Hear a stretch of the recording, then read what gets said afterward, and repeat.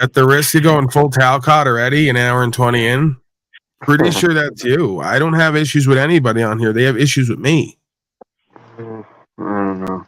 That's you. See? Well, yeah, I mean, I don't know what the issue is. I just want to speak my Thinking mind. mental, emotional illness. That's what I normally find. Folks are mentally, emotionally, spiritually ill, and they project that onto me because I spoke something at one point about what I experienced with them, and they just can't let it go, and they cycle and spin and have to like burn me down. That's you. Okay. You can't do that. That's you after I already did it. Tigsy, I already took all the power out of that situation. I already did that. That's you on you first. You can't do it back. It doesn't even work when you try that. So, good try. Yeah. You got to know how and when to use the that's you. You can't just throw it around willy nilly.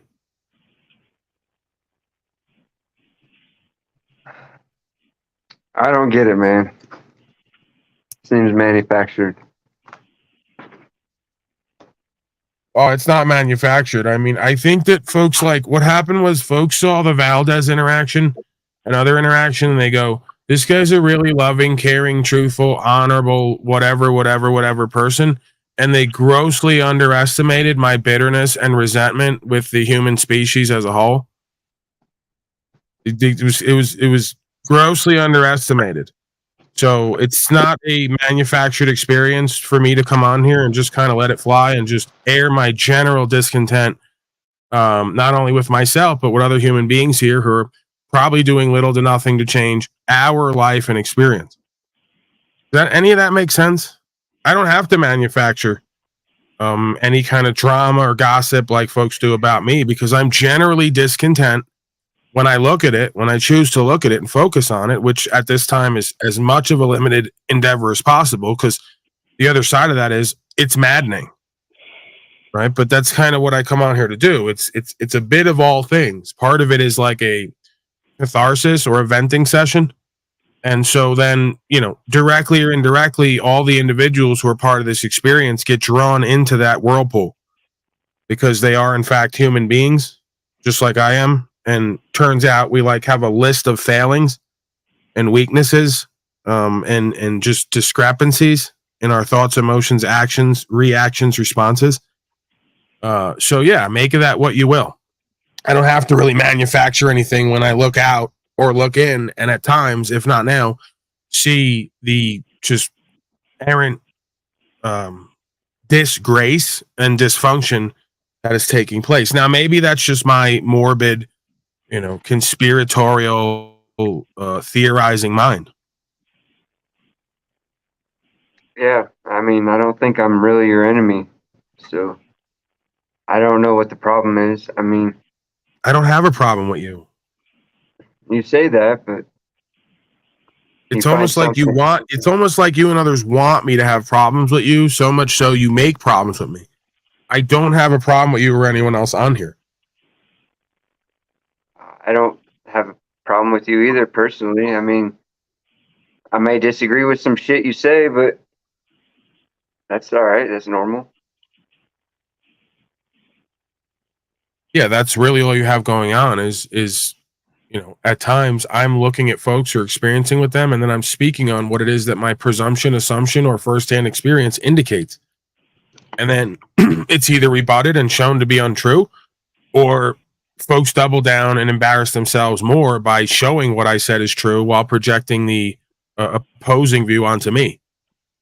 So it's, again, we're back to all the videos that I play for intros that pretty much accurately describe the human condition and the various aspects itself and what it looks like and how it acts out, and seemingly what happens to the collective when it goes misunderstood and unreconciled.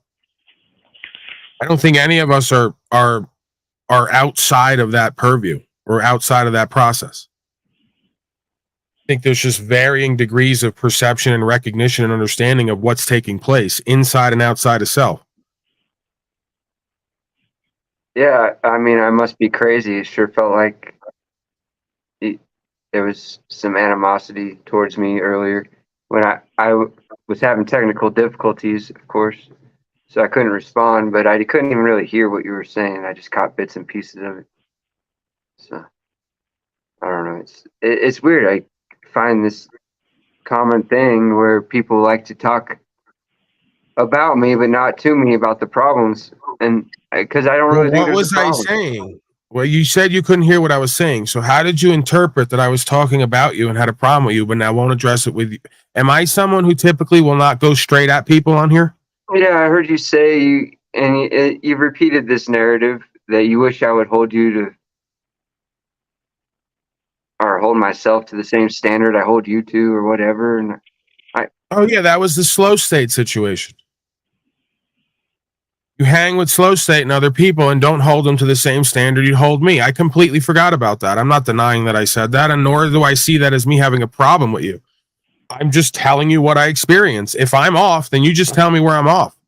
Doesn't mean I'm walking around with this like problem for Mitchell. I just go, well, this is something Mitchell does. And if I experience with him or have to accept him for whom what he is, then this potentially is going to be one of the things he does. And I don't have a problem with that. Just because I'm aware of something or speak what I'm aware of does not necessarily mean I hold a negative sentiment about it. so yeah, I mean, Flow State's his own man. I don't know why you are doing this tribalism with that situation. That's the thing. I'm not. They're doing it. This is my point. You're lacking discernment, it seems, because they're all doing it to me. I'm not doing it. They all found me here, then went off to make their own areas, put up walls, and say, Paulie's the out guy, the enemy. Yeah. They're all doing it to me. I'm not doing tribalism. I don't have the tribe. I'm my own man. They're not their own men and women. They are doing tribalism because they need 10 to 12 people at a time to make up their group and their conference. I don't need that, nor is it how I've come into this, nor is it where I really shine, to be fair, because that's from the audience. The audience says, we prefer you just get up there and talk like you did from the beginning, even if you do an hour or two and leave. We're really not big on the panel deal. Turns out. Right? Is the audience a monolithic group? Again, no, but I'm just saying that certain folks who are probably more credible than other folks have said that you with a limited few folks on panel is a better experience than a slow state or a Jack Talcott fuckfest, which is what the broadcast became at some point. Just 10 to 12 fucking people up here at a time, hooting, hollering, yelling, screaming, cycling, doing drama, gossip, and me having to be some mediator or daddy or just turn it into a fucking circus show for the people watching. So at some point, I kind of got over it. You know, it's not really what I came into this for. I don't even know what you're talking about, like a fuck fest. I'm talking about the group dynamics and the tribalism that you brought up. You're saying I'm doing tribalism when they're all doing it to me and with each other. They're the ones running in the groups. They're the ones setting group narratives. They're the ones going around to other channels and sectors, spreading fucking gossip and drama. They're the ones bringing up arrest records. They're the ones saying I'm this, that, and the third. I'm only speaking on what my firsthand experience is with them. They're setting whole types of narratives, libel and slander with all groups of people because they just don't like me. And you guys aren't doing similar, if not the same? No, I'm not. I'm not just saying a bunch of lies and things I know are not true because I don't like folks. I lost respect for people who have shown they're dishonorable in bad faith and dissolute. There's a difference.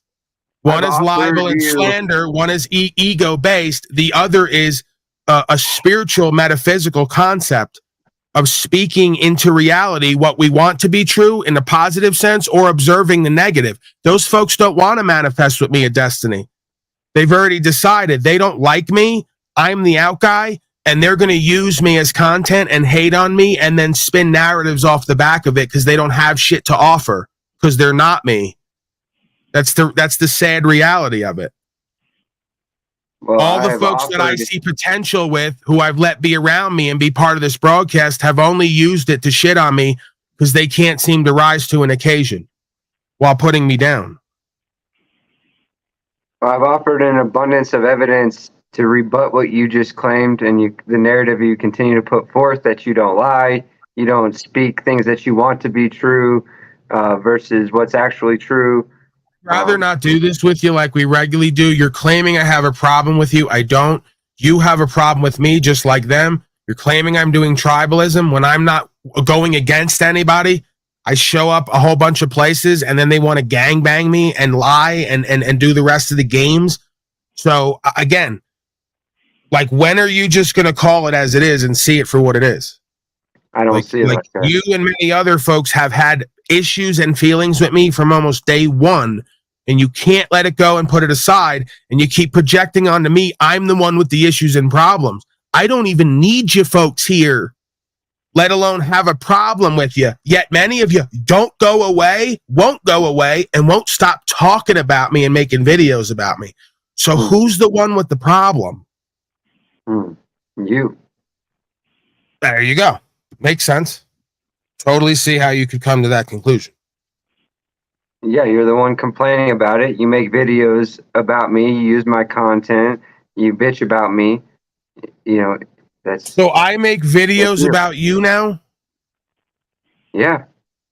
That's you. You do 2 to 3 hour videos all about me, using my full name. I don't do that. No, it's not me. Yeah. You're delusional.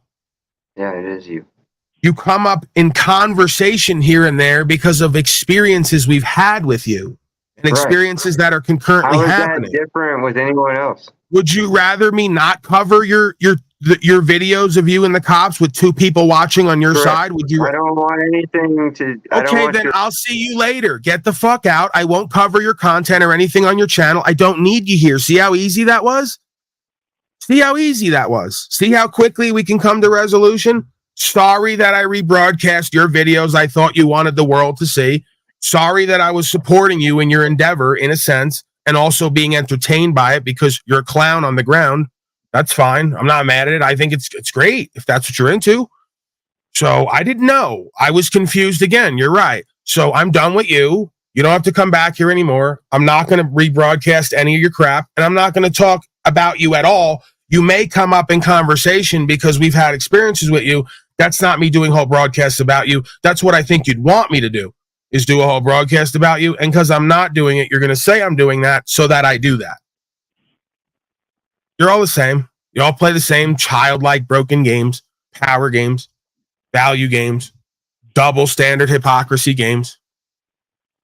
Thoughts, Timmy, Brian, before we move on? I got a stack of breaking slave news. Better off I just come on here, stick to the formality, because when I do open panel and I let these folks up, it's just complete mental, emotional, spiritual illness. And I never really get down to anything. And I'm cool with that too. I can let it hang out there. We can be out there. It's probably best I just come on, do the 2 to 3 hours, stick to 2 to 3 kind of formalities. If folks are into it, cool. If not, they go somewhere else. Because I just don't see resolution with any of these folks coming for them or with me. Yeah, this admittedly, like, this is why I was late today. I was just like, I was sitting there, and I was just sitting there and going, yeah, I can't do 3 to 5 hours of madness every single day. I mean, like, obviously there's so much gems and value, et cetera, et cetera. That's why I fuck with you. But man, yeah, it's I don't have the mercy or stamina that you do, but at some point, like 600 days in a row, it's like, and it's not specific to Mitchell. It's just, yeah, it's a generalized sentiment, and then it starts to cause me, which is always a good thing, to pause and reflect on who and what I am and what's emanating from me that's calling this in. Are these folks a reflection of who and what I am, or are they a reflection of what I'm supposed to be bringing here? Like, are they me on the highest level and on the lowest level need what I have or who and what I am? Or are they a 1-for-1 reflection of me and my insanity and madness? It's rather shocking when you understand the holographic nature of this simulation, seemingly. You start to pause and reflect more often. What is this indicating about me, if not consciously, subconsciously? Right. And I believe I get it, because this is all aspects of self. And a lot of these folks identify with aspects of who and what I am, either consciously or subconsciously, because we all seem to have these qualities or lack thereof, just varying degrees. That's why I say I'm pretty equitable about my assessment of myself. I want to believe that I'm pretty objective in the self-analysis, right? It's why I kind of do the bit and the mocking of I am Jack Talcott, he is me. It's a bit non-bit.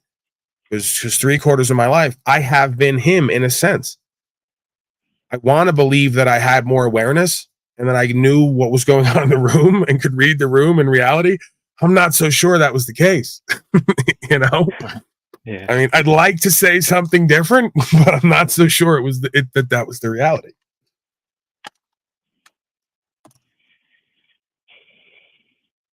Yeah, I mean the boundaries are needed.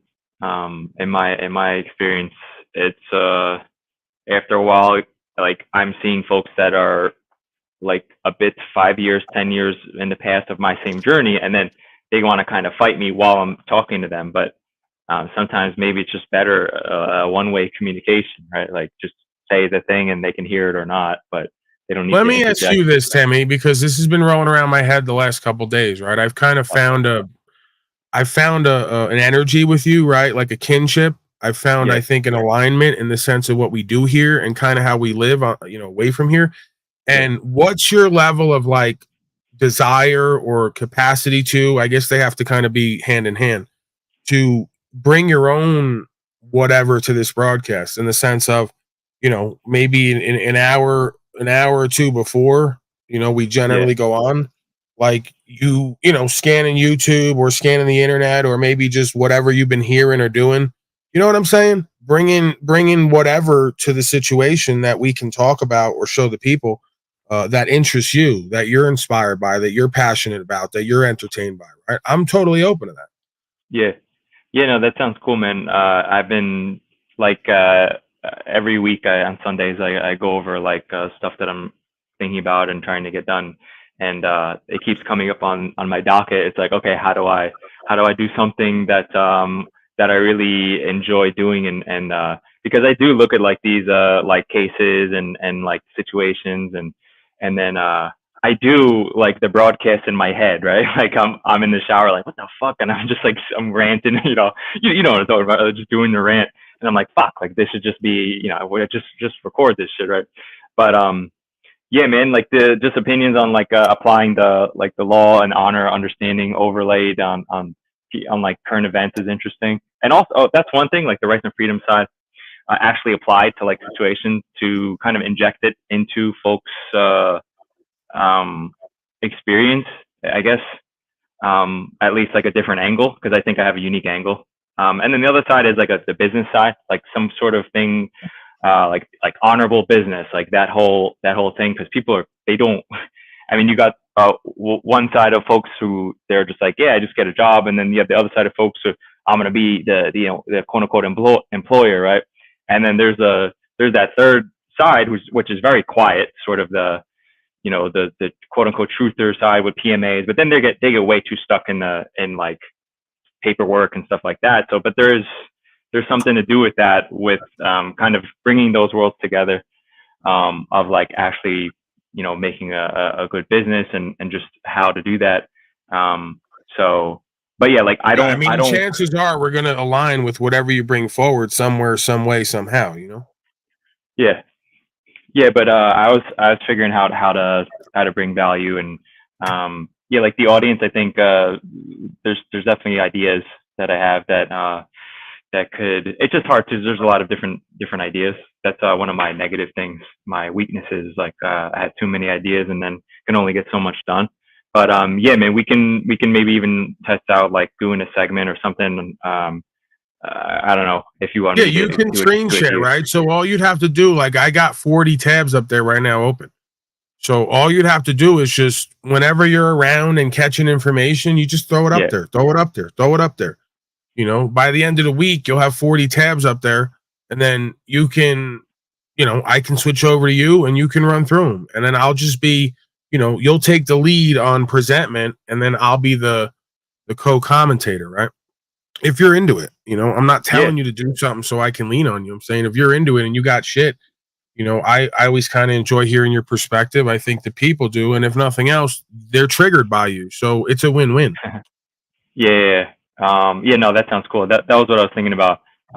Because I like to hear your opinion on stuff, and we always mix it up. And you always do bring the more that color, the entertainment. You're a white gorilla, right? But you bring the color, the more entertainment side, because sometimes I could go a bit dry, but yeah. Now we can figure something. I actually been saving stuff in a folder already, but Yeah, I mean, I yeah, guess man. I've learned about myself that that's really kind of what I enjoy doing.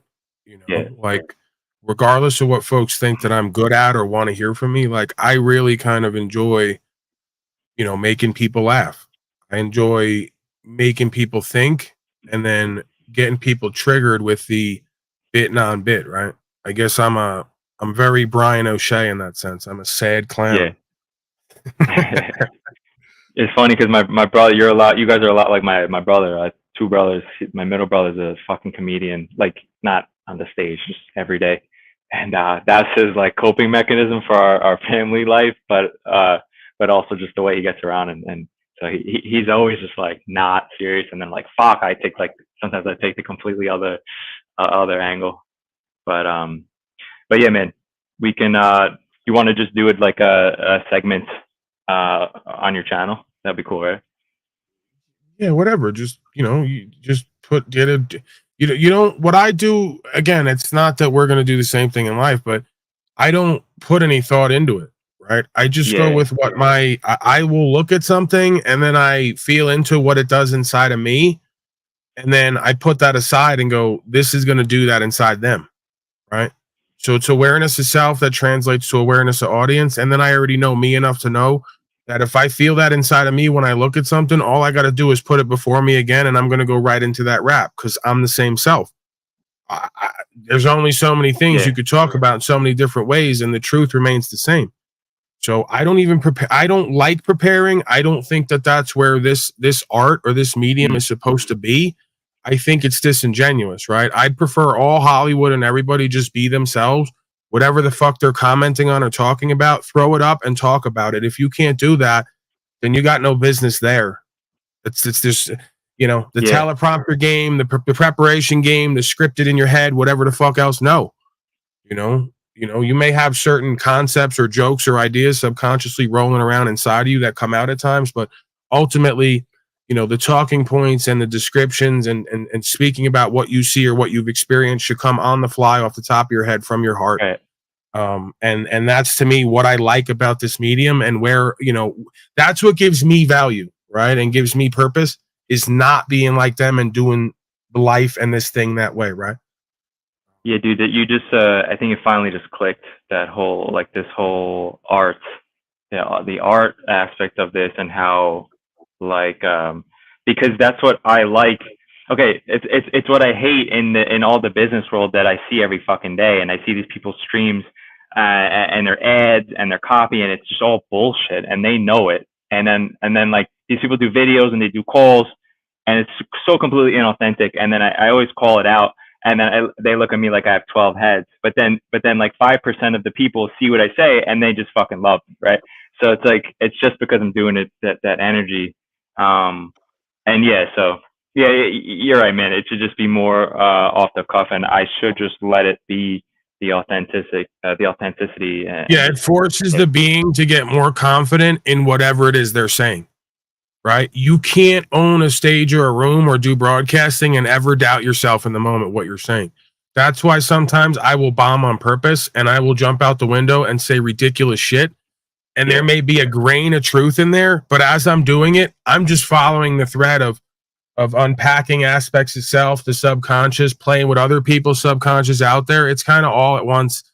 It just becomes one thing, right? And the only way you get to that point is by getting out in the open, being watched, and then just saying who and what the fuck you are over and over again, to the point where you have no more fear of how they're going to perceive you and what value judgment they're going to make on you, right? So it's more of a practice, I think, to actualization and realization, to where you can then at some point get up and talk about anyone or anything and let it flow from your heart. You can speak truth and also do the bit non-bit at times, and you're not in your own way, right? That's a big reason why I wanted to do this broadcasting thing, because I wanted to talk so long and so often about who and what I am and what I'm experiencing that it just becomes second nature. I'm never in my own way. I'm never self-doubting, right? I'm never fearful about what I got to say, and I don't give a fuck about how anyone's going to perceive it. I can't, right? So that carries over into life, I believe, as well. It becomes a tool that you can pick up and put down, right? And oftentimes you got to know when to put it down because it's a slippery slope between confidence and arrogance, right? Sometimes we don't have all the right answers. Sometimes we are jumping a little too far out the window for whoever, whatever that means, because that's kind of subjective. No, yeah, man, I think that you get it. Yeah, no, but you're definitely onto something specifically for me though. Is I think my inner it thinks too much about like, oh, how is this going to specifically work out, and which part of the business is it like? That's your inner Jew. You got to check your inner Jew in the creative department. Yeah, I think if I just kind of trust myself and then the higher force that it's gonna work out. Playboy, yo, Timmy, man, I'm gonna take you shopping, man. We gonna talk about broadcasting. Okay, we gonna talk about partying, Playboy. Yo, Heat Wave, you down there? Yo, Heat Wave. I like that name. That's yeah. Playboy, we all partying tonight. Yeah. I'm gonna get Jaguar right over here. She gonna get you right. Don't have to get right or get left. Oh man. I feel like I got my music performance in the back. Nice. In the private chat. All right, run it. No, that ain't it. That's me, San Joaquin. In the private chat. Me.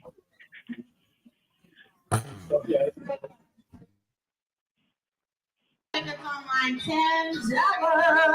Hey, it's our winner from Fat Tuesday. You don't see anything. It's Fat Tuesday with Fat Brian. You're looking like me lately, O'Shea, with that big gut. You guys, you've probably seen him. You're living on a mountain eating carbs will do to you, huh? Stalker guy that was like a reject from Sons of His only diet. Fuck this bitch. I'll go right off on this bitch. She's gonna insult you while you're coming up here. A reject from Sons of Anarchy.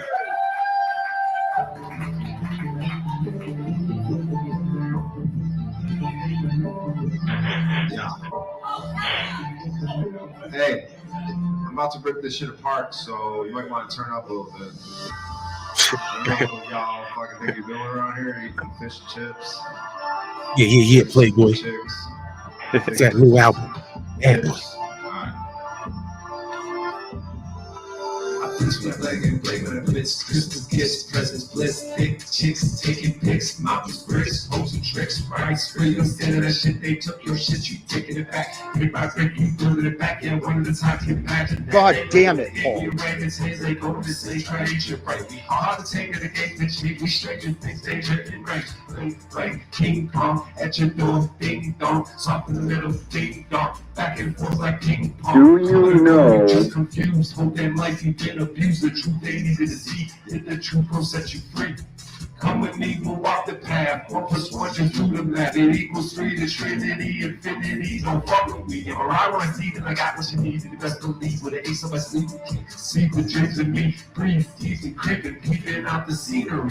Greenery. Team of 3 from tempting me. Tempted blood is empty. Shallow, hollow. When you battle, do ya on the scooter? Rudy, Pooty. How they do me? How you doing? Blowjobs? Stop, cops, ops, not. They can't figure out. I don't need the clout. In about that, drop the drip. I put the script. Yeah. Too legit. Hit it, lip to lip, and I'm locking shit. Where she at? Hit to hit, we lip to lip. You can suck my dick. I love that shit.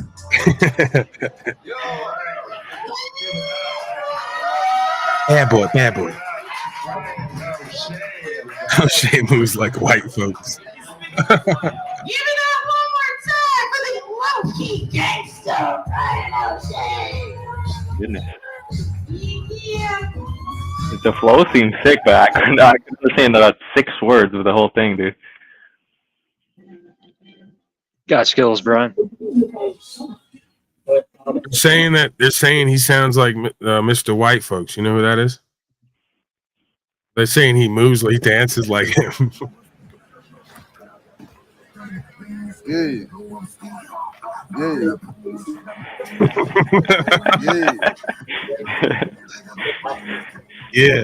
Hey, Yeah. hey, Yeah. hey,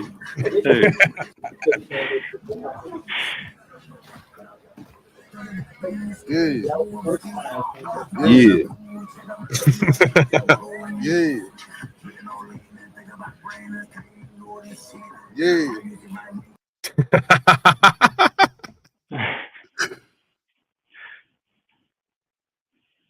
When they play the GD anthem in the club.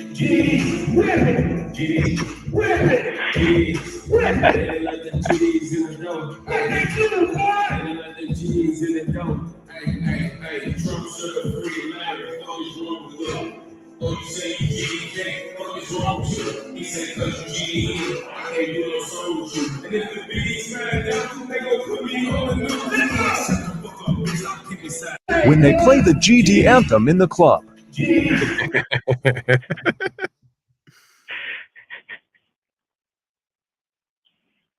Your thoughts, Brian O'Shea, on any of that comparison?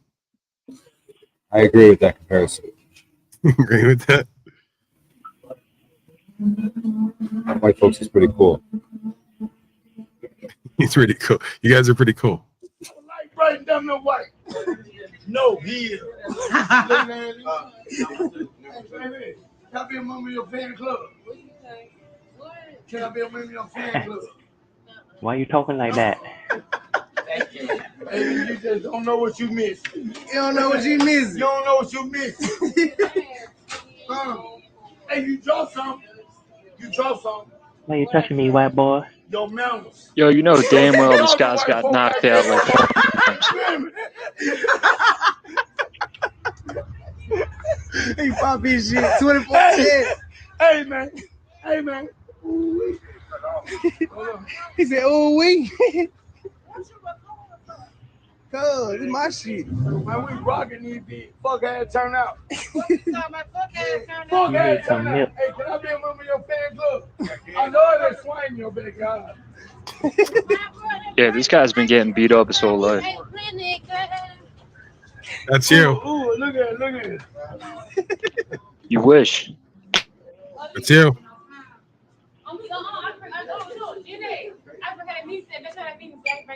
Is this slave news? You ain't gonna pop your shit. You've This is transitioned. Brian O'Shea's father.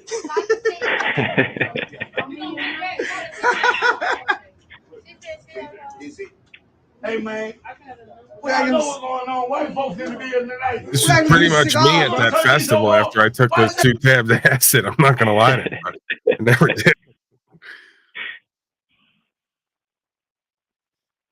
Oh man. Whatever. Your thoughts, Gay G? That's you. You're the gay G. Mr. Paul Enslaved. Big shot. Listen, my nickname in prison wasn't Heat Wave, so that's Hey, you. Heat Wave's great. Timmy, you ever knock somebody out? You ever fight anybody, Timmy? Here we go. My boxing career, I'm Here 0-1. goes tough guy JG. I have an 0-1 This is why I boxing don't career. hang out with people like JG because it always leads to a problem. No, Right? but see, that's He's not the case, insecurity Paul. will Paul, always stop lead to talking. him getting beat up. Stop talking, man. Because we'll sit there and talk shit, and then at some point you're he's gonna trying get to really make me mad, look bad. Nah. and then he's gonna have to get beat up in order to like learn how to check his feelers. Yeah, Paul's the type of guy he can't fight, so he's the guy you got to fight for because he's too fat and slow. No, that's the thing. I can fight, and I'm good at it. I just don't like it. No, you're too fat and slow now, Paul. All right, you talk a big game, but I would have to stick up for you. There's been a few folks who throughout my life, mostly when I was younger, who would, attack me and give me no choice, and then they learn the hard way.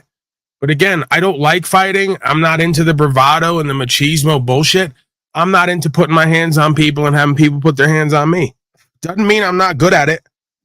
I just don't like it. So I'm really not good at it, really, because I stay away from it.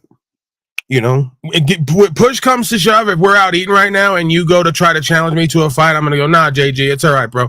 I'll just take the pride hit. Don't worry about it. You'll beat me up. We're cool. You know, let's go eat something and then go off with the rest of our day, right? I'm not going to get into it with you. I have no reason to. I got nothing to prove is the point, right? When you got nothing to prove, you stay the fuck away from that shit because it doesn't end well either way. I don't get a rush out of beating people up and hurting people.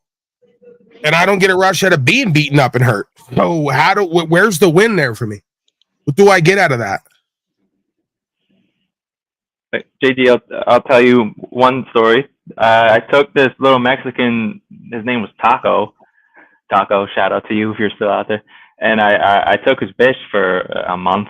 And then one day he followed me home from school, and I don't know what I was doing. I didn't even see him. He just popped out of the bushes. He sucker punched me in the back of the head, and then he ran away. Those were bags of groceries, to be fair, down there. That was just food. That's why I was really excited. Go ahead, Timmy.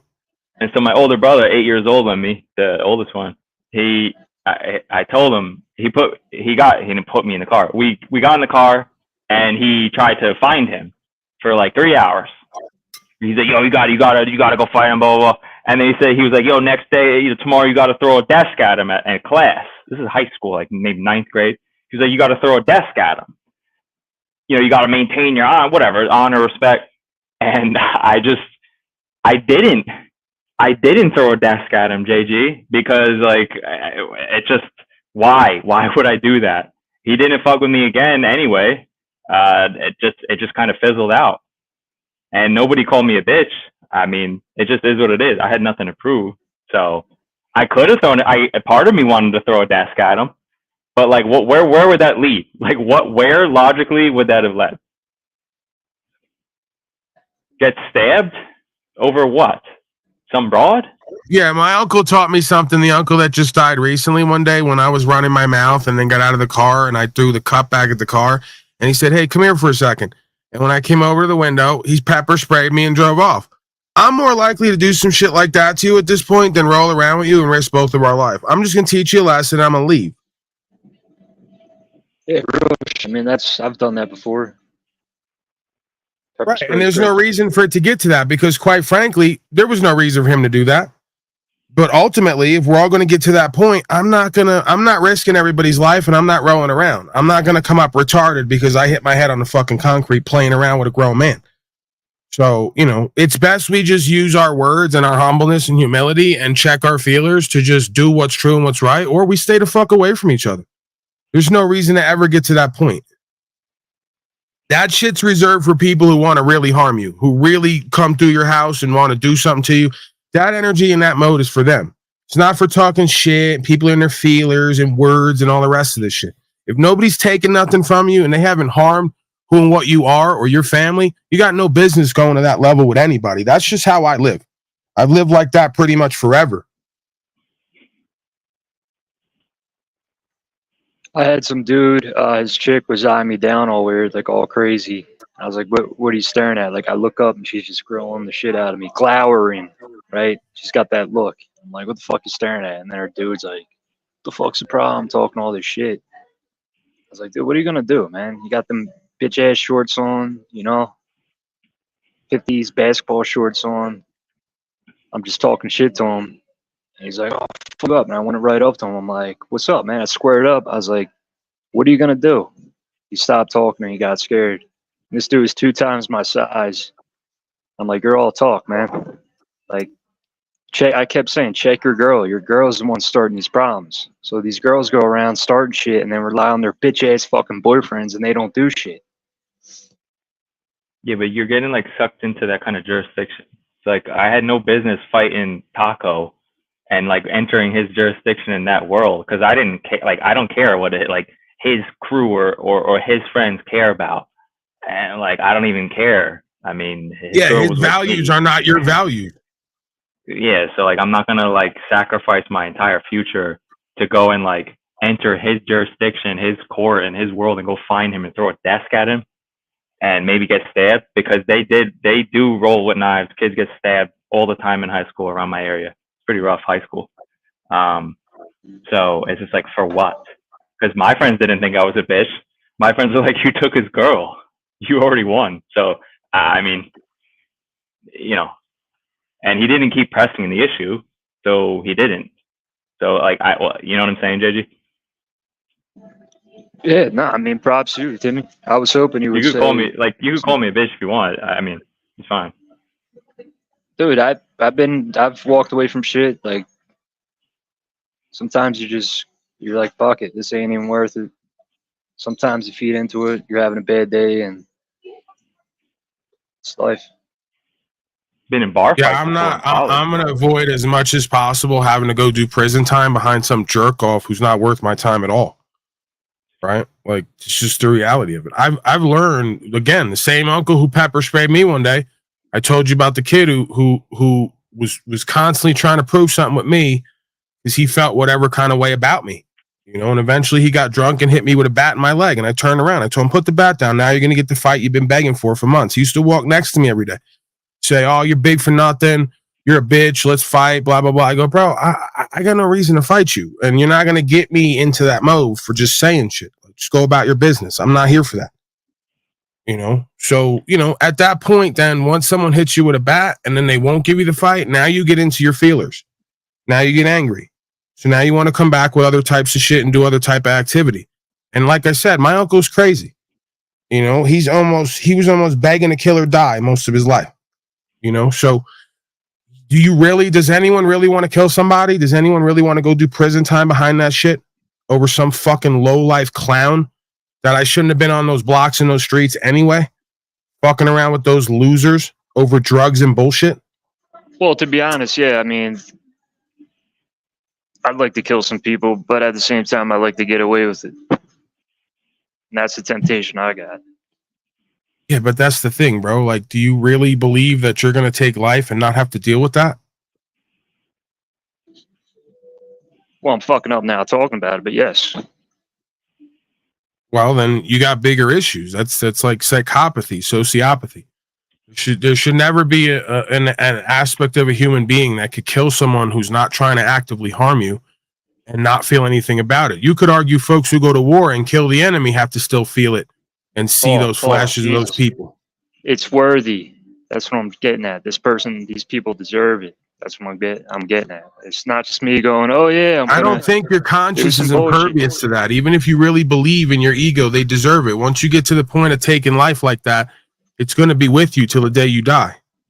Yeah, and so what, dude? Like, if I killed somebody, if you want ain't to gonna carry weigh me that down. shit,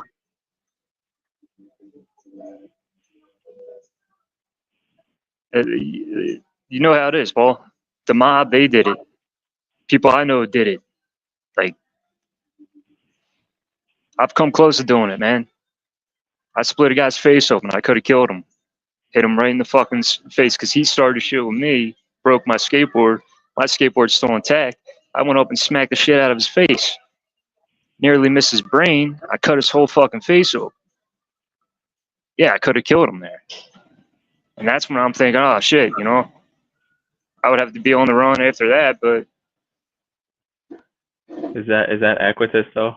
You're not overdoing it with that. My fault, Timmy. Say it again. Is that equitous though? Like he broke your skateboard and was being an asshole. Like, isn't it? Then do you think you went too far? In hindsight? Yeah, because Timmy, I'm telling you, I get to this party.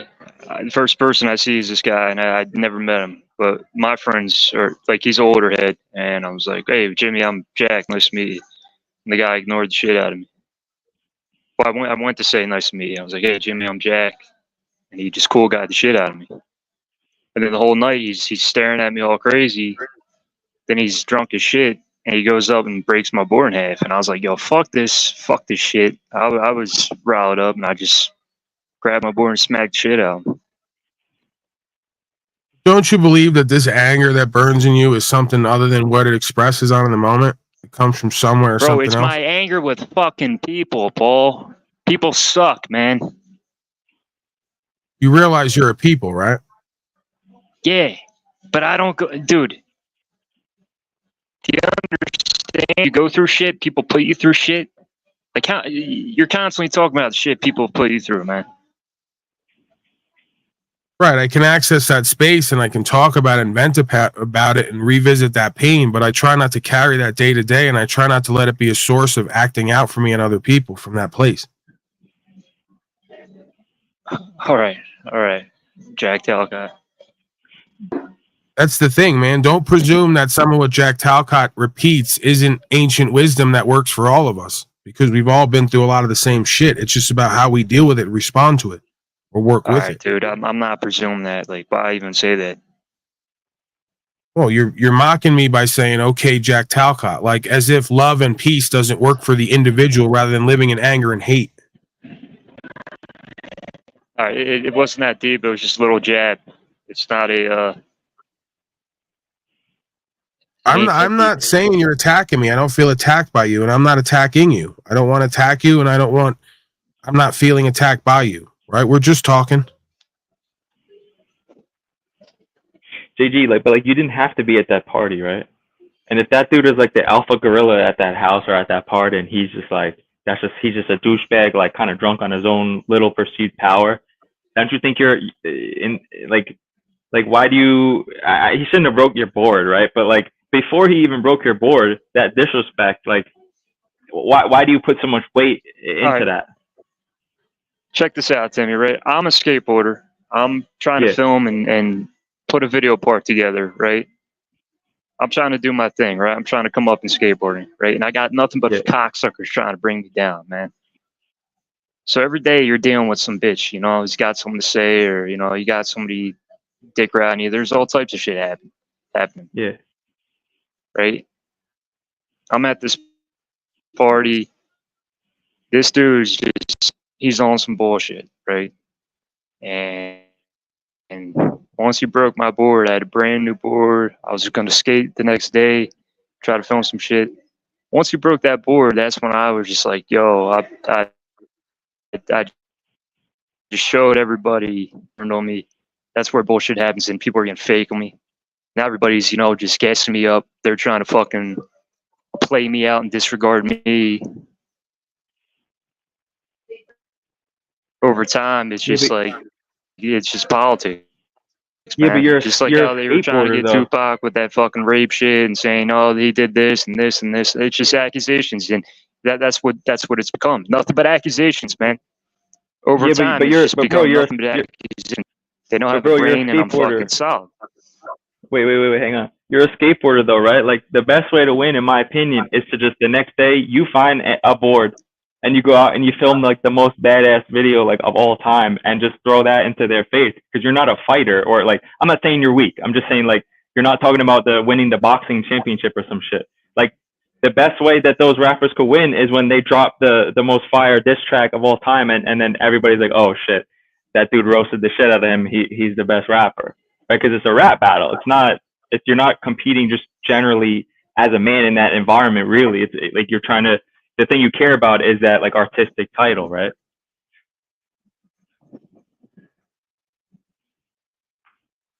Yeah, the problem is like just reputation, dude. It's a whole bunch of shit. Yeah, it's culture, man. The problem is that in skating culture, it's on the street. So on the street, we know what happened.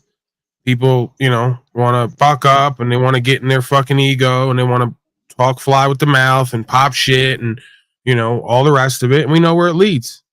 So it's kind of almost dangerously intertwined with skateboarding.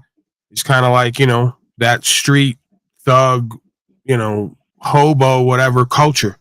It's where not folks hobo, are like, man. It's skateboarding is drugs. It is violence. It's it's gangsters. Like, just because it's skateboarding, right? You might think it's like scootering, like we're fucking little scooter fags or some shit. Like skateboarding and hip hop go hand in hand. I was just saying that, JG. Why are you? I get that you live it, but I've lived with folks who live. You know, like I've seen pretty much all the different cliques and the different cultures, and I've kind of moved through them at times. So no, I'm just saying, to Timmy, like I'm just saying to Timmy, it's insane. That culture is insane.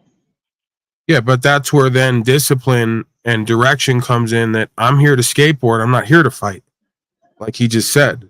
Yeah, and then you're a bitch. Know? Again. It's not what they call you. It's what you answer to and what you really believe about yourself. If you got nothing to prove, then they could call you whatever the fuck they want. Doesn't change who and what you are, what you can do, and what you're not going to do. I understand that, but You're only a bitch if you believe you're a bitch. So if they can get you to feel like a bitch, you must believe that on some level. Yeah, right. It's psychological. They'll try to psych you out. But I was just doing shit because I was fed up, man. I'm just fed up with all these. No, I get it, bro. I get it. I'm not, judging you because we all deal with it. Obviously you see what goes on here. Folks hating, projecting, trying to undo you, play all types of games in front of the scenes and behind. So yeah, there's times where if I'm out certain areas, and folks start getting uppity and whatever, I got a bit more of a quick trigger if I'm not observing myself because I'm tired of the bullshit, tired of the games, tired of folks saying shit and then acting like there's going to be no consequences. Where's that going to get me? I start getting reactive and doing something out of character. First of all, it's really not me anyway at my core. I'm more of a loving, caring person than I am a violent, dangerous person. I mean, everyone has the potential to be that, but that's not really the way I would choose to live. I don't see the benefit in it. So even if that is me or an aspect of self, I don't see the benefit in living that way. But I get it. When you got a bunch of environmental pressures and you got a bunch of folks who act like there's no consequences to what they think, feel, say, and do, it gets you out of character, and then you start equalizing with them. And then guess what? That's when the state of and the God of this world and maybe the God of creation is going to teach you there's consequences to everybody's thoughts, emotions, actions, and reactions, including the person having the experience. You or I in this simulation, right?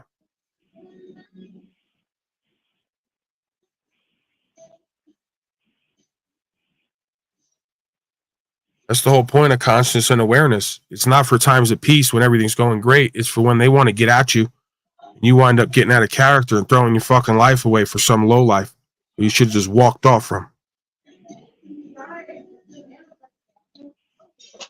Well, people take you to that point, and they can only take you to a point you let them. They'll keep digging.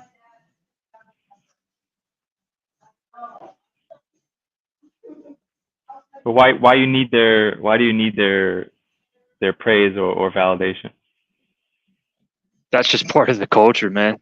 But Timmy, I'm not even involved. I'm not even involved with these people anymore, right? Yeah, we're talking about the past.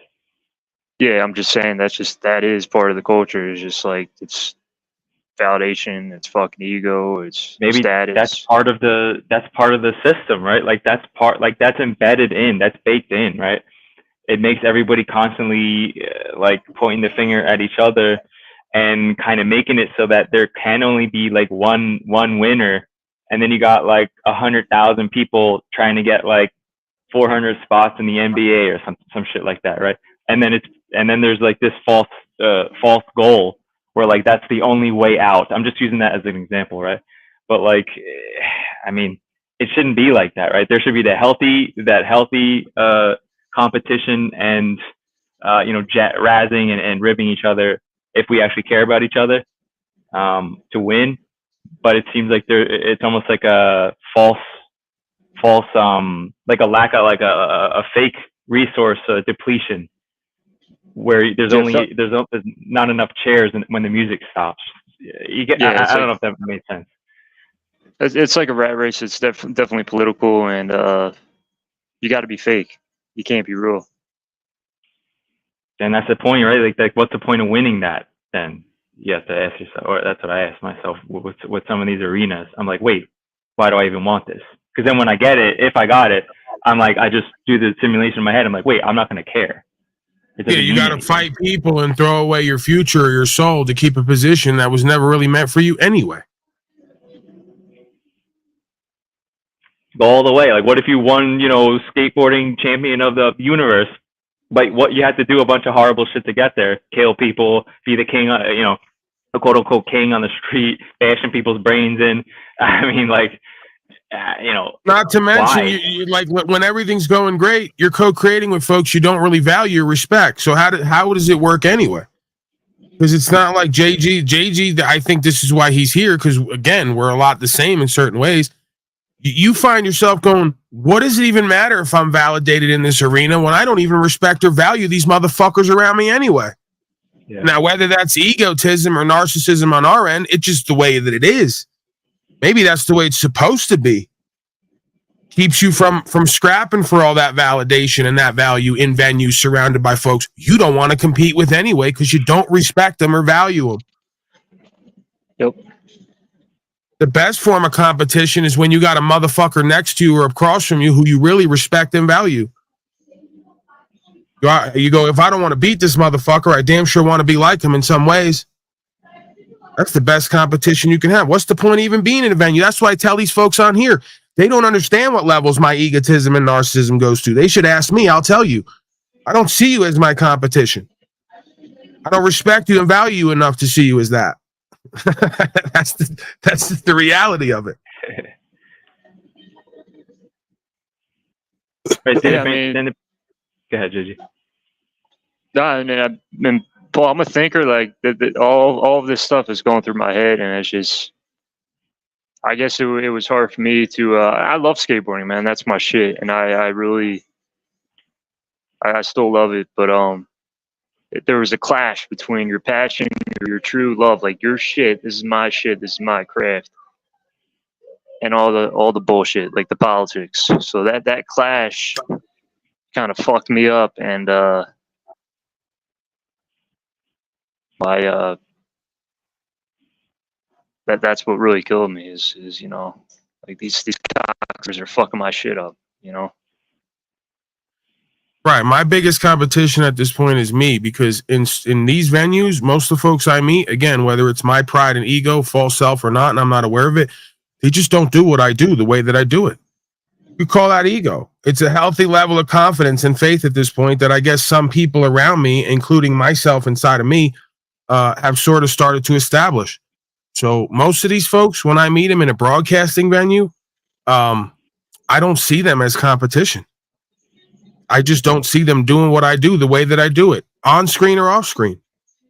I go, what are you going to do today? Come on and talk about P. Diddy's fucking, lawsuit that you're reading? What do we really, the more conscious and aware you get as a being and how the world seems to work, the more confident you get in yourself, you realize I'm my own competition. Because really, at the end of the day, I only got to be better than I was yesterday or last year. I really can't compete with anyone else outside of me anyway, in actuality. But, the double down is, like I said, when you're in a venue with the majority of folks who you don't respect and value enough at what they do in their craft to see them as competition anyway. LeBron James don't see, I don't know fucking basketball, but LeBron James don't see, the fourth string guy on the other team as his competition. He only sees the motherfucker who's doing what he does the way he does it. There's also this corporatization or politicization of a playful, like pure Zen passion. Like the reason you like to skateboard, I presume, is probably the same reason why I love snowboarding. Like that's my favorite thing to do on earth. I don't like it because there's a bunch of other people around and I got to do some competition and politics and bullshit. It's like a meditation. I'm out in nature, yet I'm also exercising. It's playful. It's just free. It's pure freedom. Right, like, and I do race, like to go fast. That's part of it. But like, if some external thing can, politicize it and turn it into some challenge and turn everybody against each other and make up some title and then make everybody wear masks and take medications to try to compete to get it. Like, This is like but life. That's the point. Like the reason the dude probably broke JG's skateboard to begin with, because he already knew he couldn't compete with him. So he went to break his skateboard to pull out of him some other realm in another venue to try to get him away from his purpose. See, when you're that type of person, like when you come on to do a broadcast or you go to snowboard or skateboard and it's just what you do, you live it, you breathe it, it's your passion, it's your dream. The motherfucker who's showing up just for the money or just to compete, he's never going to be able to compete with you because this is what you do. So he's going to try to break your tools and get you angry so you could throw it all away because he don't have what it takes to compete with you truly in that venue, just like they've all done with me. That dude was just a bitch ass hater. Like, I've got a really good read on people from skateboarding, and that dude, just looking at him, watching his eyes, watching his movement. And so I was like, this guy's a hater. He's got problems with me. I don't even fucking know. So, was he good at skateboarding? Yeah, but he was a drug addict. Think he was as good as you? Nah. Maybe he could have been as good as you or better if he wasn't on the drugs, and that's why he was hating on you, because he knew that you had a power and control over yourself that he didn't. He felt powerless. Well, what I usually see is people, they'll talk about you and they'll talk about people to other people or around other people. This guy might have heard about me and he's like, envious or some shit of my status or my ego. And I went up to him like, hey, like, how's it going? And that's when I was like, all right, this dude, he's just a hater. Like, he just became a hater. Like, I hate on people, but it's for real reasons. Where then you got haters out there that are just hating on you because they're just fucking inferior bitches. Like, they're just fucking faulty minded and they're hating on you for nonsense reasons. Yeah, but that's the thing, bro. Hating on somebody for you spit on my sister, I got ready for you. Yeah, hating on somebody for a reason is not hating. That's in a sense caring about truth. Because you're saying there's a truth happening. That's not hating. Hating is when they don't like you because of who and what you are, and rather than just talk about it or get over it, they're going to start creating drama and narratives like all the rest of folks do here. It's all the same shit over and over again. There's a caliber to hate. There's a spectrum. There's like petty bullshit hate, like dumb, foolish little kid, young ball hate, and then there's real hate, like real shit.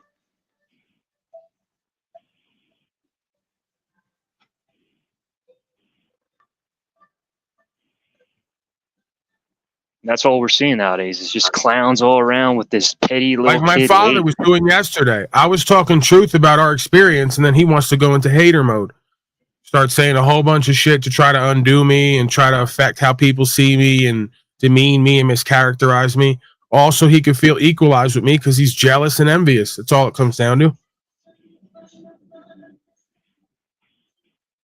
He's never really done what he wanted to do. He wanted to be a baseball player, and he still feels like a bitch to this day that he didn't go that route.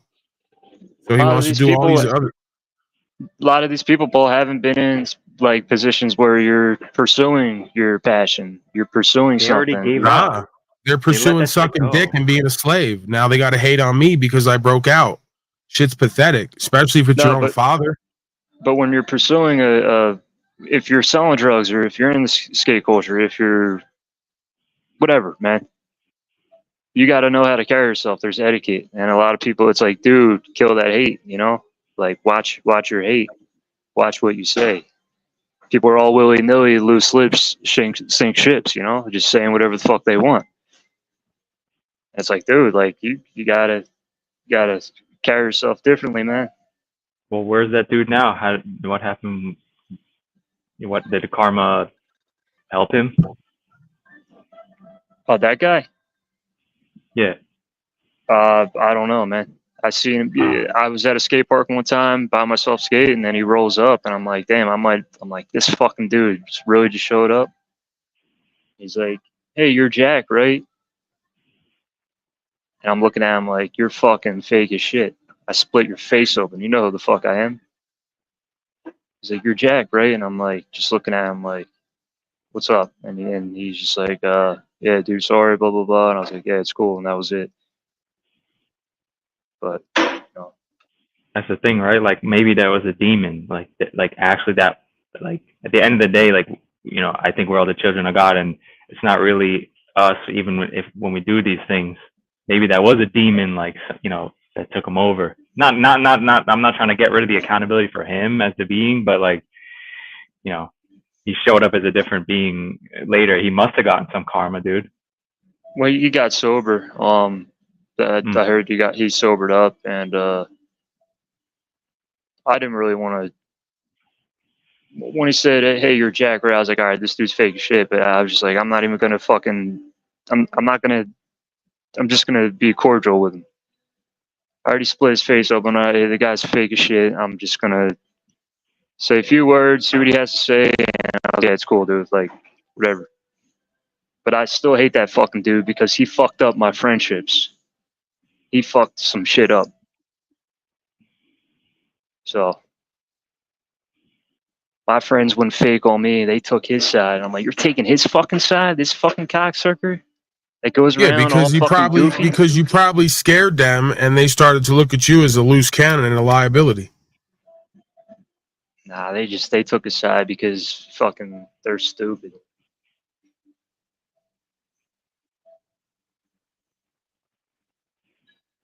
Why did he break your board? Like, did anything happen directly before that?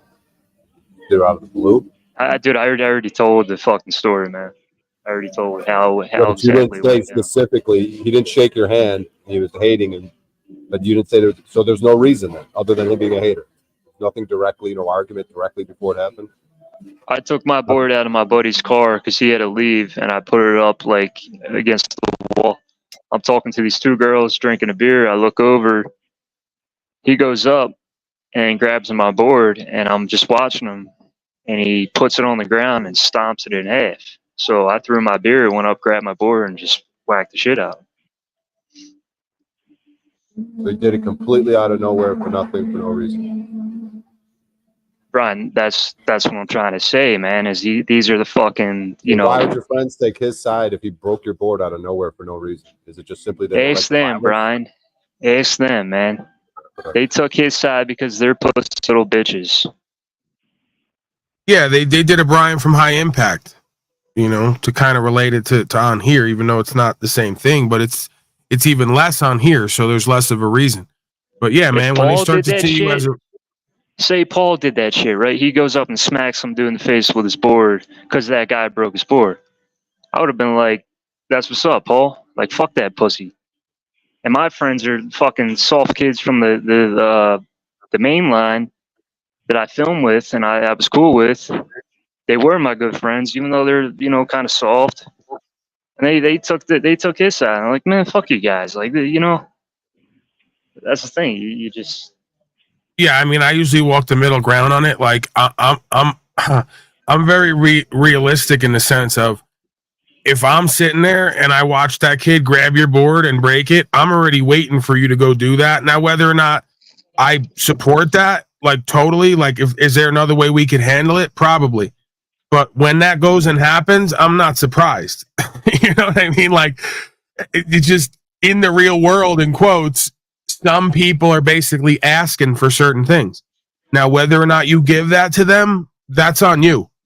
That's your walk. That's your judgment, right? I tend to be the one that I'm not going to have to be the person to teach you this hard lesson. You're going to learn it. You're going to learn it. If you're doing this regularly, you're going to learn it somewhere else. I'm not going to be the one to take on that burden and that karma, right? If possible, So Right. Again, right. But in that world, man, again, in that world, it's kind of like in the biker world. You take somebody's motorcycle and you fucking piss on it, or you throw it over and scratch it. You basically said, please kill me, like, it's just that world. So regardless of whether you like it or not, whether you agree with it or not, you know what's coming when you do that type of shit in that world. It's just what it is. Yeah, in this situation, it was just like I'm the most savage, you could say, out of all these people, and they're playing games. This guy's playing games. These guys talk a little too much. Like, a couple of my old buddies, they were just foolish, and shit gets real, and then they get all scared. They don't know what to do. They're taking this guy's side, and I'm just like, you guys are just fucking. You're going bananas. Yeah, I mean, the reality of it is oftentimes the most kind of loose cannons, who they perceive as the ones with creating liability, are the same men they're going to go get whenever they got a problem that they can't handle. So, Very true. I mean, there probably is some value to having a spiritual warrior in you, but you got to be really careful of observing that, because it's a fine line between being instinctual and stopping people from doing fucked up, stupid, evil shit, versus becoming like an animal, and kind of throwing away all your dignity and humbleness. It's like Roadhouse. It's like that movie Roadhouse. And I added up back here. Look Look how synchronistic it is. Look what I pulled up today before we came on, because I saw Poncho back there with the hair, and I named him Poncho Swayze, but then he left. No, but really, that Nobody puts baby in a corner. Nobody puts JG in a corner.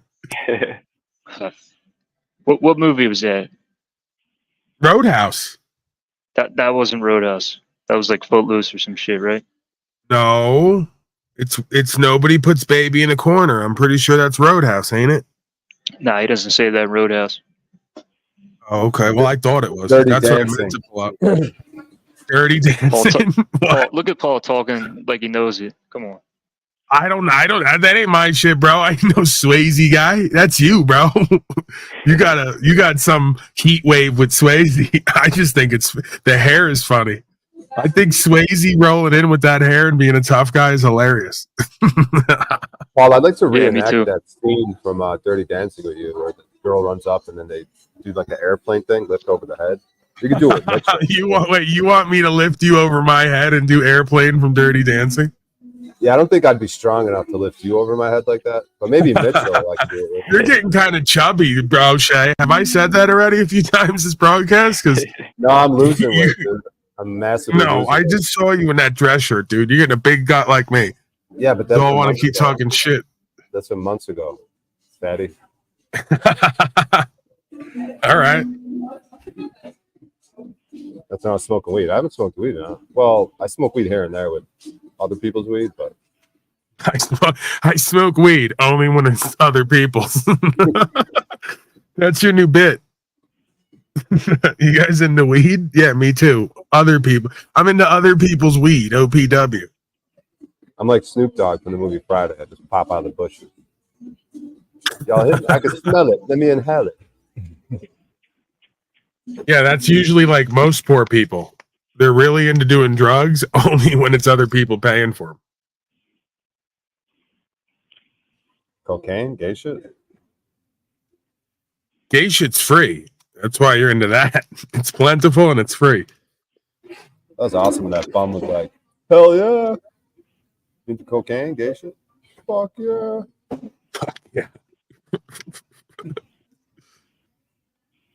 Ian looks 9 months pregnant. Where's Aaron at? He's down with Aaron- that oh. shit. Life is good, guy? Nah, I'm just breaking his balls. That dude's actually not that bad.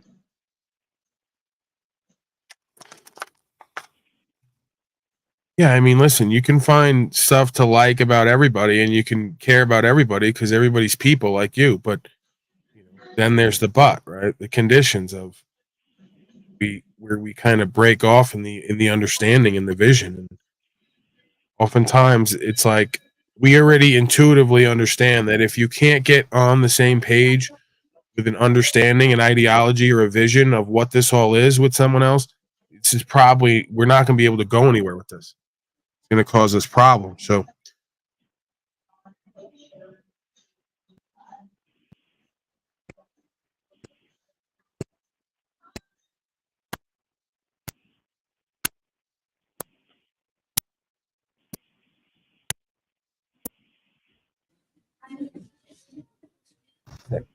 what am I? I'm getting cut out now? Yeah, folks are instinctually labeling other folks around them in order to keep themselves from experiencing problems or liabilities with them. Like, oh, that guy doesn't see what I see. He's not having the experience I'm having. I can't call him a friend because at some point he's going to become my enemy when he ceases to understand me.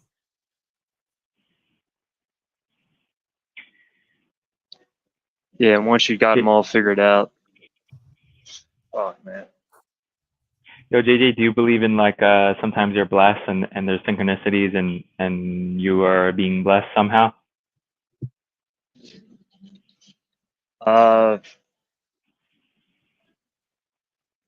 Blessed from who? I don't know, man. I'm just saying, do you believe there's a creator that sometimes if you're in a certain energy and mode and you get blessed and you constantly see it like reciprocated back, like the gratitude and faith and confidence that you feel, like, and then you see it externally. Have you experienced that? Nah. I mean, just to be honest, nah. I see life as like survival of the fittest. That's just a slight game. That's like a game.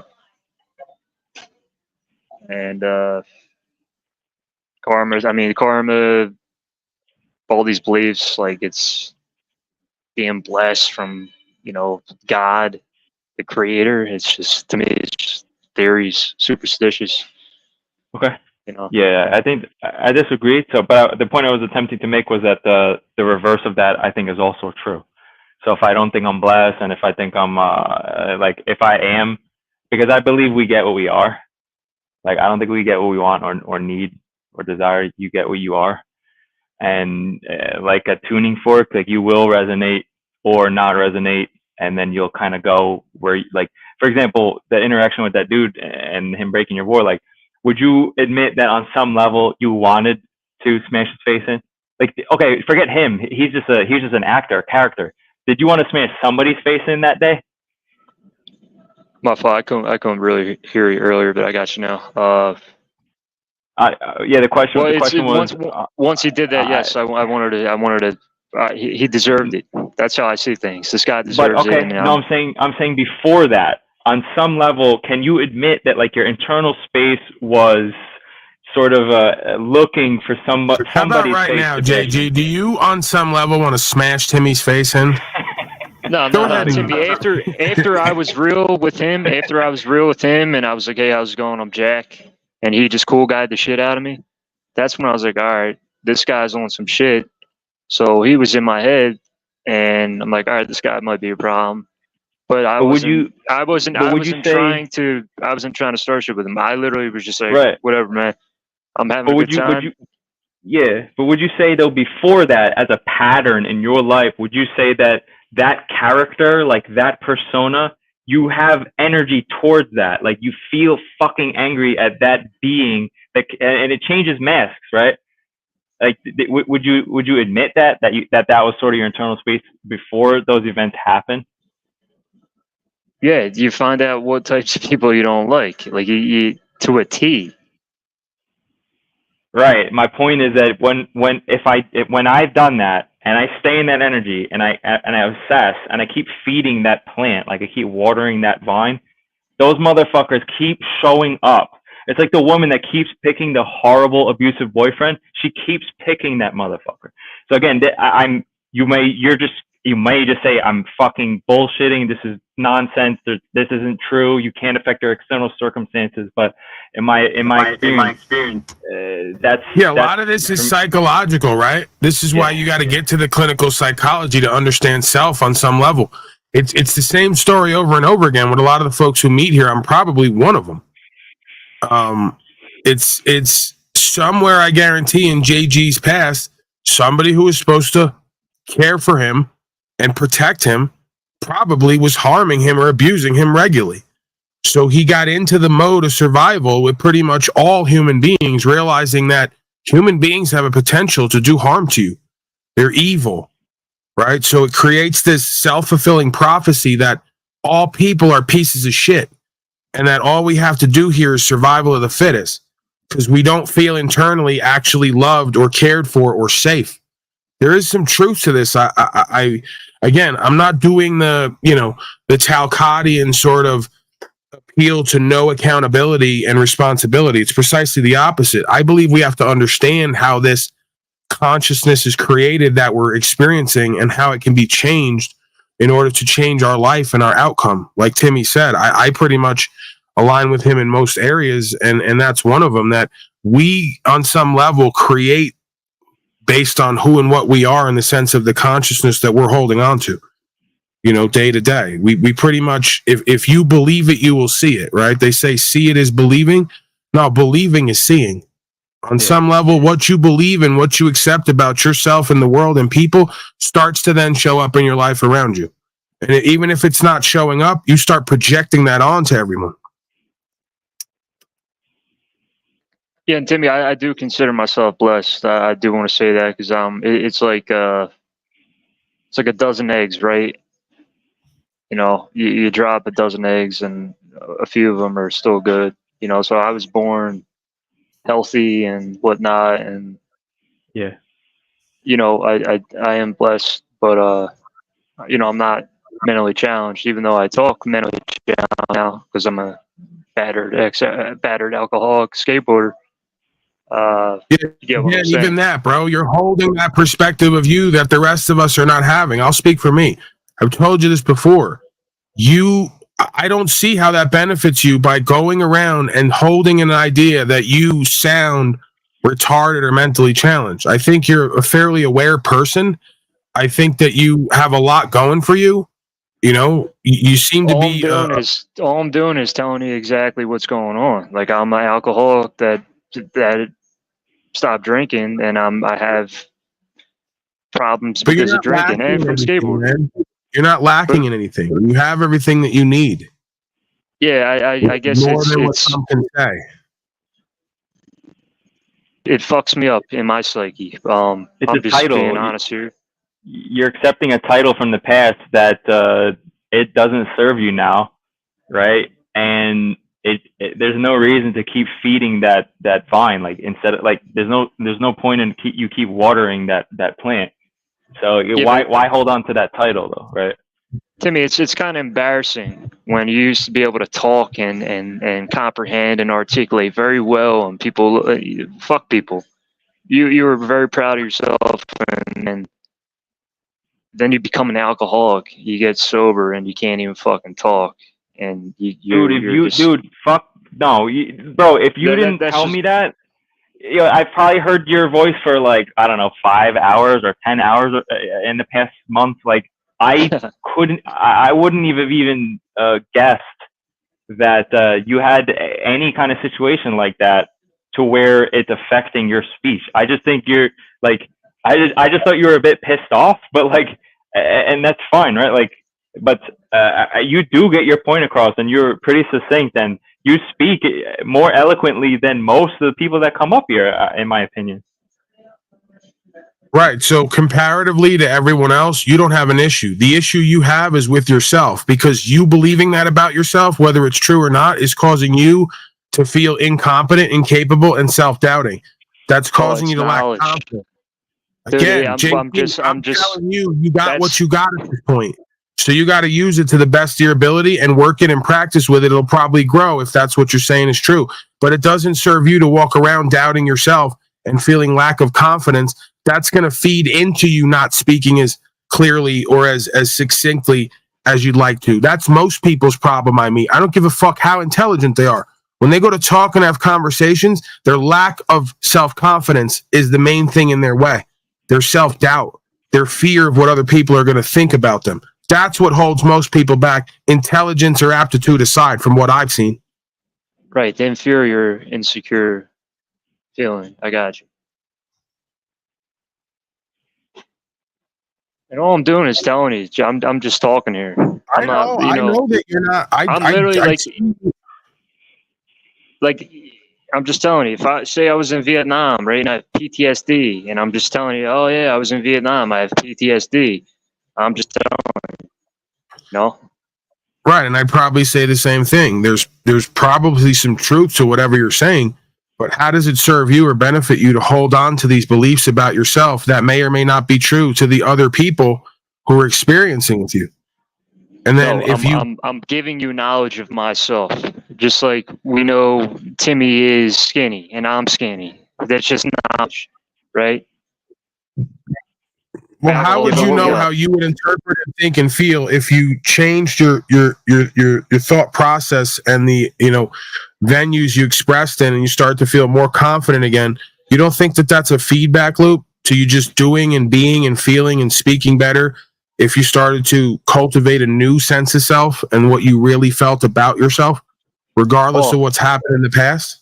Please just stop with this, because you ain't. No. I'm just saying you're not living this shit. All right, it's not getting better for me. I still have problems. Okay, I'm still fighting shit, and I don't tell people about this shit.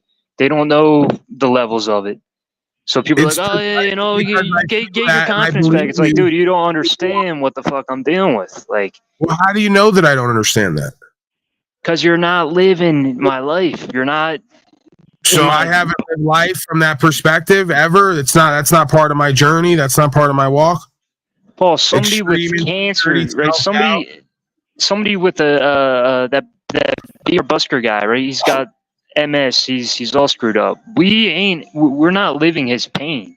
That dude is in pain, physically, mentally, mind, behavior. He's in pain. We don't know his pain, right? I have empathy for that guy because he's really fucked up. There's a lot of people out here that are really fucked up. And I'm not saying that. Like the presumption is that I and others here don't have pain, physical and otherwise, that we don't struggle with certain character flaws or defects, that we don't experience insecurity, fear, self-doubt, paralysis of analysis, so to speak. Dude. I can't see how your journey and your walk's any different than mine, quite frankly. I can see why, but moving ahead, man.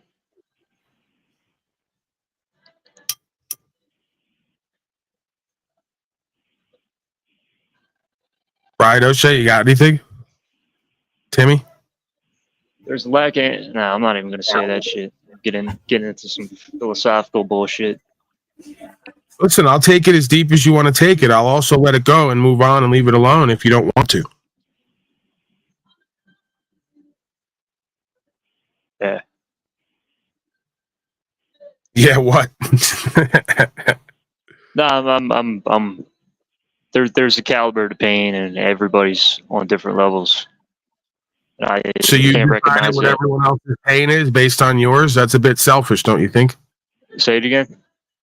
You decided that you know everyone else's pain and what the caliber is and how yours is above and beyond?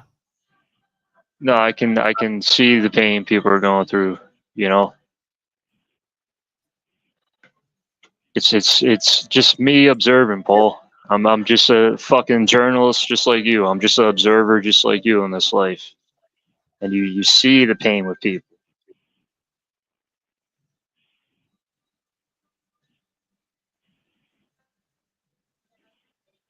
So Artie asked me to lower my microphone. If I'm coming in loud, you got to let me know, Timmy and others up here. If I'm crackling up because I'm gaining too much, or if I'm talking too loud, you got to give me a reminder. Yeah, I think it's pretty level. It's the usual. I think it's fine.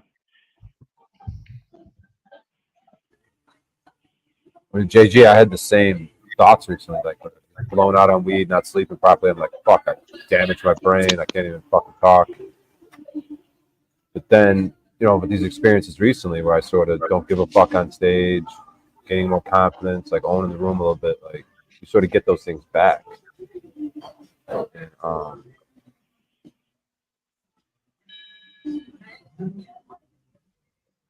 I mean that's why sometimes folks see me spaz out on guys like Snafu because it's almost like they're trying to kill the darkness. They're trying to genocide darkness when you can't. Like, good luck with that. You can't make a room darker if it's already pitch black. Like you can't like get rid of it. You can only bring a candle. So I can't it doesn't really profit me to obsess over. It's not about avoiding accountability and responsibility, but like there's no point in constantly holding in my imagination, in my mind, in my consciousness, pain or perceived pain. Or lack, or abandonment, or inferiority, or anything else. Right. And it's not devaluing his experience of himself. It's just reminding him, like we all have to be reminded at times, that these certain things don't necessarily define you and hold you back. Your belief about them may. Because again, we oftentimes don't see ourselves the way others do. So once others reveal to us, well, you may have that experience yourself. That's not our experience of you. It kind of frees you up to then choose a different experience. Why not choose the experience others have of you than the one you've chosen to have of yourself?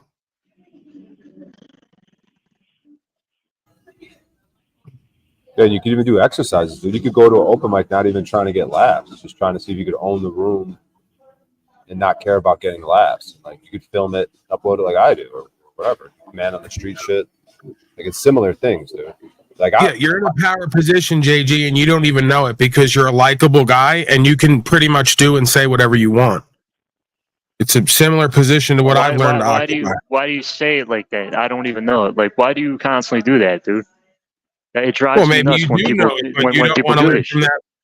that. Well, maybe you do know it about yourself, and you're not comfortable living from that space. Like you constantly put people in these pigeonholes, and you're saying don't pigeonhole me, and then you're constantly pigeonholing me, other people, pigeonholing. No, I'm telling you what I believe to know about you based on what I know about. No, I'm telling you what I believe to know about you based on what I believe I know about myself. If I'm wrong, then just say that. Now you're justifying it. You got to word your shit. See, it's like what I was saying earlier, man. Like etiquette. Where's the etiquette, Paul? All right, forgive me if I'm projecting or I'm overstepping boundaries or I'm saying things that I believe I know are true about me and then making that true about you and that's not your experience, then that's my mistake. I'll back off from it. My perception was you were seeing a potential vision of a future for him that he can't currently see, and he's somehow taking offense by that. Pretty much, Timmy. It's amazing how when we sync up in this consciousness that somehow or another you know what I'm doing as I'm doing it while he's perceiving it something completely different. That's exactly what I was seeing in my mind. This is where Lou would step in and tell me I'm blinded by potential like he did the other day. Because I'm like seeing JG taking over the world and he's going, why the fuck are you pigeonholing me? And I go, okay, bro, I'll back off. Yeah, you're being funny there, but I'm not being funny there. That's exactly, he just said what the fuck my mind was doing when it was doing it. Because he does what I do with other people. I'm not going to call it life coaching. I think that that's kind of arrogant and grandiose. I'd be lucky if I could coach myself through this life. But, the reality of it is at times other people see us in different ways than we see ourselves. So if we are doing that in a quote unquote men's group, then oftentimes we see potential and where you could be and where you could go if you held a different belief about yourself and then acted upon it. And that's exactly where I was coming from in that moment. It's not a coincidence that he knew what I was doing because he's having probably the same idea and vision and way of perceiving it. I got a screen mic. Is that Freeman? Mike, can you hear me? Unmute yourself. Yeah, it's me. Yeah, it's me. Okay. But if I'm like sounding shitty, I'll get down. No, you're good to go. All right. Can I talk now? Or you just Absolutely, sir. All right. Yeah, no, I just wanted to kind of add to what JG was saying because I think I understand what he's going through. Because I got a brain injury, right? And so if you hear me talk, I think I sound retarded, but I can write really, really good. And what have I told you, Mike Freeman, over and over again? So I absolutely agree with you that you do have the same thing going on and you have a lack of belief and confidence in yourself. And I've told you over and over again, you speak perfectly. You have no issues. You're received well. You make good points. It's the only thing that's in your way regularly is your belief about yourself and how inferior you are. That's not the rest of our experience. That's definitely true to a point, but for me, people perceive me differently because my voice. People can't understand what I'm saying in person because there's something wrong with my larynx, right? So my voice sounds completely different than it did before the brain injury. So that's like one major area. And I'm not to me, and I can't perceive that experience happening.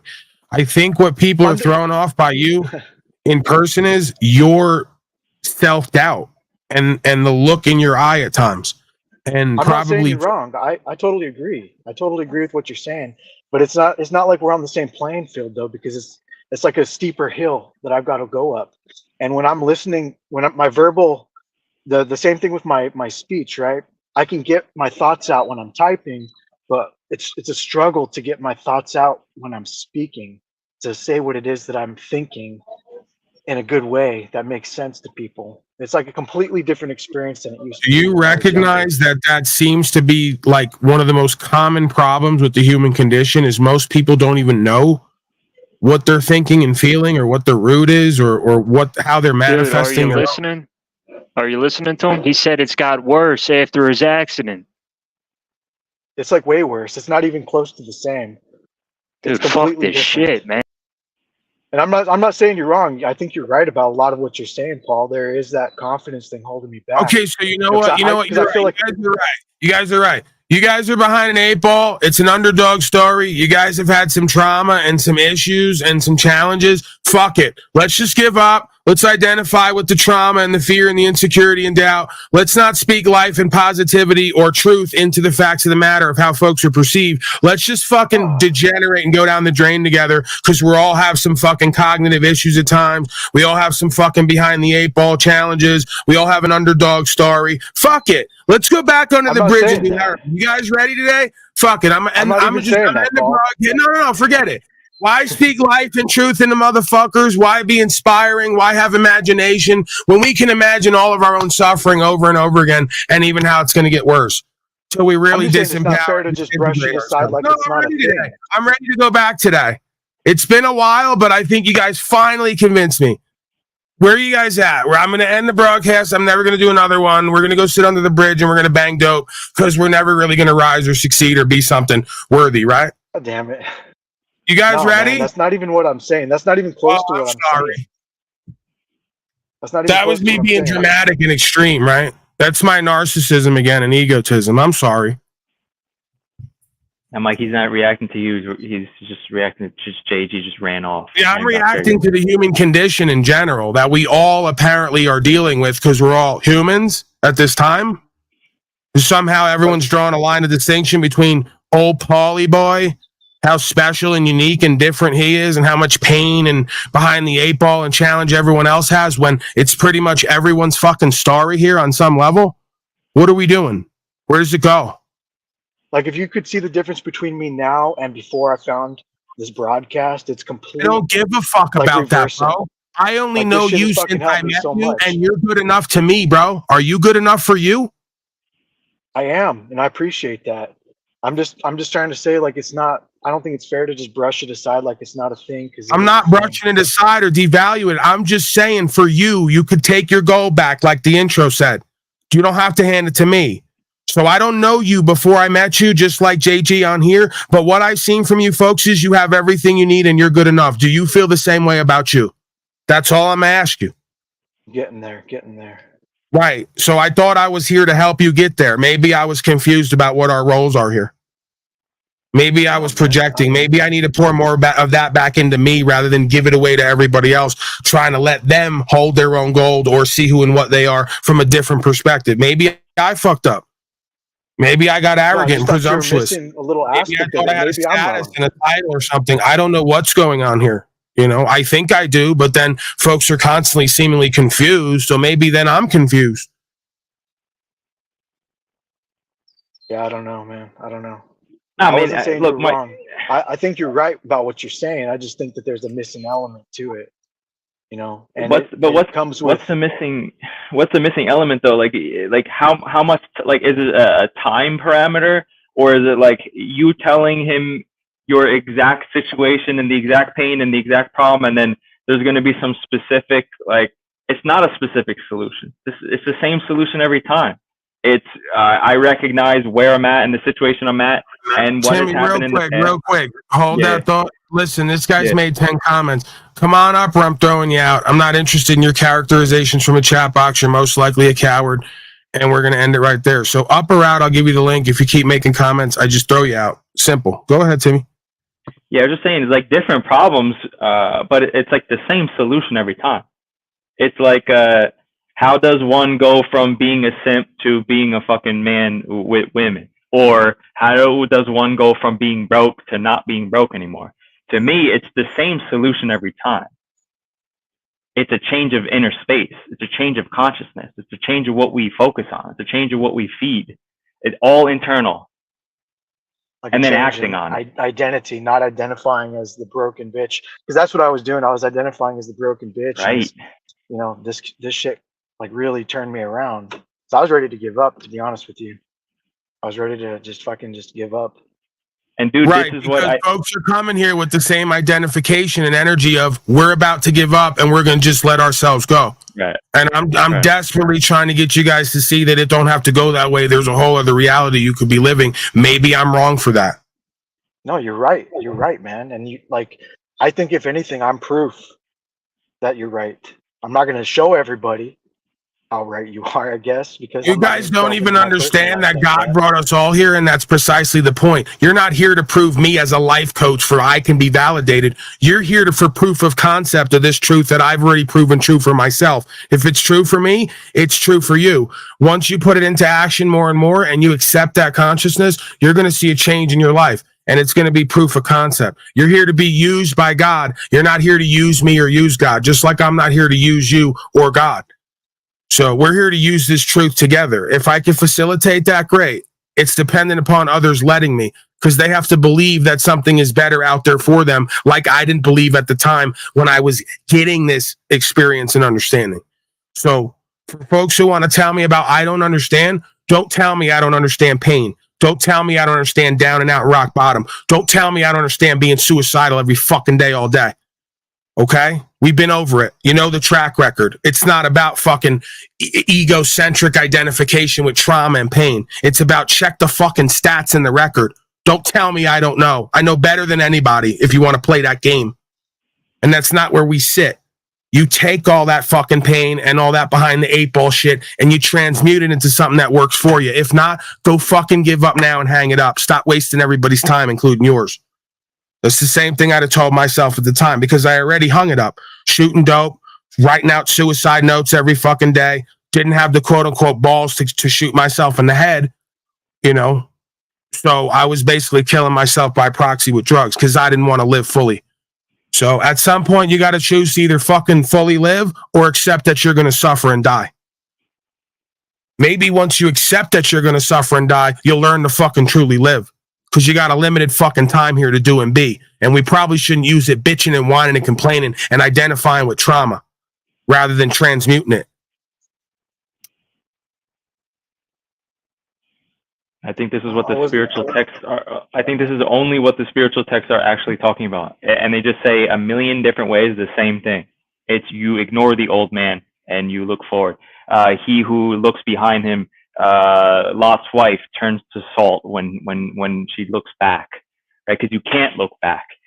You can't wear an old suit, so you can't patch up an old suit.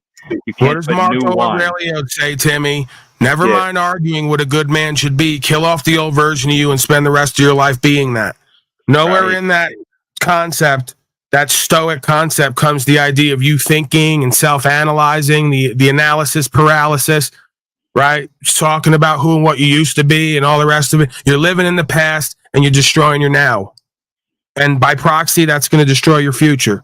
So we suffer more in imagination oftentimes than we do in reality. These quotes are there and cliche for a reason. We go over them day after day to pound it into the fucking heads of folks who have to get it past the mask of who they think they are or what they think people think about them. So that's why I do repetition here. They call it looping, because practice and repetition makes perfect. Just like they're perfecting your slavery by uploading you every day with bullshit media that tells you you ain't shit directly and indirectly. So I got to do my part to off-center that and keep that balanced. And again, more lessons from the Bible. They do the signs and symbols, and people want to go and look at like swirls, and they want to find like swirls and pedo symbols in corporations, when that's not the fucking point. The point is you can't do seeing is believing. That's backward. That's living backwards. That's live backwards. That's evil. You don't look for the signs and symbols that you already, like, you've regained your speaking ability. You can't look externally to wait for that. That's backwards. That's not as within, so without. That's so without, hopefully as within.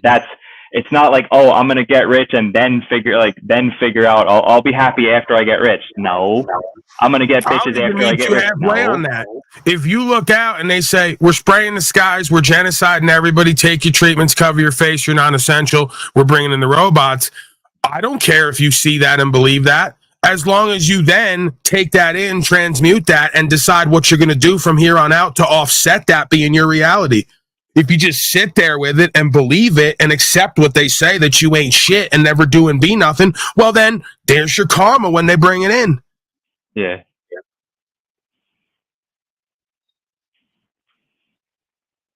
Israel's most righteous. Get up or get out. I'm banning you now. I just timed you out. You came back and you're back to typing with your Twitter fingers. Up or out, loser, failure, slave, inauthentic corporate male. We're sick of you in life and around these parts. You don't serve the purpose here, and you don't get that. Yeah, but anyways, my only point was that I don't think you're wrong. I just think that what JG was saying was right. Also, it just takes a little bit longer. It's a little bit more difficult. That's all I was saying. There's 'Cause no what right I or got wrong. from- There's only acceptance of what is and then doing what we can to change what we don't like, or surrendering that it is what it is and we can't change it. Not claiming he was wrong, not claiming I was right. Saying I have some window into an experience that we're all having because we're all human and there's conditions that we face from whatever perspective we're living and whatever 8-ball we're behind. And we either accept that and surrender, we can't change it, or we do what we can to change what we don't like. That is the serenity prayer. So do you want trauma? Do you want self-doubt? Do you want anxiety and fear? Or do you want serenity and peace? Because I found in life, peace is where your greatest power is. You can't be who and what you're meant to be if you're not at peace with who and what you are, and the past you versus the now you versus the future going to be you. You can't call in what's meant for you if you're in resistance to that. I'm not advocating to identify with trauma. You know, I don't identify with victiming or anything like that. I think it's all bullshit. Anybody who's victiming and making that part of their identity is just a little bitch, in my opinion. I'm just simply saying that it's a fact that it is more challenging. That's all I'm getting at, you know. And it seemed Right. like I was So being basically, what minimized. you're saying is that you're God's chosen because it only gives the highest burdens to those who can fucking transmute them and deal with them and be an example for others. So welcome to the club, pal. You're in the club I where do you feel like have I some have- of the greatest challenges in this realm because for some reason the highest sense of self says that motherfucker can carry it and do something with it. What an honor, huh? I guess, yeah. Now you know what it's like to be old Paulie boy. Oh, wait, we're oneself on the highest level. Any other questions? Any other concerns? Stop me where I'm No, wrong here. I don't think you're wrong. I don't think you're wrong. I do feel like I've been being tested my entire life. Like anybody who hears my life stories is like bullshit, you know? People don't fucking believe it. That's why I don't You tell must it. have a lot of witness and testimony to do here. You must have a lot of facilitating ahead of you. You must have a lot of ministry to be involved in.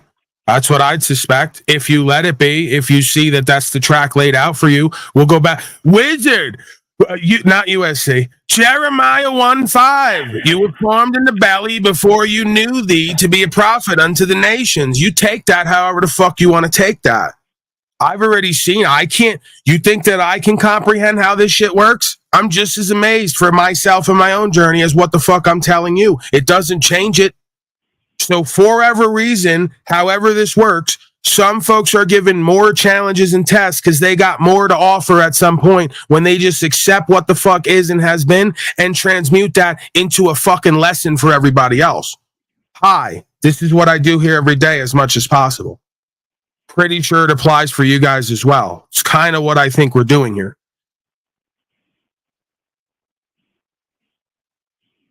I agree.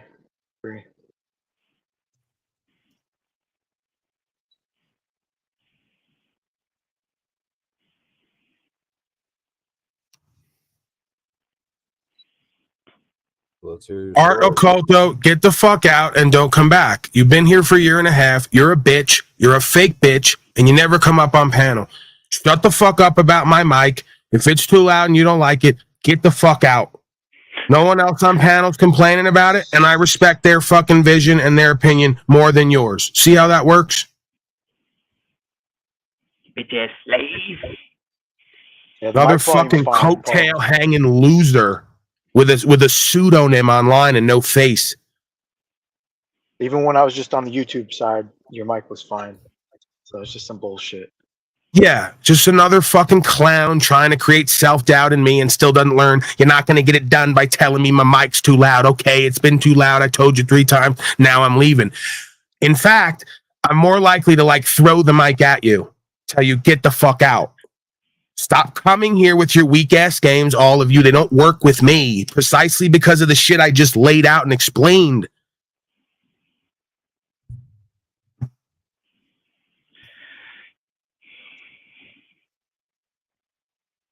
It's interesting, the energy, though. I could feel it changing. You know, like I can always tell when there's a new test coming. I just feel like something's gonna fucking happen. I can always tell.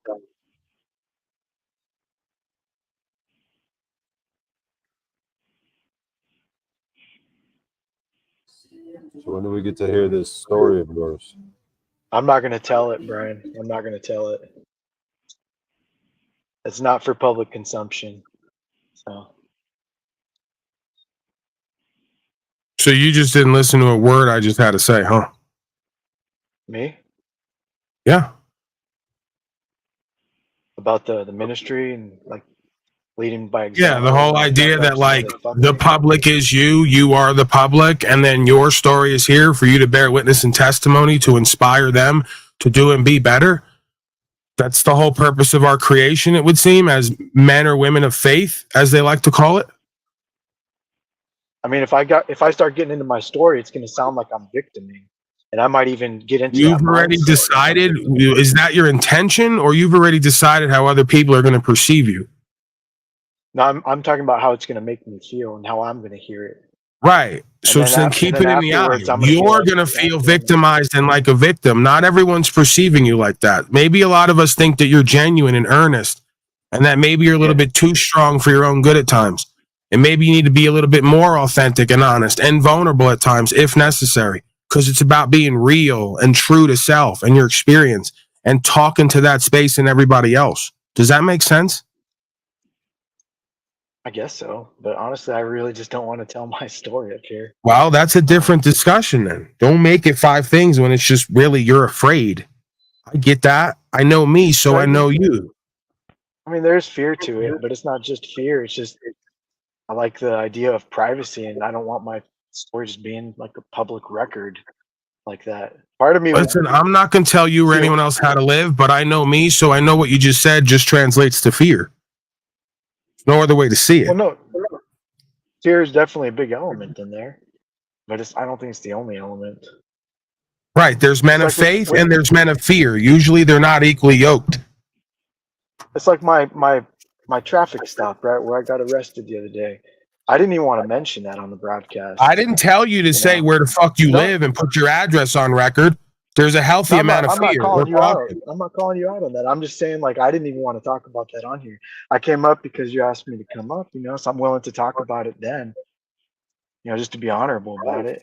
But again, I'm not trying to pressure anybody to do or be anything other than what they feel they're meant to be. I can contend that oftentimes what folks feel they're meant to be is not to their highest good or potential. That's a subjective experience. I can't have that for anyone else. If I am ever going to do like the ministry and teaching through my mistakes or anything like that, it's got to be when I've got a better foundation under me. I don't deny that. Like I've got a pretty solid foundation now compared to in the past, but I'm still just not where I need to be. I did that like that yesterday, the beginning. Do you really think there's going to come a time where you're ever going to feel truly ready? Is that how you think this works? Because I could tell you from firsthand experience, you're probably bullshitting yourself just like I was. You're never completely ready to come out and share who and what you are and be put on the chopping block and have total authenticity and accountability. At some point, you realize you need that, so you just fucking do it. And that's the difference between being a man and being a bitch. Quite frankly, is what I've learned about me. I'm not saying it's true about you. You're never really ready. Is anyone ever really ready to have a child? I'll tell you what I know about me. No. I sit around and I'm afraid at times to have penetrative sex because I have so much trauma around my birth. I can't imagine putting a child through that. So I avoid it. The reality of it is, if I live like that forever, I'm never going to have the experience of having the child. Is anyone ever really completely ready to have a child or to come on the internet and talk and be looked at and held accountable to potentially the world or whoever's here? No, you're never, ever completely ready. And then, like they say, stay ready, ain't got to get ready. Oftentimes when you ain't ready, you just got to do the next right thing or what's necessary to move past that. And again, there's men of faith and there's men of fear. So I don't think you're ever going to come to a time when you're going to feel truly ready. I think you're going to come to a place in your life where you recognize you need to use faith equal, if not more, as much as you use all this fear. Because it's taking you out. Your comfort zone will kill you. Perhaps, yeah. But it's like Yeah, for like the the beginning yesterday, the Nietzsche stuff, the breaking down, staring into the void, realizing, you know, that like once you've given up and you feel that emptiness, and then you realize that you need the things that you've kind of given up, and so then you start rebuilding that, you know, reaching rock bottom before you can build a new foundation.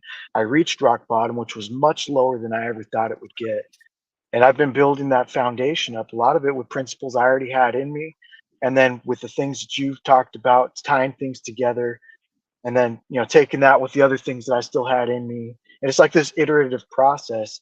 And so I'm getting better all the time, and eventually I do think that I might be more ready, and I'm certainly not ready right now, though. You know, not ready right now. No, I respect that. I'm just saying what I know about me is I wasn't ready, bro, to go and take fucking cash to go get up on stage and walk out there with that one clip you saw of me. I was scared to death. I say whatever you want, right? It was like, for me at that point, coming off a drug addiction, having a bitch lie to me and cheat on me and leave me, you know, coming out in the open with this law shit, and then all of a sudden becoming a hero and a legend in a sense to a lot of these folks. That's what they were telling me. And here I am. I'm scared to fucking walk through the curtain and talk because I don't completely know what the fuck we're doing there or where this goes, right? Or why I'm even chosen for this, or why my spirit yearns for this shit and lives it while the rest of these folks are just doing whatever the fuck they're doing. So I wasn't ready. But I took that fucking money and I said to myself, where I come from, you're living a dream because you're living a truth and a conviction. And these folks are paying you to show up and be a source of empowerment and inspiration. It's a win, win, win, win. You better put on, you better get on that fucking stage. Don't matter if you're ready or not. This is what you're called to do. You do what the fuck you need to do as a man, not what oftentimes what you want to do or what you're ready to do. It's just the reality of what I learned, bro. I'm not saying that that's necessarily true for you. I suspect it is for all of us. You're never truly ready. You're always going to have fear and insecurity and self-doubt. And then at some point, you got to fucking push yourself to do and be more and have more. If not, that comfort zone's going to take you down. The paralysis analysis. I'm not good enough. I'm not where I need to be. At some point in the future, it's all going to come together. Right? No, you got to be that. You got to make that happen. You got to work into that process. It's working a fucking muscle and a routine almost. It's almost like one of those things where when the universe sees that, you know, kind of sends you those little tests because you're not doing. I'm talking about me, right? Because I'm not doing anything, so I get those little tests. You know, like with my arrest, I wasn't ready for it. I've done a lot of the research. I've got paperwork ready. I hadn't filed certain things that I needed to have filed. I hadn't transferred properties. Bro, do you think I was ready to ride around Colorado with no fucking family or friends or links, with no nothing, license, registration, insurance, and plates? You think I was ready? Apparently I was, because the first interaction you all know of me is, we never seen anyone do that like that. Okay, great. But in my heart, in my beingness, I wasn't ready. I just did it. And I said, when I step out and do this in faith, I know what's going to happen. That's why I told the cops, sir, if you think that I'm that naive and foolish and lacking in faith, that I didn't know what I was calling in to have an experience of, I did. I didn't know what I was going to do with it or how it was going to go. I didn't need to. All I had to do was do the next right thing with the conviction of what I knew needed to happen. Fear aside. And here we are talking now. And we've had half a dozen fucking arrests and a whole bunch of other shit in between. You don't think that I'm afraid? You don't think that I oftentimes go, I wasn't ready for none of this. I'm still not ready for it. Here I am. I'm going to continue on. I'm going to do what I know how to do. I'm going to avoid being fearful more than I am faithful because I know it'll take me down. Always has.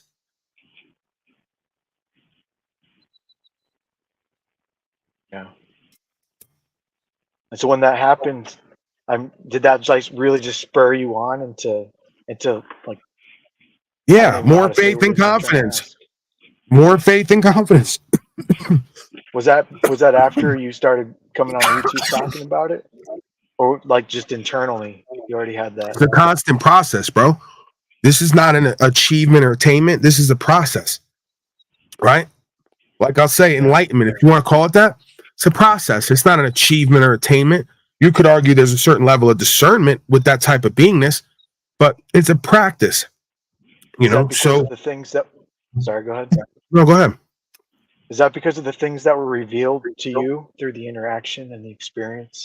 Yeah, It's a quote unquote religious experience, like Timmy just spoke about. There's a reason he was asking those questions to Jack. I saw right where he was coming from, where he's going with it.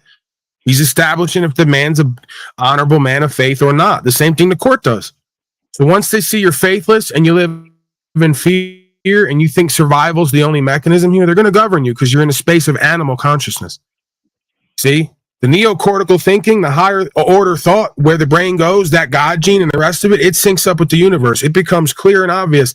This is a program. We're in something. There's stuff governing here.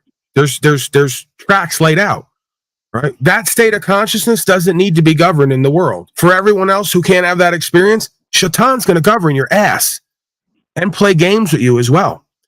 So again, if you're either having that experience or you're not, the more you follow that thread, right? Like what was the old tale, the old folk tale, Hansel and Gretel? I forget what it was.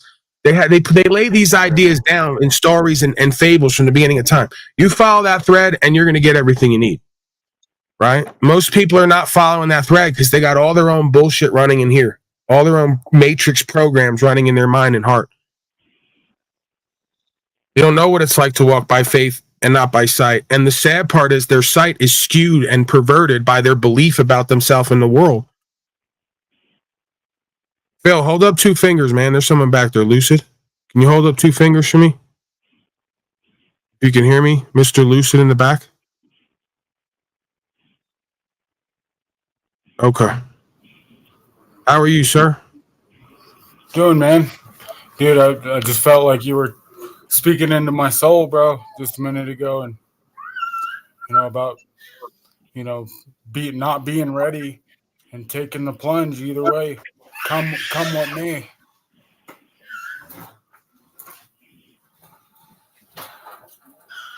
Yeah, what would you say that, what's on your heart? What's on your mind? What do you want to share specifically? Oh man, you were talking about sharing your story and and hopefully inspiring other people, to do and be better. I appreciate that, man. That's, I had my accident. I had an accident back in February. I got shot in the head. Damn. And when I woke up in the hospital, I was watching you and a couple other people, and I haven't stopped, So how did you see? Now this is crazy. How did you all of a sudden see me? Because I got folks who can't even get notifications from me when they're subscribed. How did you come across me in that situation? I think it was Ian from We Are Awake.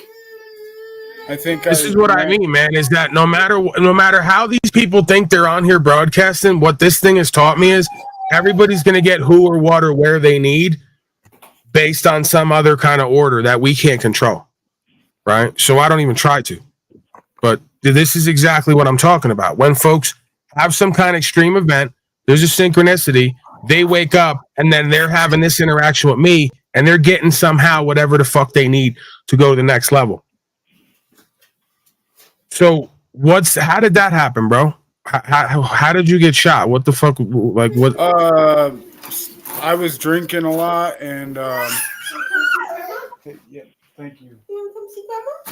Thank you. It's all right, man. Don't worry about it. There's happy kids in the background. It's not too loud, bro. All right, cool. Yeah, I was drinking a lot and I was getting ready to quit drinking and quit drugging. I was a crackhead, drank fucking whiskey every day. And one night I heard something in the back of my house.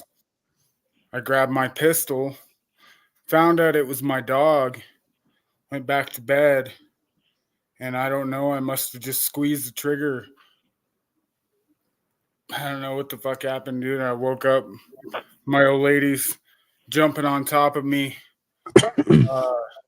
saying, "Don't sit up. If you sit up, you're going to die." So I just did everything she told me to do. And then...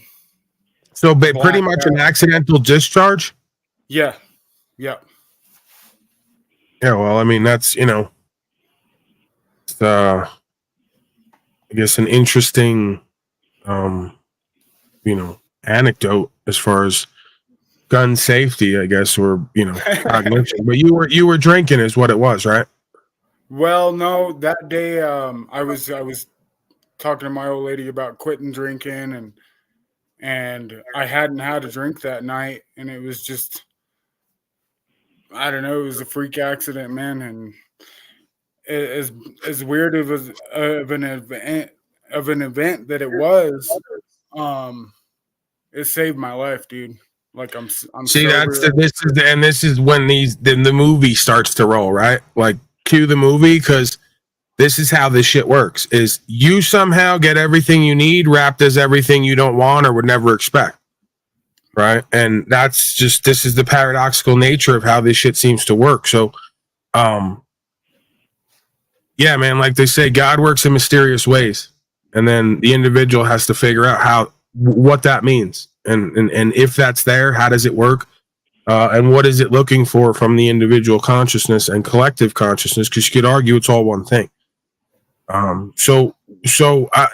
I mean, for someone who got shot in the head, you seem fairly well to do at this point. I don't really see any impediments with you. You're able to speak. I got you a got little all bit the of a speech faculties. impediment now. that was the one thing I had trouble with, during recovery, was my speech, and it seems to be coming back, but yeah. Yeah, I don't really perceive anything with you either that's highly out of the ordinary or bizarre. Like, I wouldn't necessarily meet you and go, this guy has some extreme trauma, he can't talk right. I'm just being real with you. Like, you just seem like a regular guy, and you seem like you have some faith in your eyes, or in your heart, right? It seems like you've surrendered in a positive way. I don't mean like given up or been broken. I mean, hard to reconcile, yeah, with myself, with everyone else, and with the creative force of this realm, yeah. So did you have any experience that did you find that there was a change of heart after this, that you pretty much become a new person in certain ways? Yeah. Old me died. Yeah, to say the least. It was real hateful and so if you had to give Slow State or other folks advice, pretty much get drunk tonight, accidentally shoot yourself in the head, and maybe you'll have a change of heart and stop being an infidel. Jesus. Bit non-bit, Timmy. Bit non-bit, okay, for entertainment purposes. But let's get real. You can't see the top of the mountain until you see the bottom of the valley, right? Right. Yeah, he made such a comeback after that first happened. You could tell there was an accident with his head, but now it looks like it never happened. So he made such a recovery over these past few months. I mean, half my head was gone. You seen it? Oh, this was the guy with half his fucking head gone? Yeah. I thought I remembered someone coming up here once saying they got shot in the head, and it was all kind of. But the reason I didn't put it together is because last time I seen you, you were disfigured. Yeah. Yeah, Dude, I've never been. Come on, bro. You're basically like a lizard. You're a holographic lizard, bro. You blew half your head off, and now it didn't even happen. You're like Snafu Snaps. You're a superhero. No, man, that was all the the surgeons. They're lizard holographic creatures then. But see, Snafu was right. There's more to the story. You're not that. They're that. Some kind of holographic lizard surgeon shapeshifted you back into normality. Right. So God uses even the devil sometimes, it seems. Even the devil can do good sometime. Shout out to the frontliners and heroes. Right. Praise God. Man. I'm gonna fucking praise God right now with Taylor D. Briggs. Right? I'm not mocking like Moose does. I'm because the first thing that came to my mind was this guy looks normal. He speaks good. Everything seems to be back to normal, and he had the change of heart that he needed in faith. Praise God. That's what it is, And I'm not traditionally a godly man. I don't come from a godly family. Religious hypocrites, who go through the motions and never actually walk a path. But for someone like me, for my first kind of inclination nowadays, I guess I'm a man of faith and am speaking that and living that, and have to reconcile that. What the 90-year-old old man told me was I was apparently chosen by God under some sign to do ministry. And I go, what are you talking about, bro? I'm like, I'm in rehab right now on heroin. And you're dropping this on me? He's like, yeah, but you have an ability, you have a knowledge, you have a consciousness and awareness and a heart that's designed to do this, right? And I didn't know what the fuck he was talking about or how it all relates. 5 or 8 years later, it started to come into view what the fuck he apparently experienced that he knew about me that I didn't know about myself yet. And the same thing is true for many other folks who come here and listen to my voice. This is what I've learned about this holographic simulation loop within a loop. This is one self. This is one understanding, one truth, one life, one way. And the more you live into that faith and that understanding, the more is going to be revealed to you. That's just what I found to be true to me. I have no way of explaining it. My best attempts at trying to cognize it and explain it are half-baked at best. And then I just sit on the Jack Harlow line of incomprehensible to the mind of mortals. I just leave it there. We don't have to go beyond that. Yeah, man. It's definitely something that it just comes upon you when they say revelation. They mean revelation. That old you dies and a new you is born. So to be born again, so to speak, and try and reconcile, or fall in the cracks, man. Now, do you like what the slaves do, where they let us do the whole broadcast and I put down 50 links, and only when I say I'm ready to leave will 5 or 10 more people want to come up? Do you enjoy that process? Because I love that.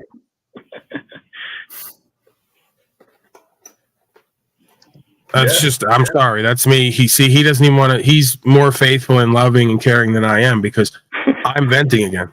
Because I'm like, I put down 50 links and I almost know for a fact that we're 30 minutes over the scheduled time, and no matter what I do, I could do 2-3 more hours, I could do another 10 minutes. Soon as I say, all right, give me the final word, 5 people are going to rush in because they hate me, sir. They hate themselves and they hate me by proxy. I know, you don't have to deal with this. You could just leave right now. This is what ministry, this is what being a pastor, quote unquote minister, quote unquote, whatever that old man told me, amounts to for me. This, basically an asylum. He goes, you're chosen by God under a certain sign to run an online asylum of wayward souls, and to care and love some of them and accept them as they are, and fellowship with others to guide them and lead them and facilitate with them this revelation. And I go, boy, is this interesting.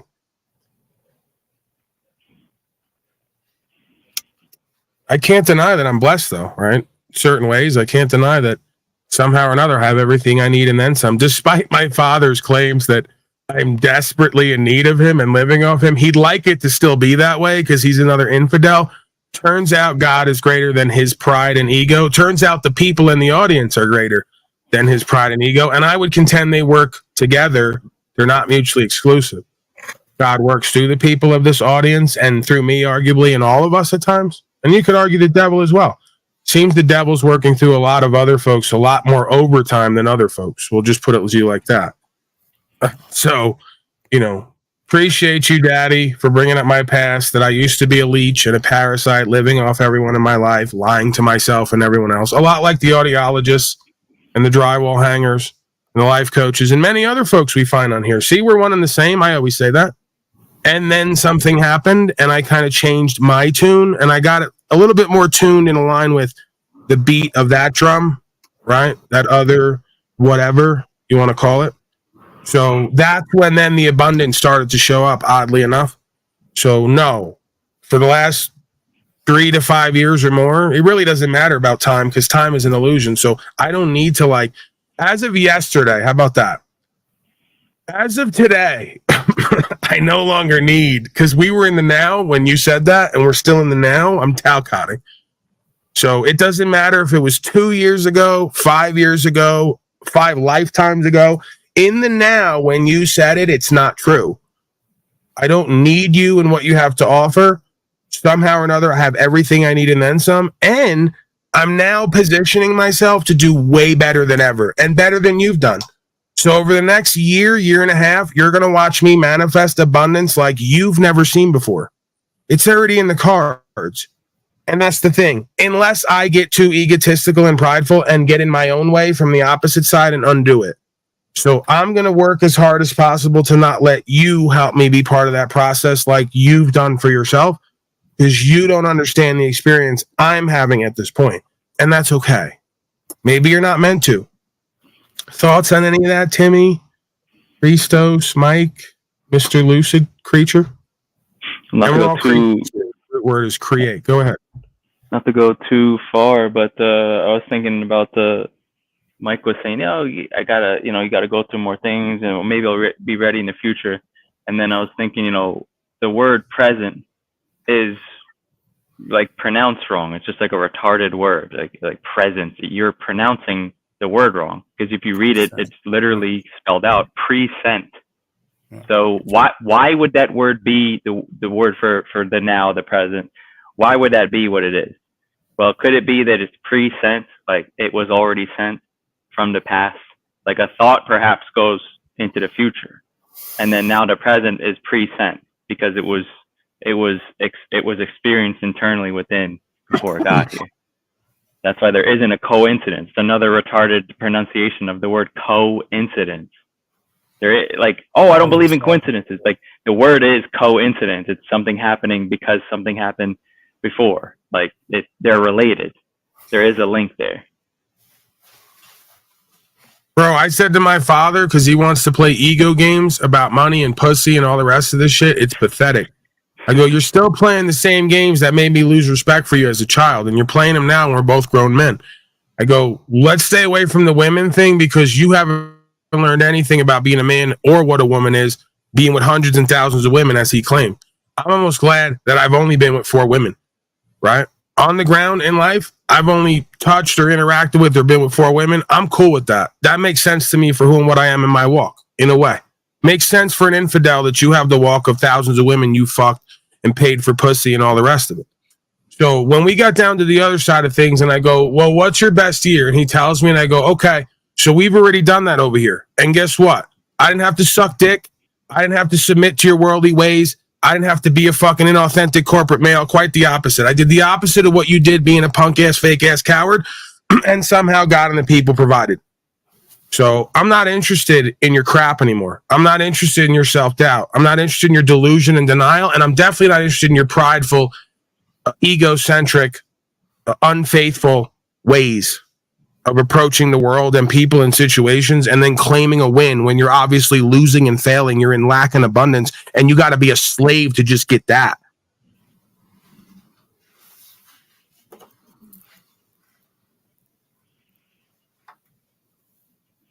You know you fucked up when God is so good in a sense and the people are so good and what you do, you're so good with, that your own father's got to hate on you because he's doing reverse Oedipus complex. I'm not even competing with you, motherfucker. You've already lost and I've already won in the game of life. I've already done what the fuck you haven't on many levels. It's over. Put it to bed. You shouldn't want to compete with me anyway. You should want me to do and be and have better than you, and you don't. Because you're a fucking child of the lie and you're a fucking devil in disguise. Like many folks who come through this motherfucker. Let's be real about it. You don't even want to undo that. I see the redeemability in you and how to walk you out of that. You don't even want to undo it. You double down on your devilish, mischievous, lack, loss, abandonment, codependency, false power ways. That pride and that ego all goes before the fall, son, sonny boy. And while I'm taking hard-earned value in gifts, privately, untaxable, from extended friends and family, and I'm moving that value into securing it long-term and creating more value, you're sitting on your corporate hoe money while it's being devalued, and you're doing little to nothing with it.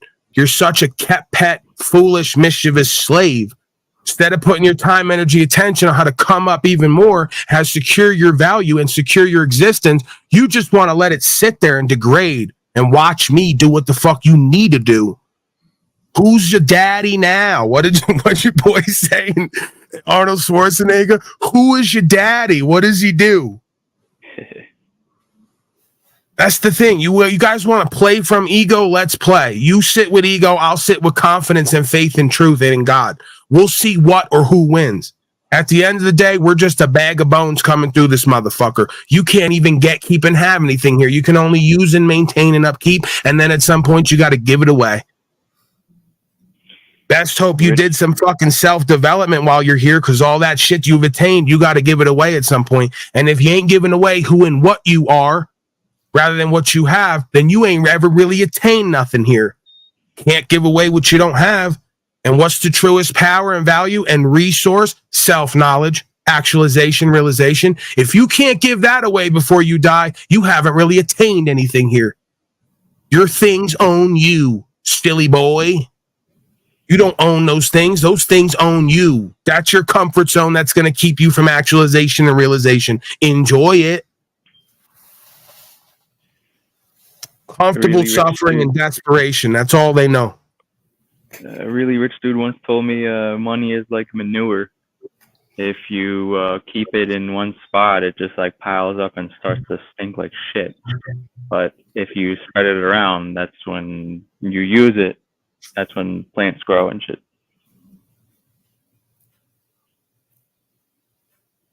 Shout out to Johnson County for helping folks govern themselves. Get off that meth pipe. It's kind of like the truth in a way, Timmy.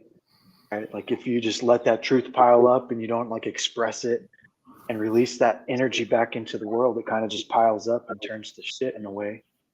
You know? That's a good point, yo. Yeah.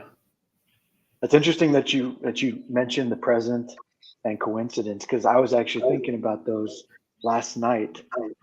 Like specifically like the words themselves and how they break down and what they actually mean. Turns out all the words here, when you go back from the beginning of time, all describe a meaning and experience we all can have that we're not having. That's why they have no understanding of the words. Because it's a code to reality. You're living the experience of the words or you're not. We didn't just make up the word courage and discouraged. We didn't just make up the word brave or coward. These are descriptors of an experience you can have or not. And the question is, do you want it or not? Most folks here don't want it. They're perfectly happy, they think, being a fucking coward for pay. Slave for pay. Instead of gay for pay, it's slave for pay.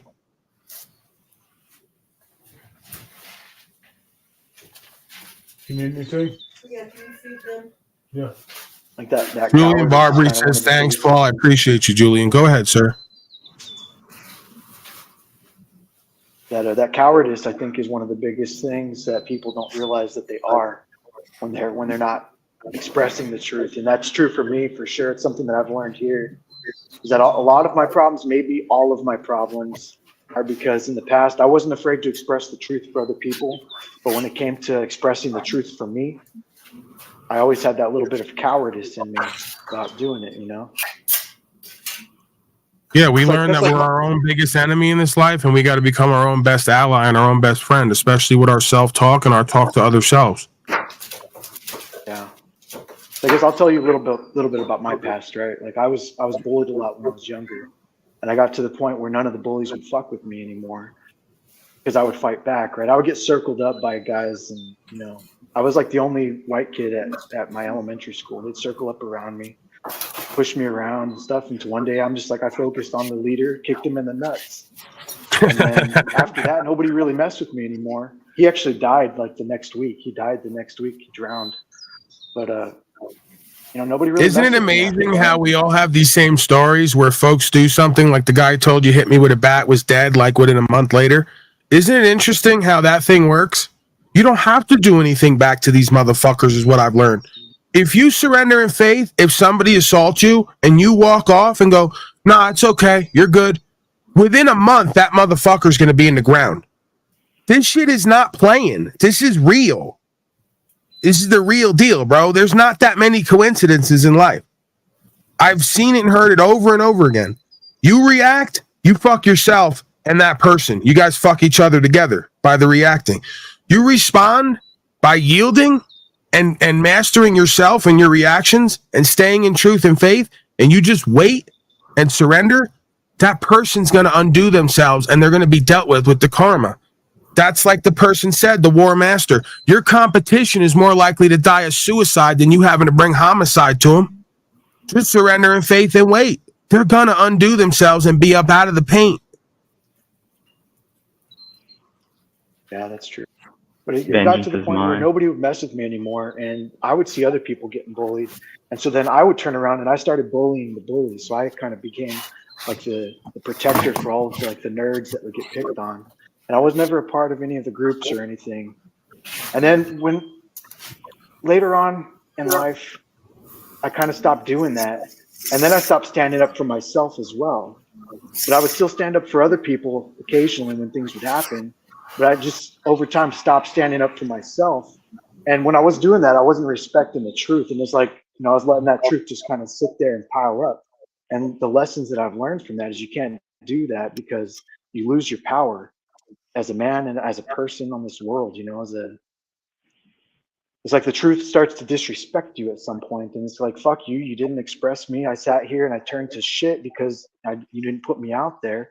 So now you're going to be fucked for it. I guess that's kind of a good way to put it, the way that I see it anyways.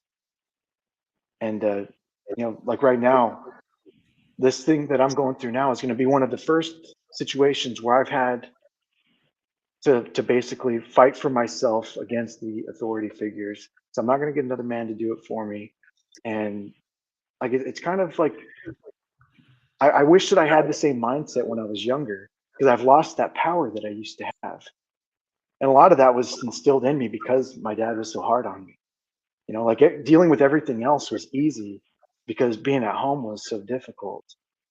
And then right, but the key is too and forgetting those. So no, I'm just saying that the key I've found too is that this idea of power is deceptive and elusive at times. The yielding and surrendering and faith oftentimes is where your truest power is. So as soon as you start to perceive them as something you have to fight and resist, the interaction changes.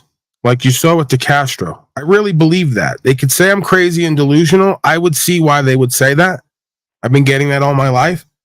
But there's a metaphysical idea here of intention, and then what you call in and what you almost influence the outcome metaphysically, right? Again, we go to the quantum physics and it shows that one for one.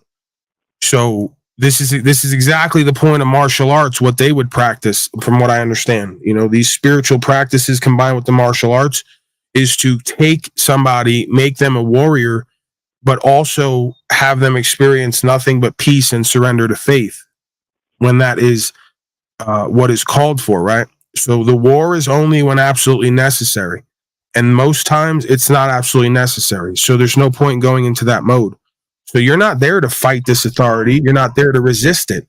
You're there to stand in truth as you perceive it with your understanding and surrender in faith and not be combative and belligerent. God will judge you. And if you have any administrator or any discerning person of judgment at those courts, they will perceive on some level what I'm saying to be true, because we're all oneself and having the same experience. They're occupying two worlds and two jurisdictions.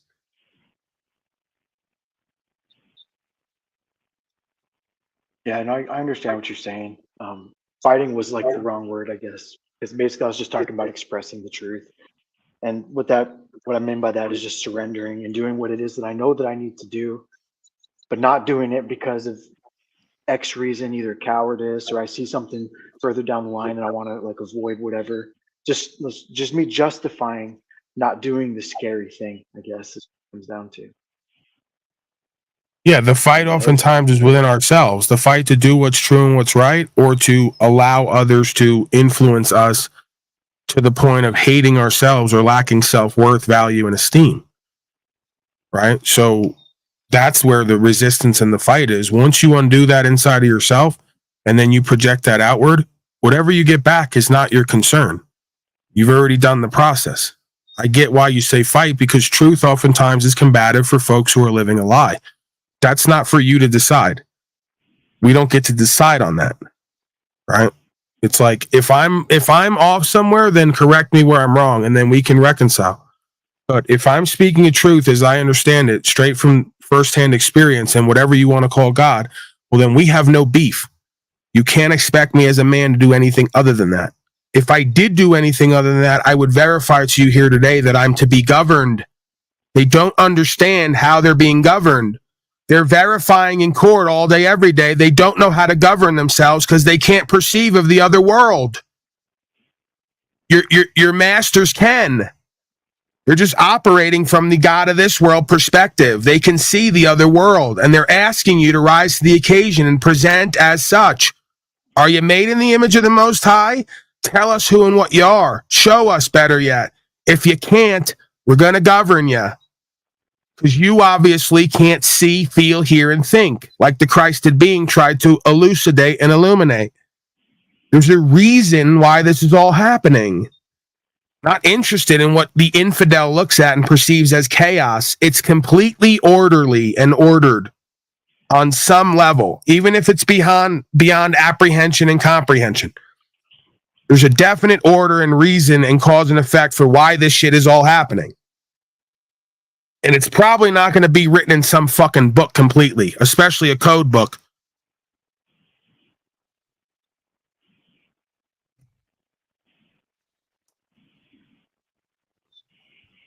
Yeah, I guess my biggest fear with the whole things is expressing myself in front of these people and being true. You know, I don't want to tell them who and what I am, because to me that's my business, right? That's my business. Just accept that you could die at any moment, any day, and then you won't have a problem expressing yourself fully. Ask the guy next to you, shot himself in the fucking head accidentally. He probably got a lot better at expressing himself completely because he realized I could be out of here at any moment. What am I afraid of? Just go to court like they could kill you today. You're going to die. They're going to cut my head off. I better say my piece, and then I better surrender to the outcome. Yeah, but I got to learn how to play their game well enough to where I'm not going to get caught up in these. There is no game. There is no game. This is a game of life, and it just requires you to follow your conscience. Jiminy Cricket told you that. Wish upon a star, and then follow your fucking heart and your conscience.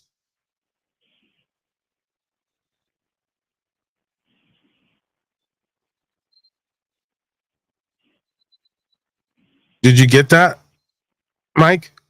I heard that. I'm trying to process that. We can't hear you, Lucid. You're on mute. I'm playing with you a little bit. I was saying, let your heart discern what's going on in your head. That way you can make the correct decision and move forward and gain blessings upon yourself. If you try to play their game, you're going to lose because they're way more expert at it than you are. They made it. If you play the original creator and ruler's game by that rule, then there's nothing else that could be done because you followed your conscience and your heart, and that's all that a man needs to stay out of judgment with that force. Doesn't matter if you get judged by your fellow man. You're not here to appeal to judgments from your fellow man. If you want to appeal to a judgment from God and your conscience. How about that? Be equally, if not more, afraid that God's going to judge you and your conscience is going to judge you rather than these clowns in their uniforms. How about that? I mean, it sounds nice, right? But sounds nice, but you can't feel how to not play the game. I guess what I meant was how to not play the game. I don't know how to not stop play being fearful. I do, because I've read about it. Fear. Excuse me. Be precise, Mike. I've got a lot of success in the sense of being precise because precision forces you to actually confront the thing. So, like what realm are you specifically or explicitly feeling or contemplating some fear about? Because I bet, at the end of the day, if you're in faith, like where really does Jimmy, we're so deep into this, like the guy down there says, just call everything as it is. What is it you really see? We're so deep into the mind and heart control, everyone's convinced they'd rather just tell back to everyone what it is they've told them they see than just speak what it is they're really seeing and experiencing. Then they'll say mind and heart control doesn't exist. I have to get better at playing their game of repeating a delusion and an illusion and hallucination. Please show me and tell me how that's done exactly. To get better at playing a game of repeating a hallucination and a delusion. I'd like to see it done. Or you could just accept life on life's terms and what is and call it as it is and then surrender the rest. Called authenticity and accountability. So specifically what it is that I'm talking about, Timmy, if you want me to be precise, is I've already gone through 2 of their little tests where they're trying to pull me into REM jurisdiction. And they try to trick me into saying something or agreeing, to certain things. But in what regard? Like in what context though? Like you don't have to get specific too much to reveal your personal stuff, but like what realm? Talking about relationships, children, business, traveling. What are we talking about? I'm talking about specifically the issue of my arrest when I was traveling, I guess I wasn't traveling. I was traveling in my mind, but because traveling to a location to do pickup, you're not getting paid. So I was traveling to the location, not doing commerce, starting to the location to do commerce, right? And I'm pretty sure it holds up. I've looked through the contracts and all that. I don't want to even go in there and argue the contracts. I just want to, I've got the provisions and everything on my license that I'm retaining all of my natural rights, right? I'm not acquiescing to anything. And they've already shown dishonor twice. And so I'm weighing my moves here, trying to figure out what it is that I'm going to do. How do I prove their dishonor? And I'm willing to go in there and just talk to them, right? But if I do that, what happens now? What happens now if I go in and do a private meeting? He's got me set up to come in and talk to him an hour and a half prior to the event that's listed on the paper. And so I already know he's playing a game with me, and he's already done fraud. And if I call him out on that kind of stuff, then I bring myself into dishonor. And you just provide it. You can just provide, like, to be in honor is to continuously provide remedy if somebody's saying there is a remedy. So you can suspect. I can say, if this is how it is, then it seems like extortion and battery and intimidation. But that's just what it seems like. I could be led to believe. Is that what's happening here? They're not going to say that, right? Like, so. But if I don't know, man, the traveling thing is one area that I'm not doing yet, but it seems like it's the same solution in all of these quote unquote problems. The same key that opens all of them is being in honor and telling them how you see it, and then offering remedy if there is a crime. It's just kind of the same solution constantly. And when there is no crime or contract, it's like, well, what are we doing here? Well, the only crime that happened that night was what happened. And they don't want to. They seem to not want to have to accept that. And anyways, I don't want to get too deep into it on here. Okay. Unless you really want to. I can if you want to. I mean, it's not about what I want or don't want. I mean, it's up to you, man. Well, I don't know if this is where broadcast should be taken. It's not my call on that. Just flowing. God of all media approves. All right. So what was the question again, Timmy? I didn't hear what you said. I was just saying, like, if I'm just moving down the road in my property without plates, and then it's I'm picked up. Well, it's what crime and where's the contract? Oh, there's no crime. Oh, there's no contract. Or it's public trust, and you want to get into a public trust conversation, like. Then that's what it is, right? It's a conversation about public trust, usufruct of the road. Okay, we can have that conversation. Let's do it. Okay, well, attempt to handle it in the private via notice first, and then if you want to do it, okay, let's do it. You want to put it out in the open? That's fine. I'm happy with stuff being out in the open. Let's go ahead. I don't think they want to do that though. but I'm just talking though. So you're saying there's something else that happened additionally? See, here's one of my problems. I lose track of what it is that's going on sometimes. And it's kind of happened right now. Yeah, sure. We were just talking about like we were talking about getting specific, right? And then you said, yeah, here's my situation, and what you were telling us what you were feeling like a bit of fear around, and then you were mentioning your situation from when you were traveling, and how you were kind of having some anxiety about that coming up, and how you were going to handle it, right? So, Well, and then I'm talking specifically yeah. about the event that already happened and going in and getting my remedy for it. You know, like I need to get my money back for one thing.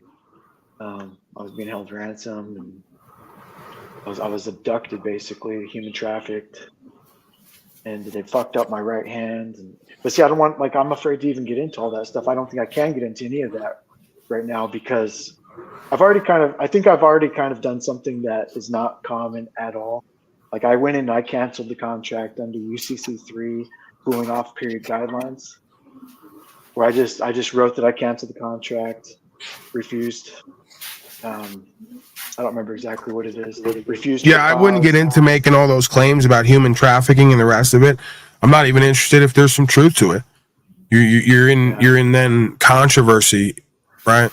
Yeah, It's exactly. like Yeah, exactly. That's what it it's is. like don't wanna do the I controversy. prefer to see it as there's one big misunderstanding with folks harming themselves and therefore other folks potentially. If I still have all my limbs, and we have an ability to address the facts, and I wind up leaving at some point, which is somewhat reasonable, I really can't claim to have a grievance beyond a certain point. I mean, we have to accept the facts of the matter. The common law or common practice has become full-on fascism. So, I'm not here to right fight. I'm not here to be a justice warrior. I'm not here to even be an activist in that sense. I'm here to just make it clear. This is who and what I am. This is what I'm doing and why. Everything else after that, I have no control over. That's clear. Just accept the facts of the matter. And I'm not going to fight you either to retain some idea of a right. So either you folks are going to be honorable here today. You're going to uphold rights, right? I'm not a privileged class. I'm not accepting any of your benefits and privileges, status or entitlement. I don't need to.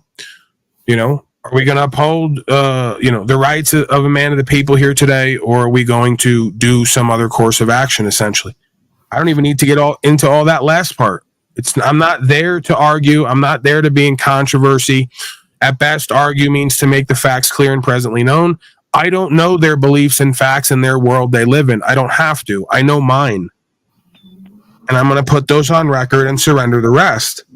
And then we're going to see where it goes.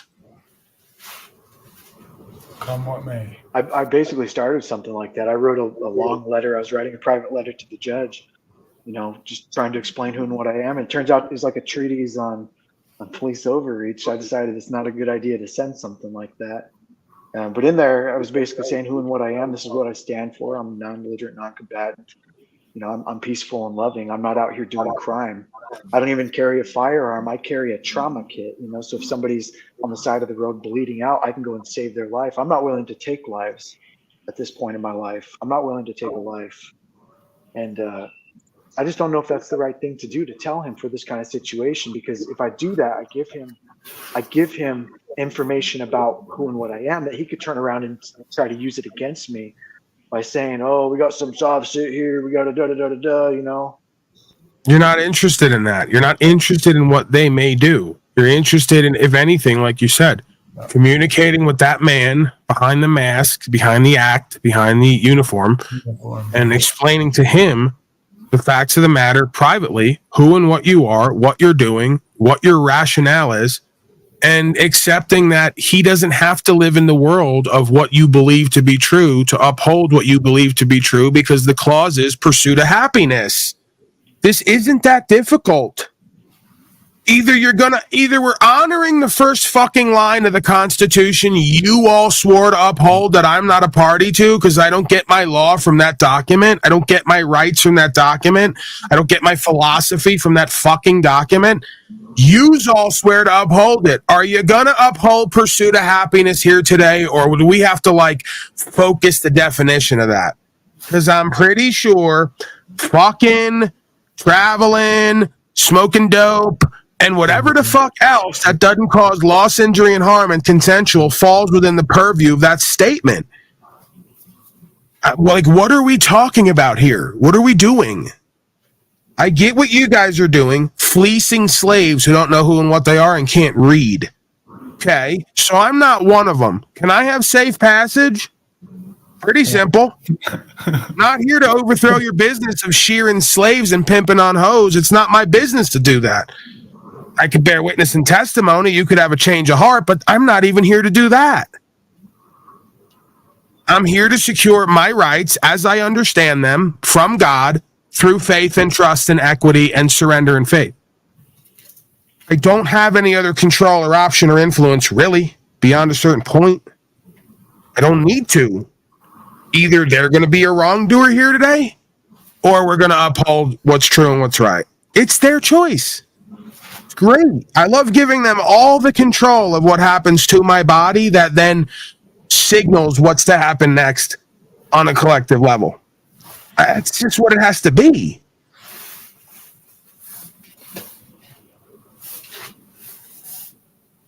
Makes sense. You put them in bondage and you escape bondage by calling back the facts of the matter. I'm not a United States citizen. I may have a citizenship, but I'm not a citizen. Am I a car because I have one? Am I a suit because I have one? No, I am that I am. I'm a man of the people. I'm not even going to get into the term man because they'll conflate that and twist that, bastardize that.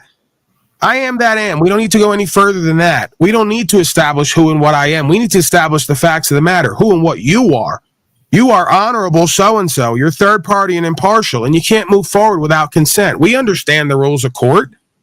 What are we doing here? What are we talking about? What's the charging instrument? You want to get into defense and offense? I don't need to do that. I establish the facts. Your charging instrument's fraudulent. First of all, I'm not going there. I'm not presenting there unless they're going to pay me. So unless you have a valid claimant, loss, injury, and harm, or a debt owed, I will not be presenting. And I've told them that on the way in and the way out with 10 fucking warrants and 10 guns and 10 ounces of pot and 10 of every fucking thing else. It's not going to change the facts of the matter. The facts of the matter are I'm not accepting being governed by statute, policy, and code, nor do I have to because statute, policy, and code is given the force of law through the consent of the governed. I'm not consenting. So unless you have a violation of law, they love to throw that word around with no acceptance of what the root word is. Unless you have a violation of law, we have nothing to talk about. So I'm not owing allegiance to United States Corporation. I'm not paying into your for-profit war schemes and Ponzi schemes. I'm not giving my time, energy, attention to this corporate endeavor or administrative court. So you're going to have to come with universal law, common law, constitutional law, anything other than your fascista by consent, because it is by consent, whether you accept it or not, your fascism by consent, corporate law, maritime bullshit. I don't need to. I'm not there to argue it. I'm not there to fight with it. I can't defend from it. And I'm not there to offend the folks who are practicing it. It's just not for me. If I'm a man on the land, well, then the law that governs men on the land is what will be applied. If not, well, then I will not be presenting. Pretty simple. And you can write up whatever remixes and paperwork you want, and you can shuffle them around, and you can hand them out to your little slaves, and they can do whatever they think is necessary if that time comes. I've already given notice that I don't consent to these proceedings, and they basically called me up, and they did one of their little tests there, and then the lady, I didn't fall for the test. The lady tells me, "Oh, well, you still need to come in." Da da da da da. And I was like, "So what you're saying is you're gonna come and arrest me if I don't show up there?" No. It's just gonna pay the bond. Da da da. And I just don't know. I guess I don't know. Who's telling you this? Who's telling you this? What makes you think if they had an order to come get your body, they wouldn't have done it already? They're calling you up and telling you, hey, bud, we're just letting you know you got to do X, Y, Z. As if these are people who are not known for just coming and kicking your fucking door in and taking you if they got reason to do it. No, it's just out of good faith. She asked if she could call me back later on to tell me what the judge said about my notice of cancellation. And then when she called me back, she said the judge isn't going to honor it. It's pretty simple, dude. It's pretty simple. You want to talk good faith? You folks are honorable. You folks are tasked to uphold the Constitution you're bound to, that I'm not bound by. I'm not bound and latched by any document in this fucking reality. You want to be clear? I'll renegotiate on every fucking contract you want to make, knowingly or unknowingly. If it doesn't meet the necessary components of a contract, it's fraudulent anyway, and most of them don't. So I'm going to ask her, you want to do good faith and honorability? Oh, I'll present. You won't even have to pay me because I might have to train some of you folks. I'm not going to say that because they're going to say it's passive aggressive, but you get where I'm going with this. I'm going to ask her, am I going to have to submit to search at the door? Well, yeah, it's part of our policy. What policy? The policy that's antithetical to American values? I'm not interested. So if you're going to tell me I have to submit to search at the door and not retain my status and standing as a man of the people free from search and seizure, well, then I don't belong there. So you hit me up when you change that policy to get in line with the checks and balances of pursuant to the original law of the land, aka the Constitution, that the cop outside of Colorado doesn't know why I keep calling it the law of the land. Well, if you go to Cornell University, it says first line, the Constitution's the law of the land. That's why I say it, not because Cornell said it. I said it, they said it, because it's the fucking truth. Right? So I'm not going to be presenting at any venue where you're going to waive my rights at the door. That seems counterintuitive and counterproductive to who and what we are and what the fuck we're doing here, and to the oath you took. It's like the opposing gang calling you up and saying, yo, you got to fucking come present to the Don. And then we're going to check you at the door. We're going to pat you down and take your guns off you. And so you can enter the room to talk to the Don while his guys, 7 of his guys, stand around you with guns. It's the exact same thing, is it not? Well, it sounds like my initial inclination to send this letter was probably the right choice to do. I just didn't because of the fear element. So, I mean, because everything you're talking about is in my letter, basically. So I basically probably just need to send it and stop being afraid. All I'm here to do, listen, both sides, quote unquote sides, because I don't really play sides. If you want to see it as sides, all both sides are there to do is to get on record a conviction, one way or the other. Either they're going to convict you with their bullshit, or you're going to get your conviction in your heart on record. That's all we're there to do. I'm not interested what becomes of it. You want to 180 me like the Castro and all the rest of it? I can't stop it, and I ain't going to physically fight you to put an end to it, because I can't win anyway physically. There's no point. I got nothing to prove at that point. That's one of those things I was thinking earlier. You know, it's like all of this stuff that I've experienced so far regarding this single issue has only solidified my conviction on this path, you know. So now I'm That's the point. Your boy DeCastro showed you the other day. He's decastrated. He has no conviction. He hired another man to talk to him. He already got convicted when he convicted himself. Having no conviction. If you have conviction as a man, you do what's true and what's right. You follow your moral compass and you surrender the rest. And you tell them, listen, I ain't doing no wrong. I'm not here to be offensive and defensive. I'm not here to go to war. I'm not even combative.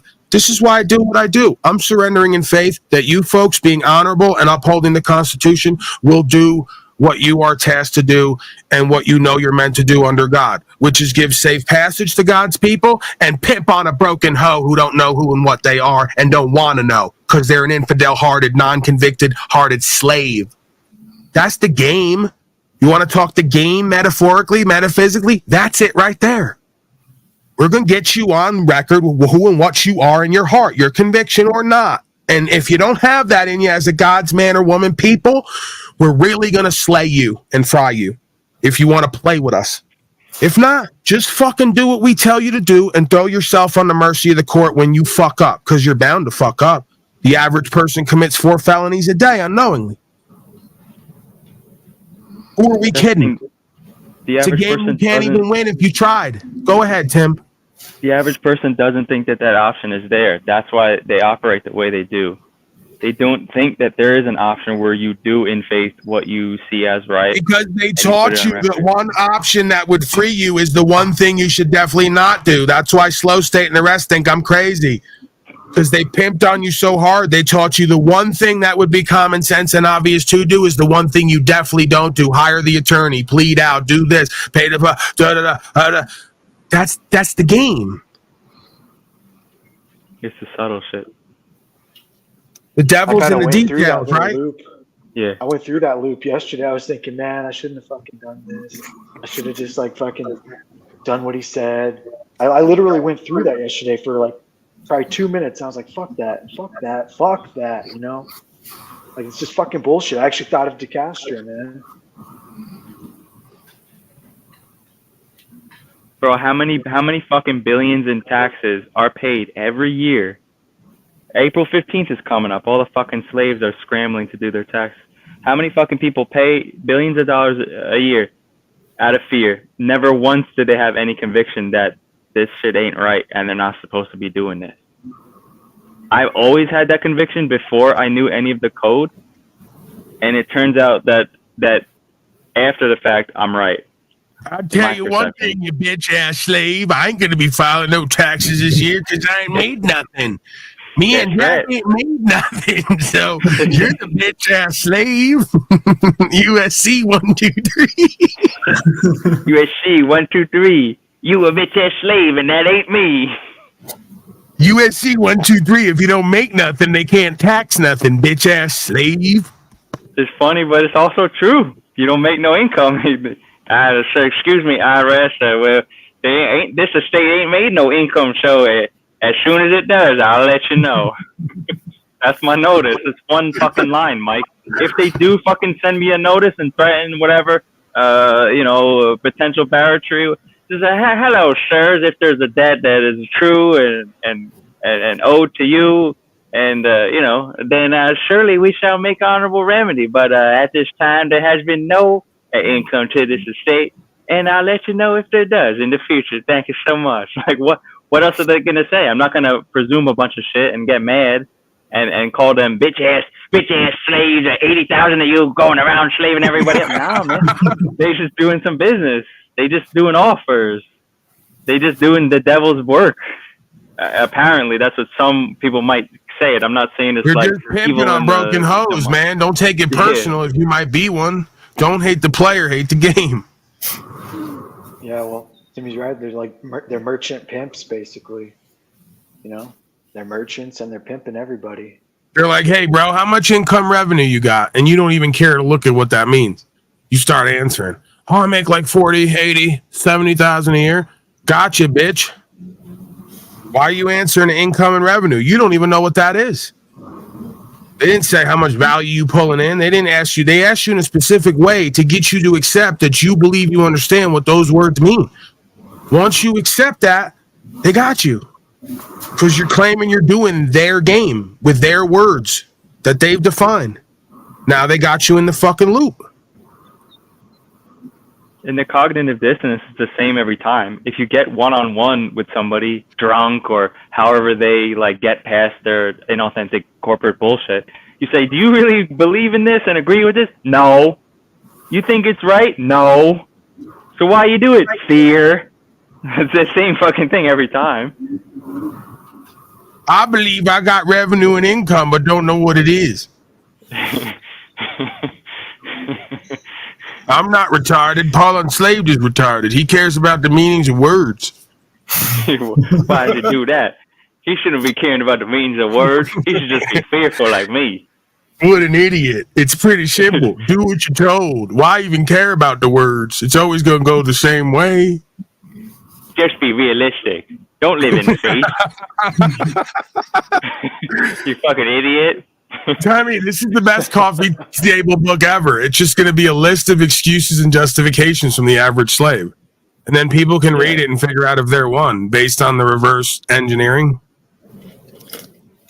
What's his name? Paul Harvey, I think this was his name. He did that thing, If I Was the Devil.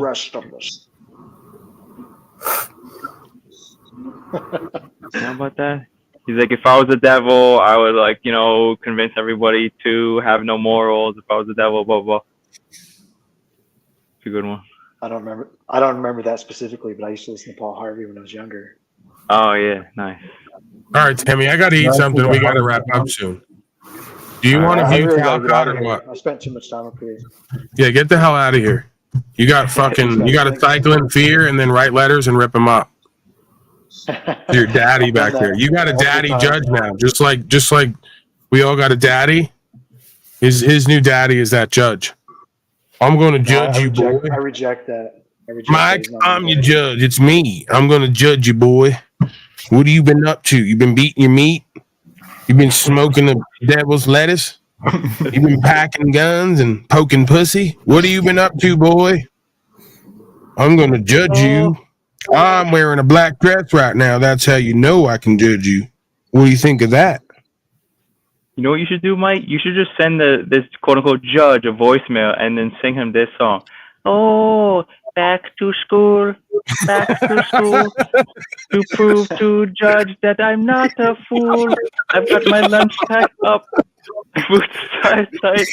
I hope I don't get into a court fight. Oh, back to court. And then just tell him, look, you ain't my daddy. I say respect what you do. You pimp on slaves, but I'm not one of them. So, is there a crime? No. Is there a loss, injury, harm? No. Is there a contract? No. So, I don't think I'm an honorable man. I don't think that you're doing extortion and battery and intimidation. This guy goes into court, Timmy. Taylor Briggs down there. How does he go into court? He goes in, I don't want to go to jail. I don't want 10 years. You're offering me only 3 years because you wrote on a paper in all caps letters to in some monopoly make-believe nonsense Babylonian fucking half dog Latin, half dog English that I presume, because I'm just presuming out of fear, because I'm guilty in my conscience. So can I just plea out and just admit my guilt because I'm guilty anyway? Oh, where do I sign? And pay? Right here, pathetic slave. Thank you for your presentment. That's going to go great for the other slaves watching. They're really going to feel disempowered and humiliated by that. So you kind of work double time for us. Thank you. Oh, and then can I do a live stream for the rest of my life about how I'm a loser failure and the only option is to plea? 100 grams of silver because we saw you've been throwing that around online. So we're going to take that 100-gram silver bar from you. Thanks for your cooperation. Yeah, no. Hey, listen, you got the best of the. Hey, what's that? Did I just hear something out of you there? Sorry, Daddy. What? Sorry.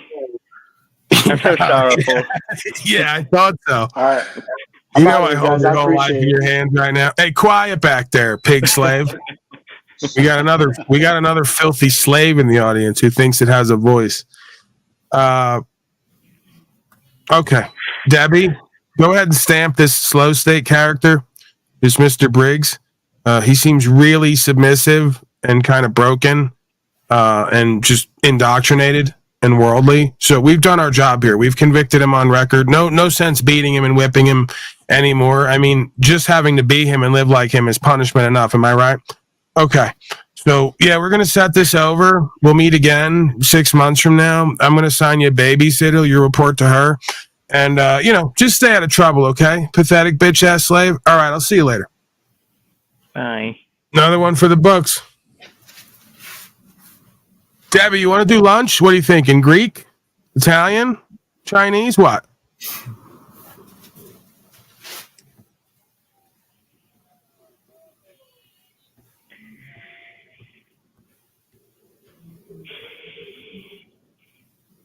Timmy, that's what you're supposed to say. All rise, the honorable Unslavius. I'm sitting here. You know that I... Timmy? Bailiff Timmy? All rise. The Honorable Judge Unslavius will continue to sit, but you slaves have to stand and stand at attention. All the misters and misses and sirs and indentured servants. Okay, you're all standing because I said so? Okay. Yeah, you're all under my jurisdiction. Oh, you fucking slaves. Great stuff, Timmy. I fucking love when you do that. Every time it gets me. He tells them to stand, and they just stand every time. It's amazing. All right. Yeah, I'm going to go eat something, and feel free. We're going to roll the Exhibit A, the Talcott case. All right. Yeah, we're going to run that. You, again, like Timmy said, you folks just remain standing. I'm going to go in my back chambers. I'm going to, probably masturbate back there. I'm going to consume some carbohydrates, and then we're going to get back to the regular docket, okay? So pretty much like you're going to wait around here for as long as I'd like you to, and that's totally not a power game and totally not submission to jurisdiction. Just kind of proper process and procedure on here, right? All right, yeah, I think we all got it. Timmy, make sure you have a few more of the slave wranglers on hand. Oh, Mr. Talcott is... Oh, man, the Talcott case has apparently been concluded. The other court has been concluded, yeah. Apparently it just ended 6 minutes ago. Conclude 1 court per day for that guy. All right, I guess then we're open. You guys want to go like ice skating or something? I do a mean twist on the ice for an administrator. That'd be awesome. I'm going to get out of here, guys. I got to go take All right, we'll see you later, Mr. Lucid. Right on, Good brother. to see you, bro. Good to see you, Timmy. Yeah, likewise, man. Much respect, bro. Right back at you. Me and this dude got into it by accident. I thought he was that dude, the black gentleman, the J Cole, Beyonce. No, Brian O'Shea. Was it Jay? Not William Anthony. Who was it, Jay? Phyllis? Illuma Slavery's live? Oh, we could check in on Illuma Slavery. Why not? He's our buddy. Next case, Oh, he's got Illuma my Tommy. picture up. What else is new? That's cool. He's got my That's picture what I up. felt like with Lauren. I was like, say the things. Please rise, Illuma Tommy. Say it. But this is failure. Like, Lauren was semi out to get me, semi out to exploit Jack over the Paul stuff. Like, she brought me and Jack on respectively in the Paul fight. The clock says 7 seconds until we started, and he When said she sees Paul. her chance and smells blood in the water, she'll Timmy, abandon take her over show and for run the that. broadcast. When But I'm like the real thing I have here a or not problem here, with you is have total freedom and I control. didn't know Total she's going freedom after and my control. nemesis. Well, really, he's more of her nemesis. My origin story. If you want to go over there and poke the creature, post-Gates, Timmy, and do Paul like and simulation, Lauren like in the as chat, let him know Daddy's adversaries. watching. Like, I got here Get him to act asking out. Paul, like, what hey, I to know do. we're You know, interviews, but, you watch me work and you get it. You know never what to even do. bumped into her for like a couple months and all that. And by the time she's finally got Paul on her show for an interview, she missed so many haymakers, missed so many home runs, didn't even use the clip I sent her to use. We'll bring that up and watch it here in a second, because I'm gonna show her how she should have used it, especially as a bar attorney of all things. Let me see if I can add it as a What are you video doing? so we don't have to risk me share screening. But like I said, I mean, good on her that she had her level of bullshit she was going to put up with before just leaving herself. And Paul didn't prove anything.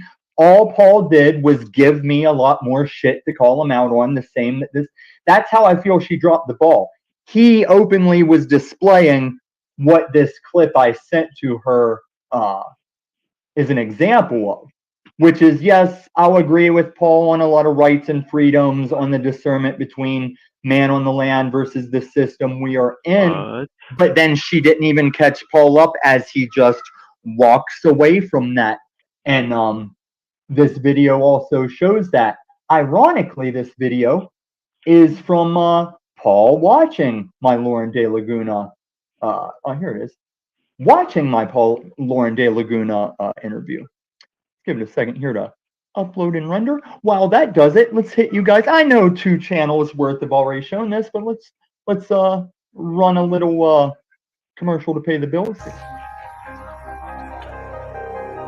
Yeah, while he does it, it's just funny how these folks will never just use their own experience in order to explain their point. They gotta share 7 videos. History is truly at a turning point. We do not yet know the full extent and the systemic and structural changes which will happen.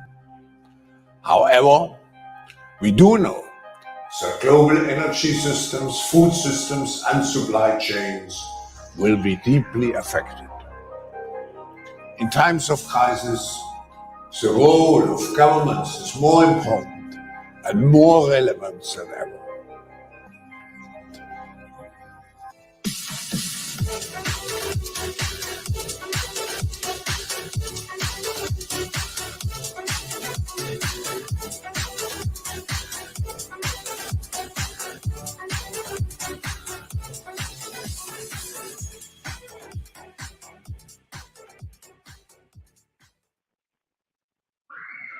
Sorry, guys, I'm a little behind on the chats. I got my shit changed so I can see them better. I know that I appreciate all the Jack Talcott people coming over, and also if the two people Moose was restreaming Jack to as a hater showed up, thanks for coming.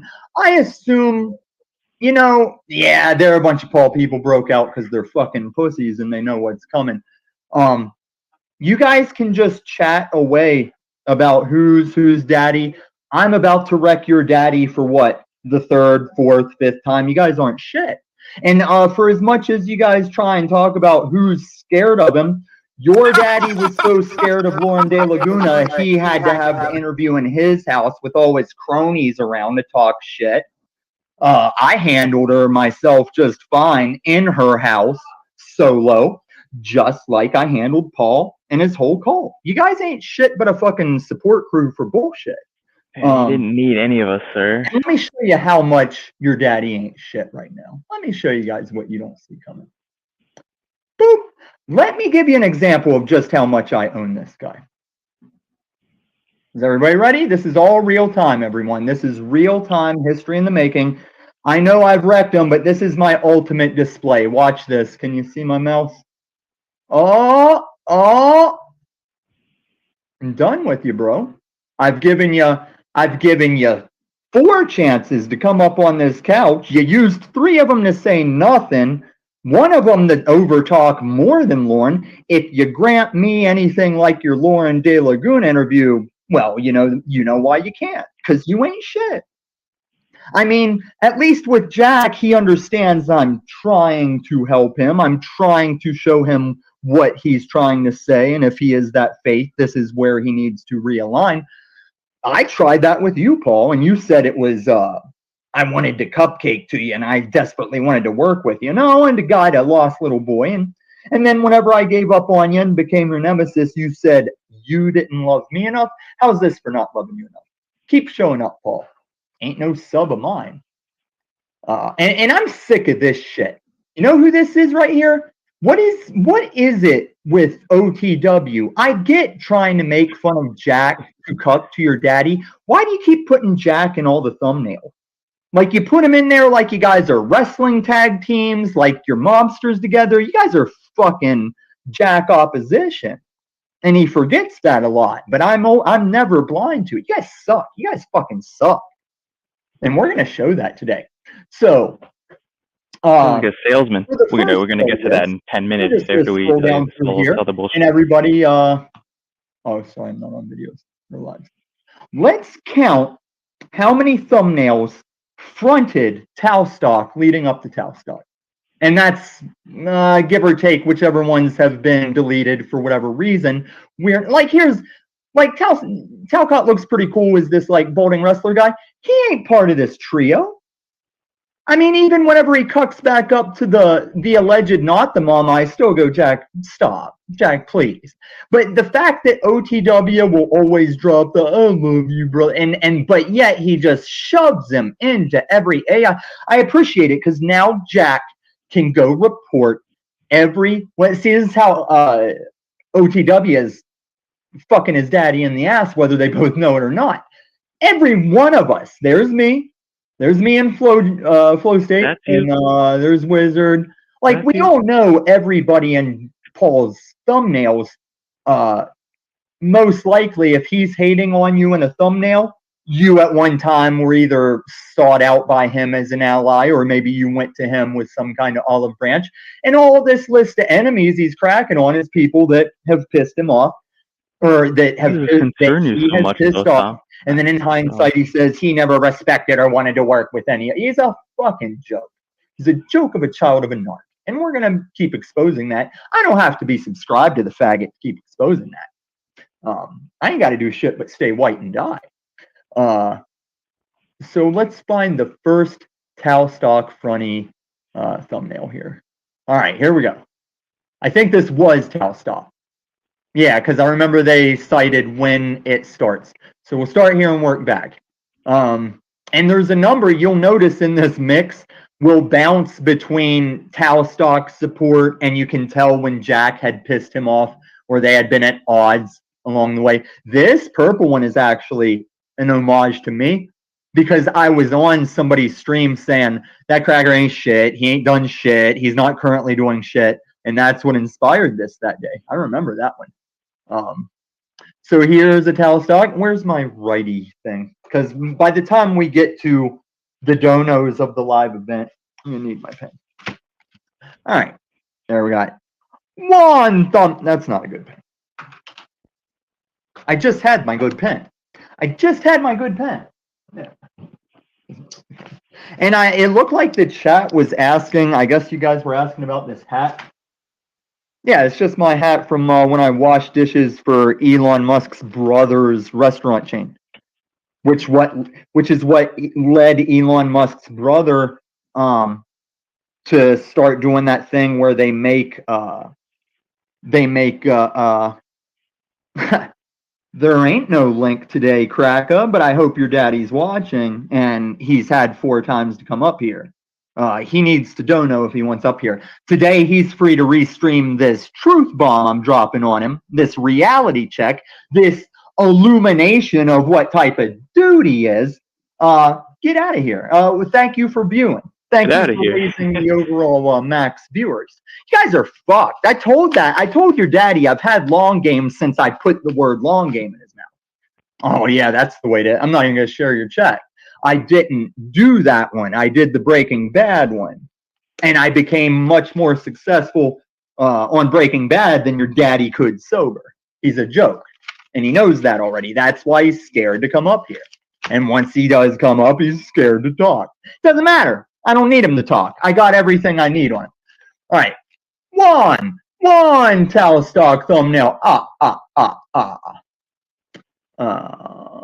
Two Talstock promotion thumbnail. That's close, but that's not. Three Talstock, and we're not even going to count all the ones that show them like buddies, but we'll reference all these buddies thumbnails. This is when we reply to the daddy, the not the mama, saying, I don't have to pay Jack anything. There was no contract. You had buddy contract. You had I love you, brother contract. You had co-create contract. Unslaved. Right, because there's an equal value there, right, Tom? There's an equal value being added to Talstock between Jack Talcott and Paul. I do like right? that. Like, come on now, Tom. That would have been cool. Timmy, how much am I gonna owe you for giving you keys and let you co-host? Yeah, I'm gonna get pissed off and say you owe me a percentage of the donation from today. Yeah, just tell me now, like what I'm gonna owe you for letting you be part of this. I mean, you've done so much for me already that I could probably never repay you. I finally destroyed. Yeah, just give me what it's like 20, 30, 50% of all the value that I've received. Some kind of hideous creature. I Yeah, know no, like I don't want fiat coupons. Like you've already given value in a different form that I've already like happily been happily received. I like the White Wolf universe of Vampire because they took all the different. You're here to use me and power side off me and try to get something you can't get on your own. Wow, okay. Hank, make sure you come to the shareholders meeting. It's going to be very special. Might have me crying about you. I might have a. Oh my God, Jessica Jane! Wow. See, I haven't seen Jessica Jane since I was on her ass for putting a gold cup to Truther Cop in my Truther Cop hit piece. But it's nice to see you back because your sister Robin with a Y recently resurfaced while being one of the biggest donos to this channel ever that I didn't refund. No one's hit the biggest dono yet. If I say because I refunded the biggest dono over Snafu Snap's spreading malarkey and lies and hate like many of the cult do.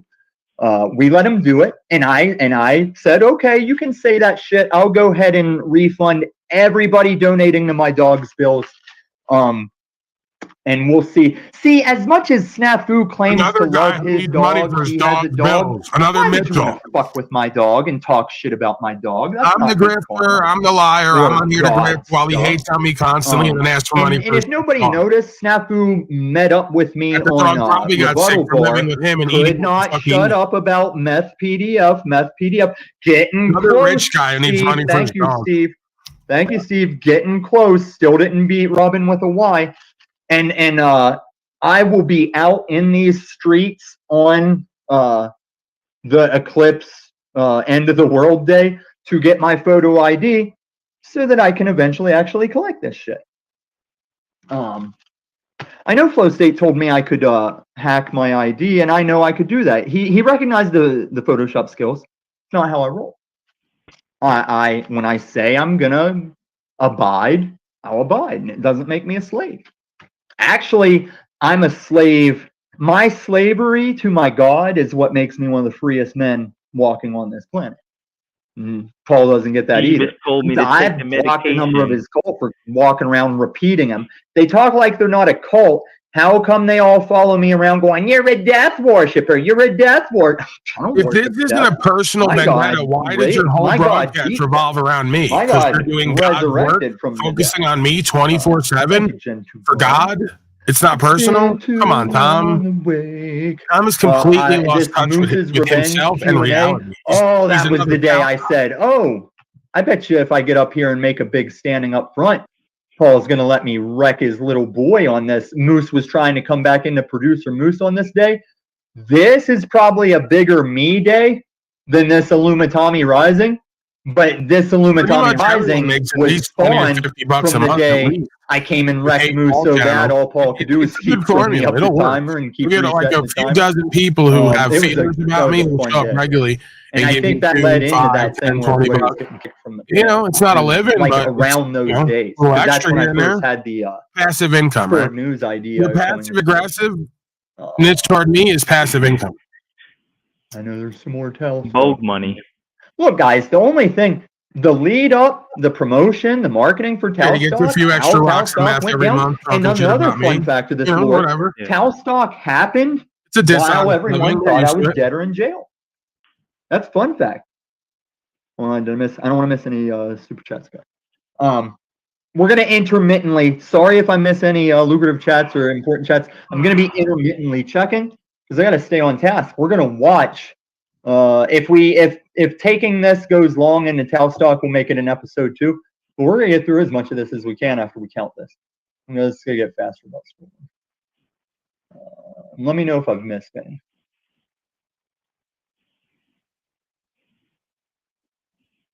I would like to know by what logic Paul has been deciding which of these get deleted. Because even on his current channel here, for a guy that does streaming every day and advertises that, there is not everyday streams on here anymore by any means. It might be like he's not able to stand on his truth that he claims to fucking talk. It might be like I'm constantly copyright I do stricken and delete forced to make streams. things private Sometimes or it's shit's taken down. Snafu dummy. Snaps reports my freedom to show my property on a camera, and and as far as the policy of this YouTube thing, no, you don't have to monetize me. That's fine. How about saying I can't be monetized for showing my bang bang?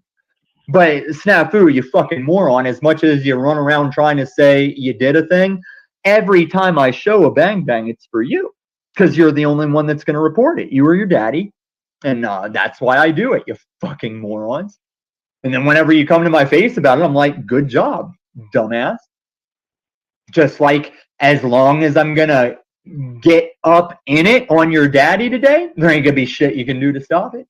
And if anybody wants to watch the one that was stopped over the bang bangs, that's this one right here.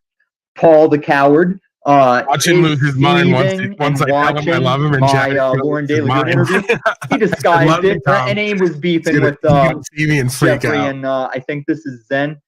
I think he goes by Zen. It says Jeffrey and Sanguine, but don't quote me on what he goes by. I always wanted to talk to this guy too. He's a vegan and an alleged flying spaghetti monster. No hate. I just thought we'd have a good conversation. I ain't seen him. Jeff, maybe hook that up sometime. I hope I get this. Would have a good conversation with Jeffrey. He's already a subscriber of the show. I think he's got a bigger channel than me. Yeah, him, Hank, Jeffrey, all the godly folks will be there talking righteousness and He's virtue. been here before. How bad I He am. showed up drunk while we were saying faggot a lot one night, and he doesn't get mad. He's gay, and he doesn't get mad that we say faggot because he gets it. Oh, shit. Yeah, man, you got him. Got him. Got him. Yeah, I can Hank, use the Hank only now to time get I ever $5 at a correct time. you, Got him. like most of the time, your assessment of Paul and the You guys Paul are so are correct. funny how I'm you get, only like, correcting you when I deceived go, oh by no, your Hank, own you're right. perception You're and just a little behind. manipulated by Let other me improve deceivers that. outside Let of me you. update that. Fascinating. Then you get mad at me for being real and honest. Man, I'm That's impressed. bizarre. Why did he focus on you? No, I'm not down through the whole thing yet. And I think I'll know when I can stop, like, oh, and this, I remember sending a picture of this to Jack, because these were back whenever, you ready?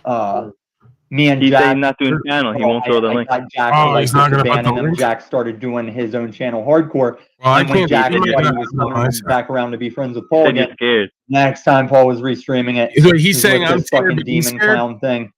And That's kind of I weird. remember sending that to Jack in a text, like, "There's your buddy." Can we lobby the chat to ask for a link because he says I need to go up there, and I'm willing to talk to him.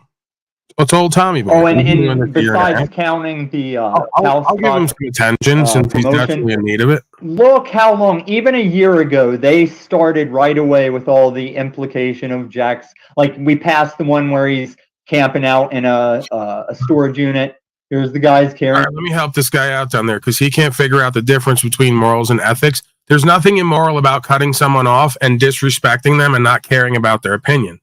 See, morality is based in loss, injury, and harm or owing a debt. I don't owe a debt to you or anyone else here, so I'm not obligated to perform as you wish.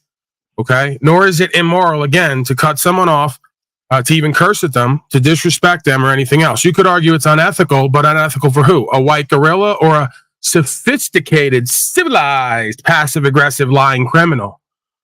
Which many of you are. Passive-aggressive, lying criminals under God. And then you want to make a criminal out of me because you don't like the way that I am or the way that I speak or what I do, even if it doesn't cause loss, injury, and harm. Okay? So I don't brag about having such a reflection of morality. You can claim I'm a moral man because I don't cause loss, injury, and harm, and I'm not in debt to anyone at this time. The best I could do is you're going to have to call me unethical, but then you're going to have to realize that's subjective because we all have our own ethnicities. We all have our own ethics in the sense of our moral compass that leads us and guides us to then make choices about what we want and don't want versus what needs to happen and not. Okay. Paul, he has you blocked. I don't see your comments over there. Well, doesn't surprise me. More games, more false power inversion games, more lying to the audience, more pretending I'm scared when he's scared. What is there for me to be scared of with him? He's not exposing anything. There's nothing to expose. He's just repeating whatever I'm saying and then claiming he wins because he exposed me as an XYZ while he's being whatever he's claiming I am. Half the time. I mean, it's the same garbage over and over again.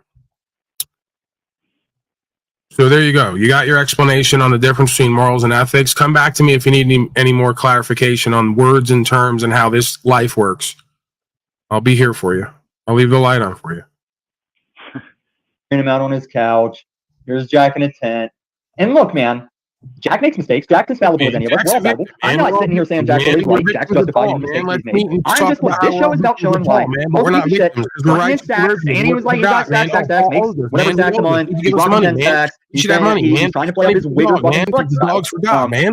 He'll get Brian O'Shea's bail posted, but jokes about his the man he loves so much, jokes about him losing his house. And I mean, if anybody should be offering Jack that couch, it should be fucking Paul. Shout out to Tarek for offering, but it should be Paul. I would like to see a live webcam or a daily stream of Tarek and Jack. That probably would be some kind of odd couple situation. All right. So I counted, unless I made an extra scratch, that's 3 or 4 Talstock promotions. I think there might have been more. But like I said, I don't think, if they got deleted, I'm not saying he deleted them to hide them. I don't know why he's deleting a lot of streams. But they could have, Talstock promoting thumbnails could have been deleted just in happenstance. So now let's watch Talstock. Are you going to go tell him or someone going to tell him that I'm asking for the link and he's pretending I'm scared, but he has me blocked and he won't post the link because... Oh yeah, that's all he does. That's all he does. That's all Yeah, he is. there's other posts asking for the link that I don't think he's addressing. You might as well be Brian Shea. Choosing to He's not been address. up here 4 times. Oh, here All we he go. does is talk shit and run. 3 of the times he was up here, he didn't have shit to say, and you guys don't call him on it. That's why you're all weak little bitches. man. He had his chance. Today we're exposed. We're illuminating. He used to say we're he illuminating the eclipses me. narcissism But as he today, does I narcissism, illuminate as his he falsities, his gaslights, atrocities. deflects, And there obfuscates, is a little game at play narrative right here today. I want to see him creates. do a thing. I don't think he does. He's I gonna love do it. Let's go over here to the Can't top. get enough. Show us more. Tell us more. Shit, that clicker wheel is sensitive. He's because his DS. Our poll is so And destroyed and delusional. He thinks I'm doing damage God knows I control. won't have to sit through this fucking stuff. There's nothing that's And going to I stop won't be Tommy here to from add anything to showing the the show. school what he is over and over again while pretending it's about me. Not a bad idea. I don't know. I don't think I can whip it up that fast. Oh, before we play this, Just another pocket watching broke ass hater. Can't stand it. Oh my that I have God! any kind of audience or any Thank you, kind of Pimp before value the storm, coming in. aka Jim before the porn. I fucking hate your ass. If you would have showed up in Colorado, I would have murked you for making all them threats, and you're still making threats. He's not blocked. He's not blocked. Oh, you mean his 21,000 subscriber channel that he totally wiped everything out on because he's scared of me going back and addressing it? No, that one's blocked because I see what he's doing there. If he wants to come here and talk shit, he can do it under proper. Paul's not blocked. Oh wait, you mean the first channel with 21,000? Yeah, he is blocked. Oh wait, so every time you talk, it's an undoing, it's a hypocrisy, it's a double, triple standard. You always got a reason for why your manipulation and deception is great, while you call what I'm doing manipulation and deception. It's not, and that's the narc.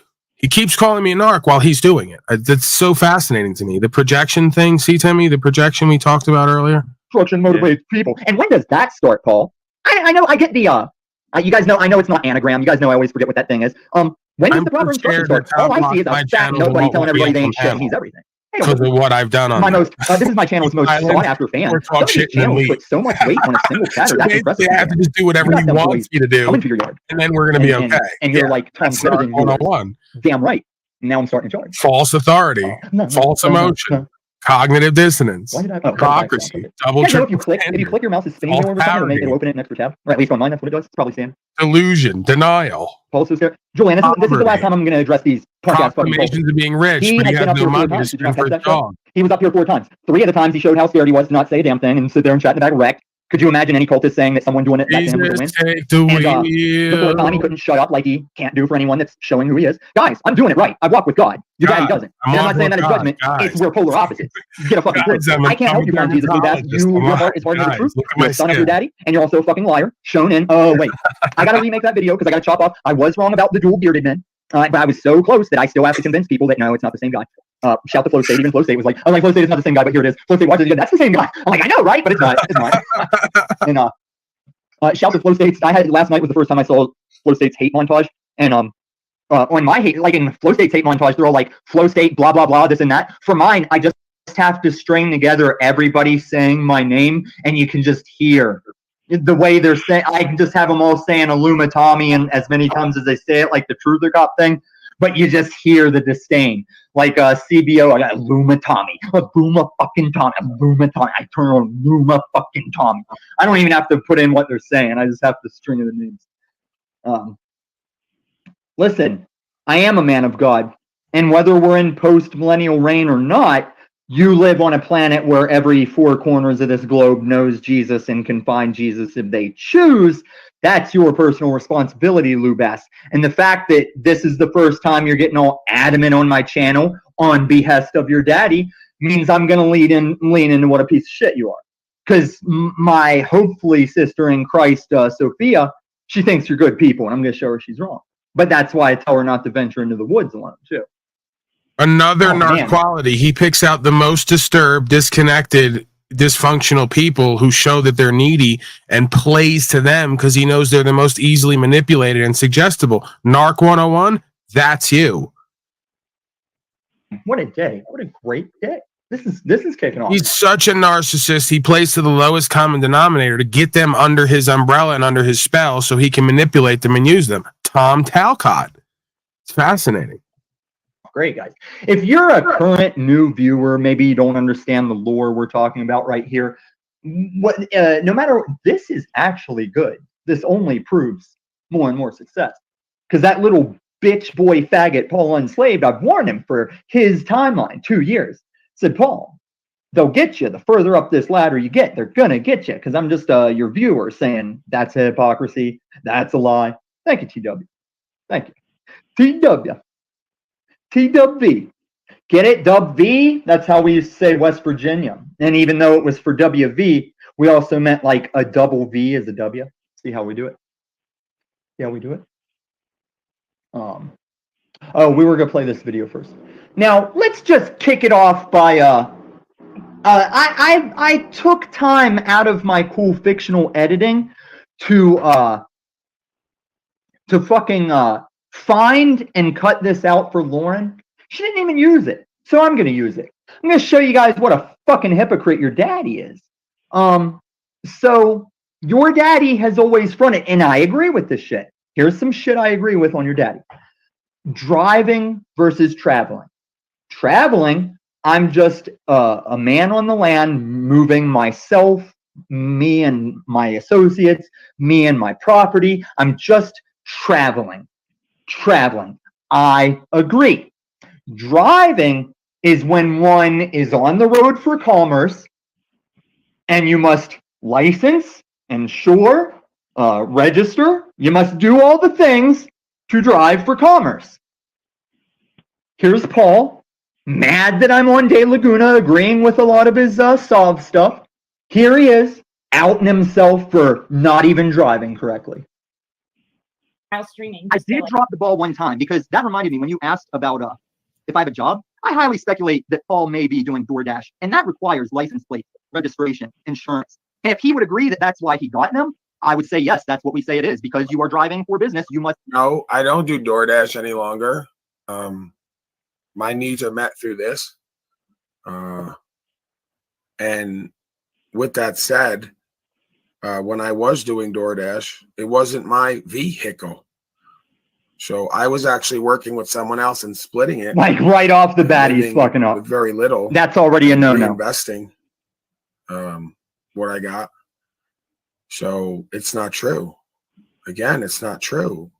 My vehicle didn't have any of that on it. Never has. Probably never will. So if you notice in the car, we were in a Toyota. I don't have a Toyota. That's Clayton's car. Right? And funny enough, at the time, fuckface, here's where you get real stupid. We were using his car mainly for gas because neither of us had plates. Neither of us had none of it. So we might have been at one time. I don't know. I don't remember. I don't think I'll ever remember fully. But I'm pretty sure maybe he might have been driving without plates and all that and doing it to some degree. So you just made up two or three narratives that none of which are true and don't have to be true to get to the end, which you suppose is the only end you could get to. I mean, there's ways around everything on some level. You know, there's ways around everything and not have to be dishonorable. So don't presume I'm saying that I was dishonorable in bad faith. Yeah, I'd have to double check with him. But if I remember correctly at this time, he had them on there and was going to get rid of them and then went from having them and signing up to getting rid of them and continuing is maybe what I seem to remember. So maybe there's a little bit of truth in there, a little bit of a genuine, authentic journey and the, you know, transitioning while still maintaining what we were doing.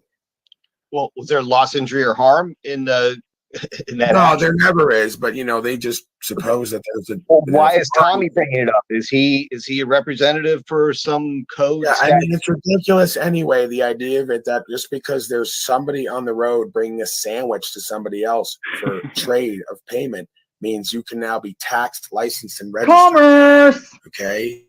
It's ridiculous. Commerce. Not a semi-trailer hauling goods that might cause somebody harm if it's not regulated. It's a Toyota. Oh, God forbid. Bringing someone You can a cause harm sandwich. with a Geometro. Why should I have any more liability For commerce. other than a man-to-man exchange for value? Well, maybe the Can I say travel this to real get quick? there and Is that hitting a if you're bike just path delivering, full like, of Brian O'Shea brownie was, I think, chicks, for the Chinese Girl restaurant, Scouts. as a private. Tom, you're a dumbass. The whole origination of the commerce regulation thing was about hauling large equipment. It's, again, they use safety to edge into travel and say, if you're going to be like a tractor trailer or a bus or somebody hauling passengers, then you need insurance and liability coverage because you got huge amounts of weight on the fucking road and you got passengers and all types of other liabilities. So it's to like keep everyone safe in the event of extremities, extreme circumstances and situation where certain public service endeavors, hauling goods.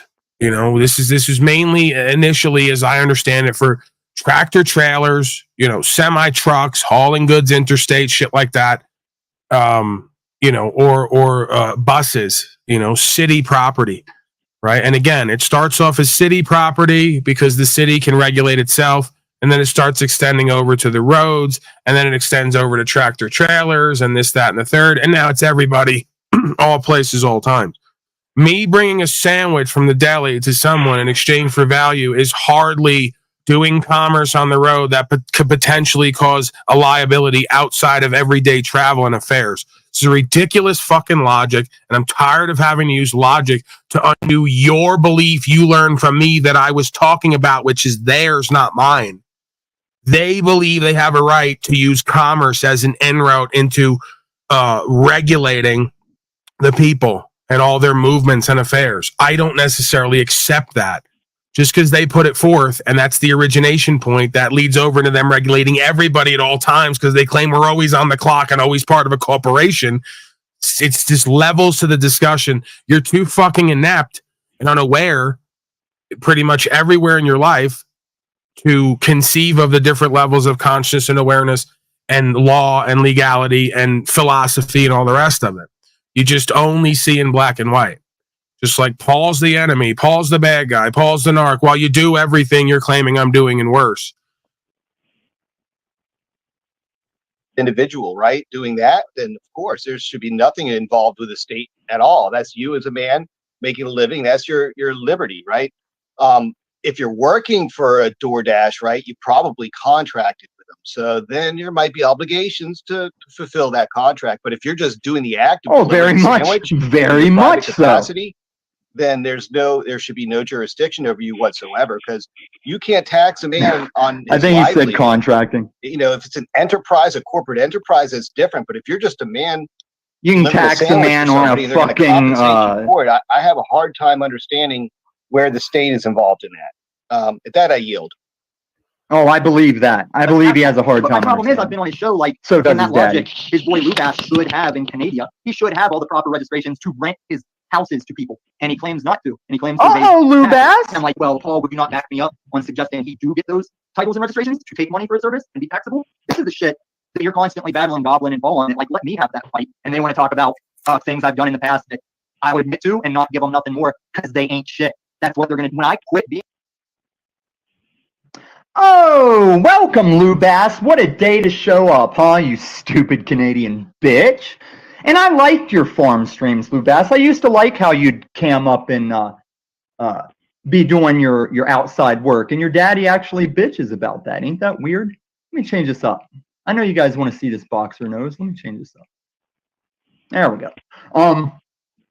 So let me see if I can remember just how much Paul fucked up there as far as contradicting, being a hypocrite. Like he does with my videos where how I'm showing his contradiction is apparent and straightforward. It misses him, it goes over his head, and he calls me a retarded. I've ordered Uber Eats here. That was my De Laguna interview. That was a year ago. Like Paul went on, I don't know, you know how YouTube isn't giving you to the day, but Paul did an interview with Lauren De Laguna yesterday when it says mine was a year ago. Ironic, right? Ironic that we're calling him out on his rights and freedoms hypocrisy right here while he was watching my De Laguna interview, right? So basically is what Paul's saying is him and another guy were sharing a car to do DoorDash. Already not the thing. Like, just if they didn't have plates or legalities to the thing, I really doubt they had insurance, which insurance is beyond policy. That's personal responsibility of causing harm to people. So when he says, "Oh, I'm Crime. just driving a sandwich to a person for money," that is commerce. And when he tries to be a spoiled, lying child to say it's not a big rig, it's not a semi, so you're out delivering on behalf of an app that you didn't create an app that links you to people that want a sandwich. You're in that system, bitch. Now, let's dodge all points that you and another guy sharing one car to do it is out of policy, like Snafu and you do not like. Right. So you're proving again my point that all you worldly infidels who claim God can't understand that anytime a man or woman exchanges value does not give a government entity who's supposed to protect and serve the people the right to come in and take their rights and their value. You can't figure that out? That's not common sense to you? Oh no, but the world doesn't work that way for you. And you're going to promote that it continue down the line to get worse and worse. Fascinating. I've ordered Uber Eats where it's like silver, Acura, blah, blah, blah. And I'm looking, I'm waiting. I got my dog's flashy collars so they see me. And some Mexican chick pulls up in a totally different vehicle. And I'm like, this isn't, I mean, I'm glad you're here with my food. This isn't a silver Acura, blah, blah. She's like, please don't tell. She's like, please don't tell. And I said, I won't, girl. I get you. Because you're not a Paul Enslaved out here being a hypocrite about it. You're just a girl trying to fucking make your money. And she probably had insurance. She probably had it was registered. It was registered. It just wasn't the one on file with DoorDash. So, to those questions in the chat, you got the speed of the slave. It's not going to happen. And you better go back and hold your daddy to the 4 chances he's had. Sit in it. You made this bed. Fucking lie in it. You shit your pants. Now sit in it. I told you this was coming, and you still act like I'm wrong for being a channel that comes at you. I warned you that's what this tower does. You said what YouTuber could possibly come for me, and you created it. What you resist persists. I'm your hucklebearer, Paul. All right. So it's real easy to have this position when you do nothing. You're already wrong for not having it registered and put in the DoorDash. And if you don't have insurance, if you were the motherfucker that made me homeless with a gimped up arm and you didn't have any coverage, I'd probably be outside your distance, give or take, 100 yards with that long range shit that I'm as good with as my long game. With my gimped up arm just saying this non-insured reckless driving motherfucker is gonna feel my pain and then nothing ever again. That's probably where I'd be. I don't know where, if I'd been on the street since 2016 with a gimped up arm, today I don't know who I'd be. But fuck this guy running around trying to call everybody out for not being his cult level. He doesn't even do his thing. He's not rights and freedoms. He's a liar. He's a sociopath. Or if nothing, he's a major narcissist. I would conjecture borderline sociopath. The boy ain't shit. And the day before he tried to send hostile melanin dudes at me, he was telling me into my face, he's so scared of me just over boxing, he'd shoot me if I was standing before him. And then he wants to say he's not cowardly. He's honorable. He's brave. Yeah. Sorry, Paul. I'm done with you. I unsubbed. I'm just going to keep hating on you in truth. And my truth illumination will expose you in the shadows of your narcissistic bullshit. Hang it up, man. Go back to DoorDashing. Because I think one thing that's changed since now, back in this video, he said this channel provides everything he needs.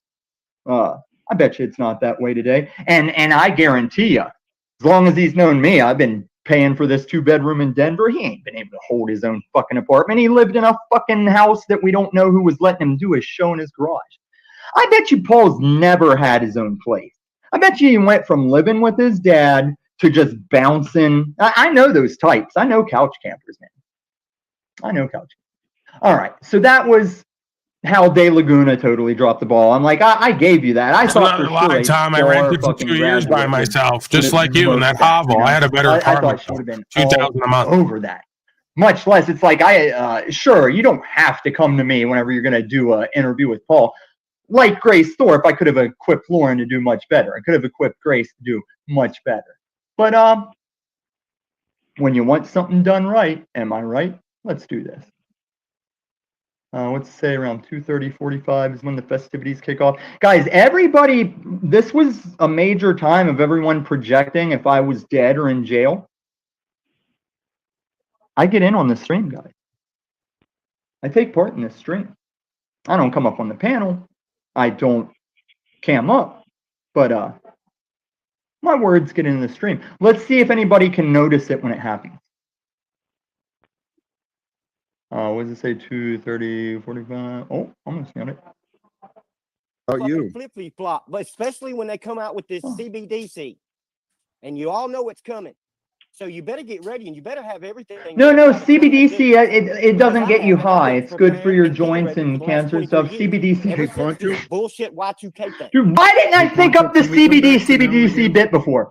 Yeah. took us real quick back in on a fucking trip in your mind and in the memory. New levels So of pleasure. you can come back to now. Ooh, I'd like who is to that address the sexy hairless disagreements. gorilla there in the bottom left? You came in with your accusations and your insulting suggestion that I'm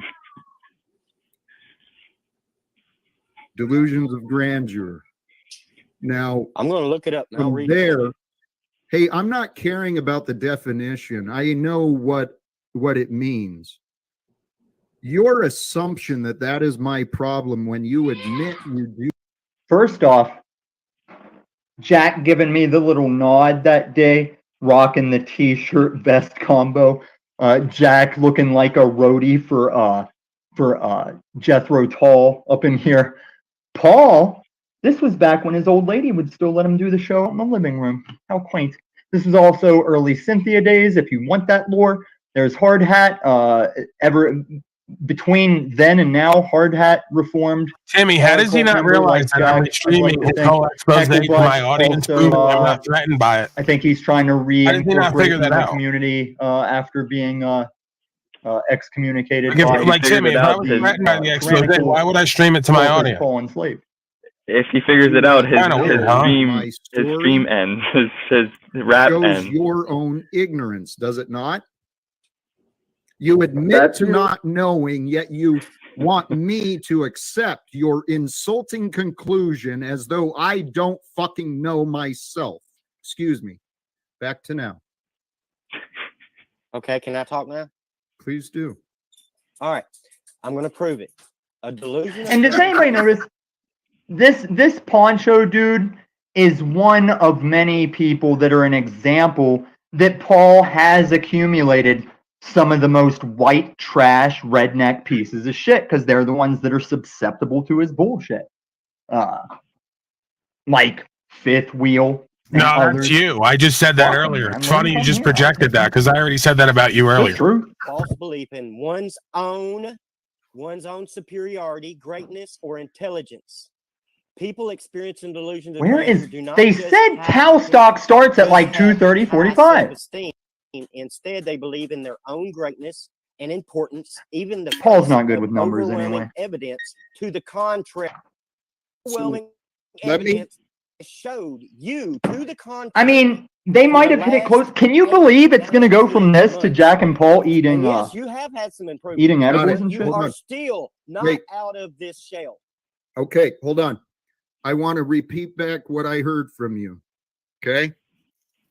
You're using the last 8-9 months, roughly 8 months that I've known Paul as far as my records. Okay. People like to exaggerate. And guys, okay, and this has to be it because I remember I'm putting the timestamp. I was just going to ask you guys if anybody's catching the lore I might be short on. They could have like advertised it and it might have been like the tomorrow stream, but I'm pretty sure it was this one. Like I said, I don't even remember when I started watching because I was supposed to be dead when this was going down. Now, Rob G, is Nicole the black chick that I said had real bought or instructed vibes when she came on Paul's early shows to support what happened with him and judges and stuff in court? Because there was this black chick that came on Paul's show back in the day, mysteriously, like just that one stream. She showed up to say, oh yeah, we were dating back then and you got wronged. And then you know how I could tell she had real either paid off or very coached vibes, because no one tells a story on your behalf and is like, hey, and remember, start citing meticulously detailed names of judges and things. It reeked of Paul coached her on what to say, and it went along with, that's the only time I ever saw her show up. Maybe a stream or two around that. But, I mean, ex-girlfriend, I wouldn't expect you to keep showing up. But to just come out of the blue and back your boy on with details that no one's... Exactly the opposite, Tom. I had no idea she was watching and going to come up, and she came up one day out of the blue. I thought she was going to trash me. She actually gave a glowing review of me. You can't stand that was the case. And I pretty much expressed sentiment from there on out that I'd rather not have her there and a part of this asylum. Probably not going to work out good for either of us long term. So that's why she's probably stayed away. Another shockingly inverse, horrible translation and transmutation of what the fuck was going on.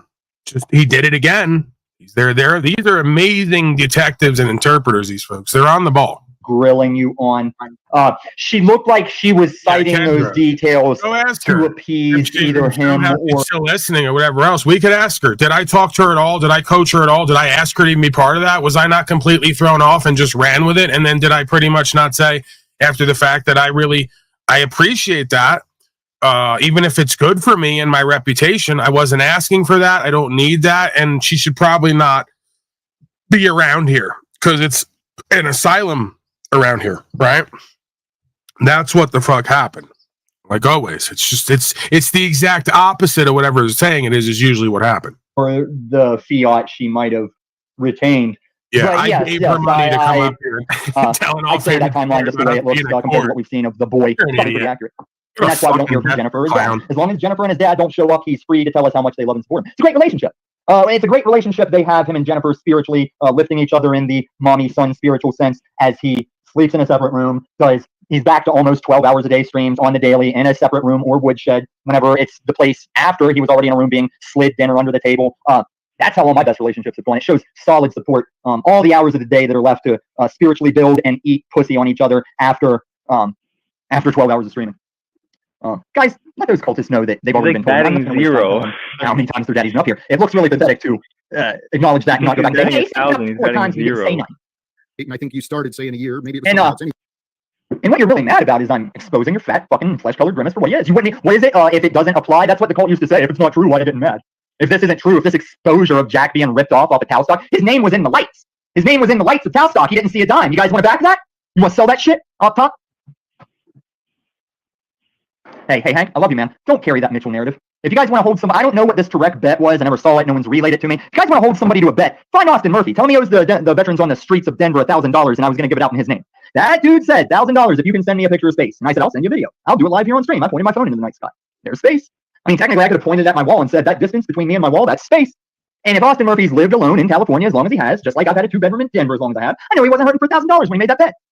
That's as dishonorable as his daddy. This guy right here. Working Jack, exploiting Jack for Towstock. He doesn't have to pay Jack. Jack will just waste it, right? Well, Paul just camps people's couches and wastes it. And you guys really think I'm going to stop talking shit on your daddy when the numbers just keep going up the longer we're here doing it? This is true. Anyway, what you said is because you saw Paul disagreeing with me, that means I've been wrong and I'm not accepting. You know, that's what it is, Paul. So You got faith in you. He really does have faith in you. And he's just waiting. He's going to parasite it off you forever. That's his master plan. Yeah, this is what the narcissist scum do, is call you a narcissist while they can't leave your life, parasite off you constantly, have to talk about you consistently every day, all day. Just defame, libel, slander. Did he not just admit that he's only in this for attention and numbers? I thought so. Thank you, Tom. The more you let them speak, the more they convict and indict themselves. You think I'm going to stop hating on Paul now when my numbers are rising? Hell no. Paul, I'm going to say all kinds of horrible things about you. Let's the stream throw that out. 8 months. You think I am the one who is suffering. Now, let's also come back to the ideas of the definition of delusion. Guys, I'm going to move it ahead. I don't. Jack, are you still in the chat? Do you remember about when this started? Because it's definitely not when the timestamp is. Where's this guy? Yeah, well, that's the thing. Like, I'm done broadcasting. That was a 3-hour mark, and we went an hour and a half over. The rest of this is I'm watching, like, this is Netflix for me, where I watch folks who talk about me. I'm all they do. Like, it's entertainment for me. I get to watch them talk about me, freak out. We get to poke the cage. They just keep lying, convicting, indicting themselves, bringing on bad karma. it's rather interesting and fascinating to watch for me, right? So this isn't punishment for you. This is just like my Netflix. It's all about me. Can we get back to me, brothers and sisters, told by Tommy, narrator? I honestly think you were full of it, Tommy. You were far from a Christian. I'm a Christian. How am I not a Christian? What, because I say nigger? Because I've done drugs? Because I've fought people? Because I've had sex before marriage? I'm a Christian. Because you live in I don't think hate you're a Christian because you constantly obviously don't know what it is. I don't know what Galileo in 1982 is, who the fuck you are. Come back on another stream. Come up, we'll talk about it. But you don't have to think I'm full of it. Right here, what I'm going to show and explain, that's all you need. Ain't no smoke and mirrors. That's the thing about truth. I don't need no smoke and mirrors. I wear it on the sleeve, baby. I've been wrong in the past. I'm not talking about him behind his back. He's restreaming, ain't he? He sent his fault, hasn't he? And how ironic. How ironic that one of the first things I ever called Paul out for on his first channel was talking shit about people behind their back. And your daddy said, no, it's okay I talk behind the back. He used to justify talking behind their back. I'm not going to say why, because he deleted it. So let's let him tell you why it's okay for him to talk behind his back. He won't turn around. He's I mean, talking to I've you. said all this shit to your face. I warned him that he kept saying, go make your own channel, slave. Go make that channel nobody's going to watch, Tom. Oh, they watching, aren't they? And I said, Paul, if I make this channel, I'm going to fucking expose you and hate on you. And now he's crying about it, ain't he? Oh, all they do is talk about me. Yeah, because he starts shit. Start shit, then you don't want shit. Fuck you, Paul. I gave you a chance to fist fight. Gave you a chance to literally quick draw fight. Gave you a chance to come up here. And after you denied and joked off on all, now you're mad. You're a big fat baby bitch. Sit in it. Lie in it. Regarding the beliefs. If you don't hear how often I humbly say, sorry, Jack. I know we've heard this. This is Jack's loop. He's going to say what we want. The thing about Tal's talk is it shows that for a year Jack's been saying this. Come on, when they eat the edibles, man. Ask him to repeat back to you what you just, and if he. What a shit timestamp, am I right? It's a context of reality. Here's another Wobbly Boost piece of shit extraordinary. Wobbly Boost could go out and show us that the moon's upside down for him. Fashion with Paul until you show Guys, we'll keep skipping it forward. I'm going to put a white beater on because and then we're getting hot. Disrespectful towards me and real arrogant towards me for a long Block time. is hot. Okay, you have no very limited interaction. You haven't taken any opportunities to talk to me. You and much love, brother. Both been very vocal about your get the fuck disgust outta here. and opinions of me. But hey, brothers and sisters, once you accept that I am genuine, I'm authentic. Hey, brothers and sisters, this is fucking Talstock 2023, and if you can't have some respect or love, you need to get the hell out of here. Let's all get high. For once, it came through. I don't know, man. I'm not. Hey, while I have great ideas, big goals, I fantasize and imagine success and abundance in the future. I'm not willing to rob anyone. I'm not willing to lie to anyone. Not willing to steal from anyone or harm anyone. Technically, Paul steals from Jack in this Talstock. Like, when we were kids and we had lemonade stands together and shit, naturally it was our parents that bought the Kool-Aid and the stuff, cups and everything. But even as kids, we were like, yeah, the kid whose parents bought the shit this time is going to get an extra cut of the lemonade stand. We're not going to split it even. We're going to give back to the one that supplied us today for Kool-Aid and shit. And I think Paul's dad seems very much like that type of parent. You can't make the choices for your kid, no matter. I mean, you can raise your kid the best you can. If they're going to be a Paul enslaved, they're going to be a Paul enslaved. And as you see the cult even now showing up here to try and thwart this, do you remember when we reviewed the thing where Paul tries to get his daddy Jack's channel, and Paul's dad is just like, "What are you doing? Look at this man. Why have you followed this man around? Look what you're doing to this man right now. Give him his channel back." Like that's why Paul's a fucking piece of shit. He's that kid. And no hate to the baseball players from high school to my hometown's college. Lots of fucking shitty jocks that go the baseball direction. I'm not saying sports guys in any sport can't be shitty. I'm saying something about baseball, man. Maybe it's the fact that they get a lot of pussy for just moving an average of 7 minutes a game. I also hate how a lot of baseball players just have shit Paul enslaved bodies. It's not respectable to me as an athlete. And I know not everybody has the genes that you'll get fit into that badass semi-roid looking form. You work with the hand you're dealt. But if you're in shape, you're never going to look like a flesh-colored grimace if you actually get in shape. Sorry, guys. I'm just going to, while we do this, and shout to everybody, if you need to do something to get through this painful thing, do it. I want to get this leather shoulder piece on my vest pretty soon because we got to do Yo, brother, I'm going to go. I'll see you tomorrow, man. I got to show you guys how to waterproof fabrics. I want to have everything on my vest done before I waterproof it. So I'm just going to work on this. I'm eating popcorn. Yeah, nice. Guys, did I miss any chat? Throw it up if I did. Did anybody give me a clue of where this starts closer? Because now we're almost at 340, no Talstock yet. And I know this turns around in the Talstock. I'm like, I don't think Talstock starts. We have to stay in our. Oh, and I want to point out Tally down here. Like I said, you can take Moose out of the Unslaved, but you can't take the Unslaved out of Moose. See, that dude has been distant, separated. And what did he do the other day to Jeff Phillips? Like, on not behalf of his daddy, just because he was offended and in his feelers, Moose says, "Hey Jeff, how's Brian's dick taste?" I'm like, there it is, man. That's why nobody likes Moose. Because just because he's mad, he's going to bring up that shitstorm of Brian O'Shea going over there. And before you all say, yes, I'm not saying the responsibility wasn't. I'm saying I know swinger couples. And because Paul doesn't know swinger couples, they were all talking shit, including Brian O'Shea. Because what happened is Brian O'Shea got a chance to go in on a menage. He handled it wrong. He probably didn't even get it. He probably fucked it up while he was there being his nasty, crusty self. And then came back and just talked a lot of shit. Like if he had done it properly, he would have got down on the Minaj, didn't kiss and tell, might have been like, oh, I don't really want to talk about it, but just kind of give that little smirk. Yeah, I don't want to talk about what happened, but it might have been fun. Like that would have been acceptable. Oh, we came back just talking shit. And then Unslaved started the tour of, oh, your girl's going to go on a hike with Brian. Fuck Brian O'Shea. If you didn't see me go up and thwart, see, earlier today, the cult went over there to Truthanati. And it was the first time that Illumitami was on the Truthanati panel.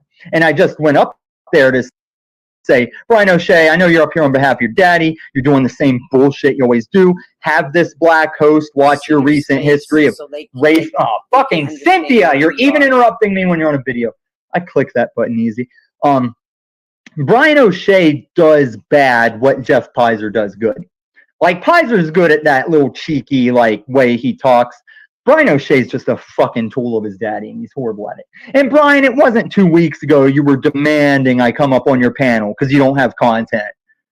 Unless you're fucking with race baiting or restreaming your daddy or showing your failed comedian car living shit or crying that you and your daddy can't get you out of a fucking traffic stop that you would have gotten out of if not for your rights and freedoms fail.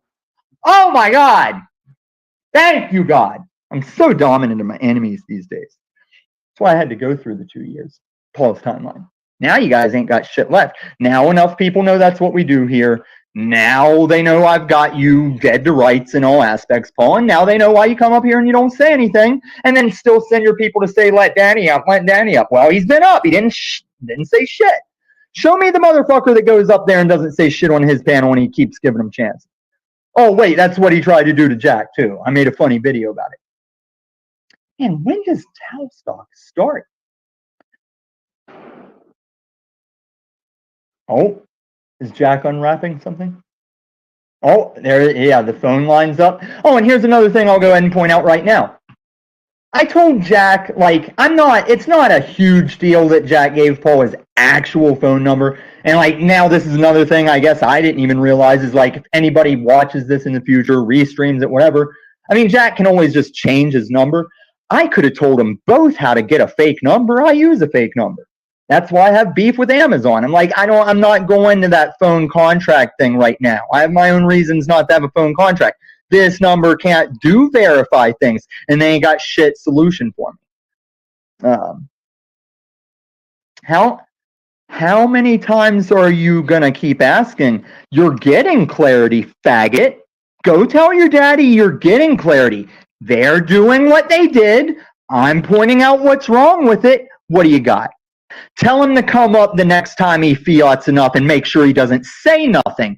Lauren De La Tuna, I just told you your daddy comes up here many times and doesn't say anything.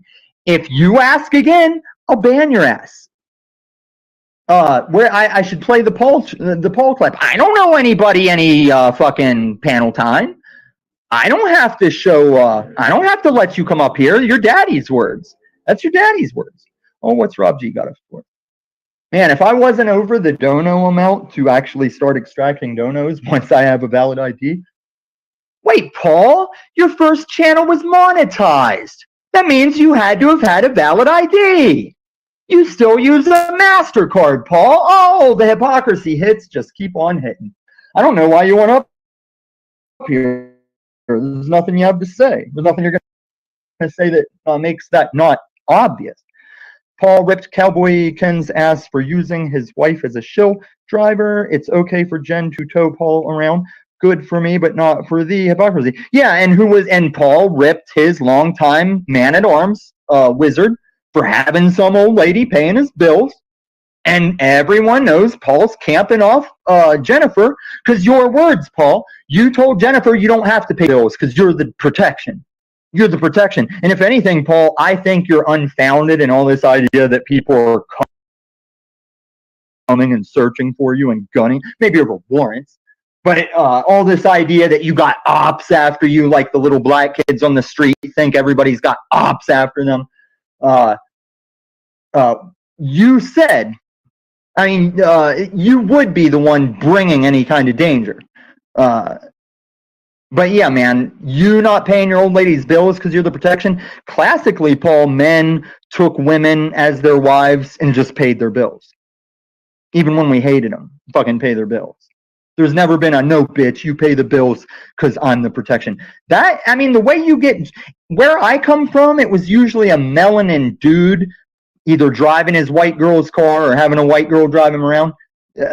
You're a typical wigger, Paul. You're a typical wigger. Yeah, but I'm not talking to you, Gallion. I'm talking to your daddy. Fucking idiot. Now, he's culted as fuck. You see how slow they are.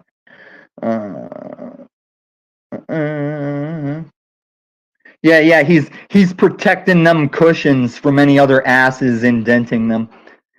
And it is another thing that's funny is he said that somebody was donating him. They were gonna make him a neon sign of the show to send and be in the background. He was like, yeah, I figure all these other shows and channels, they got neon light up signs in the back, and we're the god of all media, so we need to get on that level. It's fucking transparent plexiglass with a fucking... They just put a printed design on transparent plexiglass. I mean, shout the fans sending you stuff, but it's funny he thought he was getting like a blow molded glass light up neon sign.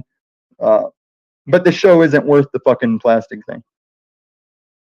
Wait, okay. Hold on. You said you need an ID. Hold on. Hold on, where'd it go? Where'd that chat go? I might have scrolled too far. I'm finding your other chat, bro.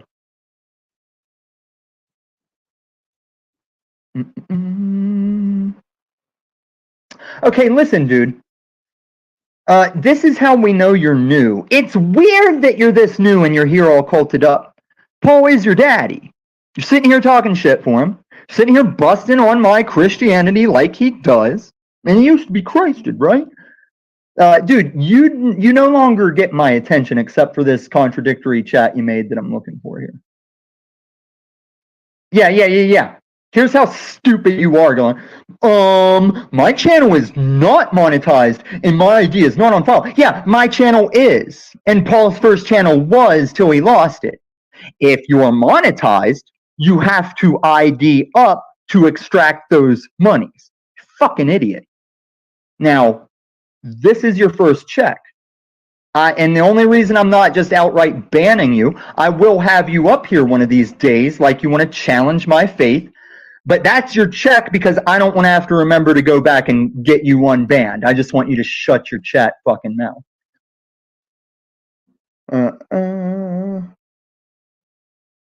Why? Okay, you reported it. For what? What'd you report it for? Haven't showed any bang bangs. Just showing that your daddy's a fucking faggot piece of shit. And if you want to call it harassment and bullying, well, you better go report 9 out of 10 shows your daddy does. Shit, just Snafu showing up on a panel should report Snafu's, 10th channel for bullying and harassment? Guys, your daddy's, I'm not going to ask him. I just fucking shut him up for the show. You said you reported me. I'm asking the guy that said he reported me. See, that's how you guys are not solid. You're not men. You're not truth sayers because everyone wants to say, go ask this motherfucker. While I'm out here saying, Kay, I appreciate you're a fan of the show and a supporter of the show. Don't talk for me. DJM, don't talk for me. I'll handle myself. Taylor D. Briggs can't. And I know that's not Flow State. And hey, everybody, is that a Flow State pic with Taylor's doc's name? Guys, I only see it on my phone. Is that Taylor's name with his picture? Because everybody after this show, or maybe one at a time, go and come back. I don't know. Just go all at once while I look for Talstock. Go report that channel right now. That's impersonating a person with their doxed fucking name. You guys are fucking amateurs. Gosh, I hope your daddy's still watching. It's just a precursor of how bad he's going to get wrecked on #PayJack. And this isn't the only issue I'll wreck him on. Johnson County? Dude, this guy is also, hey, you better check yourself. I don't know who you are, on whose behest you're in here. Quit fucking with my show. And, well, if that's him, props to that, because Flow State's always been saying find the mugshot, and even I said I wish I could find my old mugshots. Somebody found it, and now their channel is going to get reported. Guys, if you don't get to it, I'll go right to... Shit, I'm a man of my word.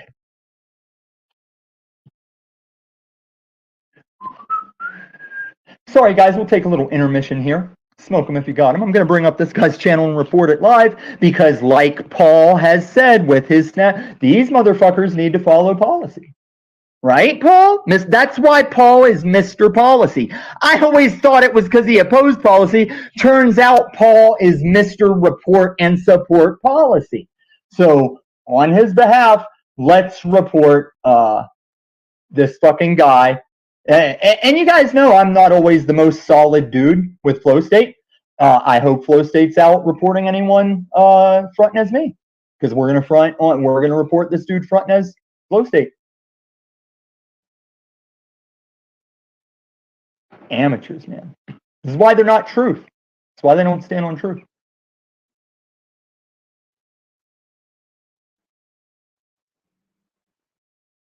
Oh, I didn't share it.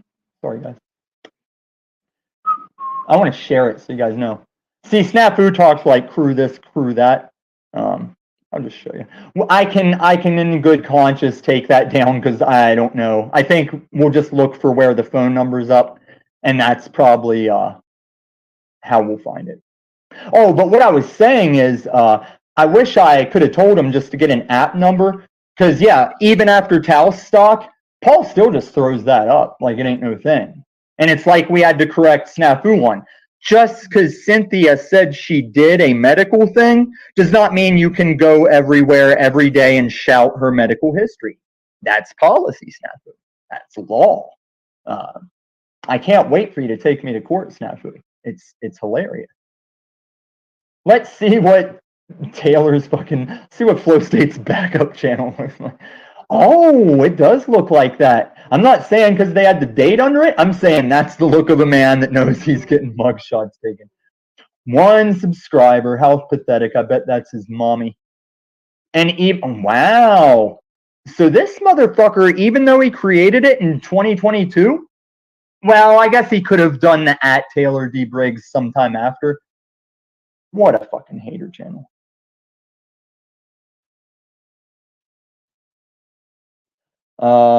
I could report that. I don't want to go down the picture report because that's like impersonation. See that? Oh, guys, sorry. I'll back it up and we'll start it over again. Sorry, guys. You know I always do this. I forget that this is why I say I hate having to tab bounce back and forth to fucking share a tab. All right, guys, here's how you do it. If you have confirmed that a thing is not me, if it's using my picture, whatever, I told you I'd do it. Boop. It's a sad ripoff of it.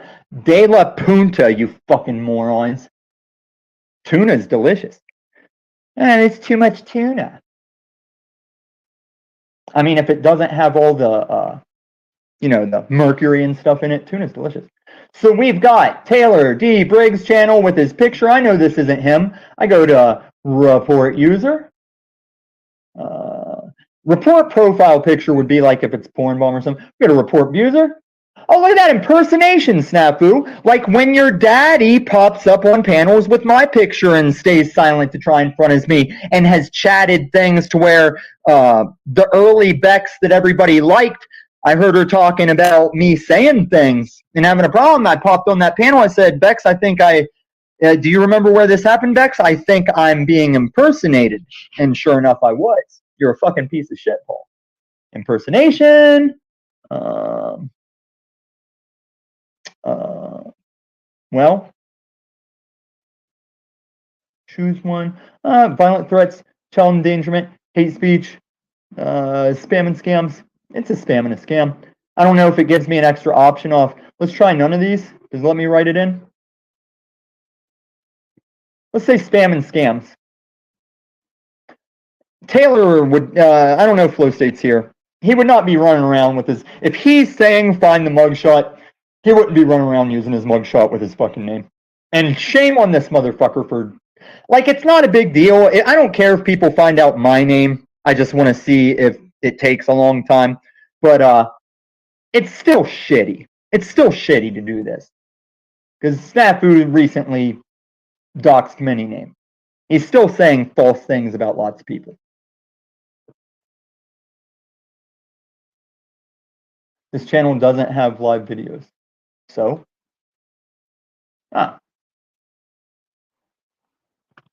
this is the legal name and picture of a man that I know who doesn't own this channel.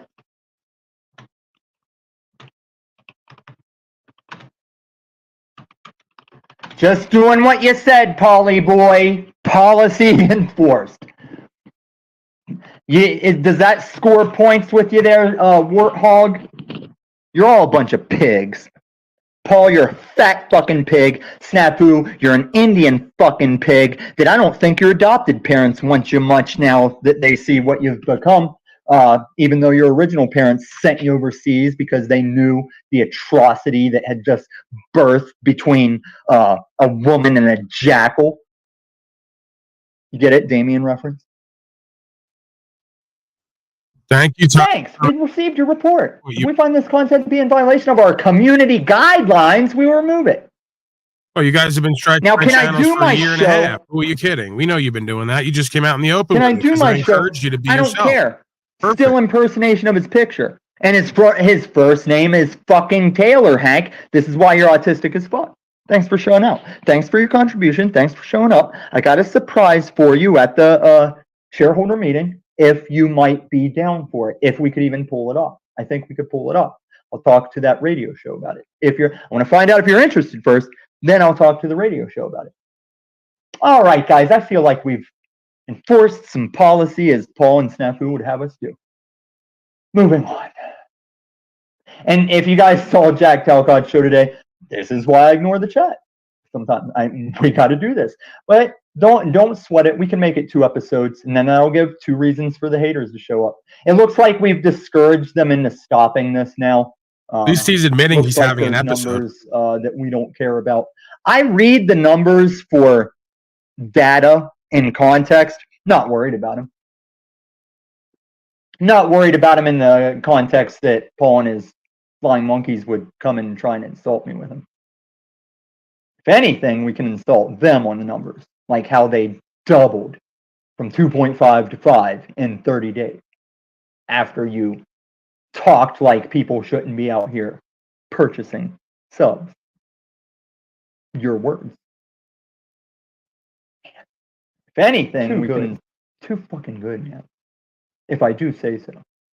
I'll share the wrong fucking screen. That's my title of Payjack, not the Talstock title. And I wish I could blame it on being high today, guys. I can't get high off weed because I'm cleaning my bowls. They're soaking in alcohol, and I forgot to leave a utility bowl out. I'm like, I'll just clean them all at once because they all fit in here. Yeah, use one to use, dumbass. You're out of papers and everything. I only really smoke on streams anyway because I'm trying to be a better Christian. You see that?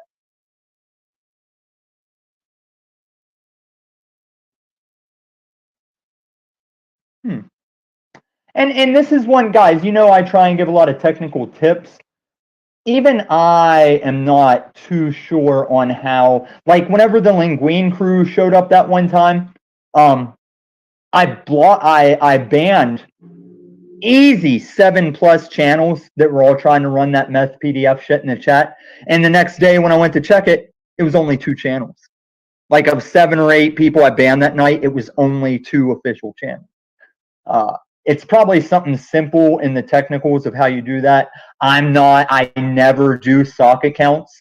And when I do fake, it's still this account you could click on and see it's my channel. I only fake in the moment to be funny, like with Chev and stuff. But the fact that Linguine came through here with like 8 channels I banned and it was only 2 actual channels, that's how that Taylor shit's right back here. Let me bring my show. I'm not going to share it and waste time. Just gotta bring my show back up. See if we can just double report it. Amateur. Flow stain. Shout out to Flow. I never came up. I prided myself on hitting up names that, like, I held De La Punta for over a year. Like, I can't believe none of these motherfuckers, they keep coming up with like lame stuff. No one's hit De La Punta. And even I, endearingly, I was like Lauren of the Blue Laguna and stuff. No one, I held De La Punta for a year plus till I dropped it. Flow stain, not bad. Not bad. Also, yesterday, I was like, oh, I never thought of that. And Snafu said it. Oh, I called Cynthia the Hutt. I didn't think of Jabba the Hutt. Like, you know, the word. Jabba the Hutt. You put a little more on the A. You know what I'm saying. You know what I'm saying. Don't worry, guys. This is the last hang up. After I check this to see if I can also report Taylor number 2, as Paul would have us do, and Snafu, then we're going to get rolling back on. And I don't think it's too long. I don't remember Talstock being too long, because you see how far in. I don't know if you saw the red line. We were very far in before the phone number even came up. It won't take long to watch Talstock.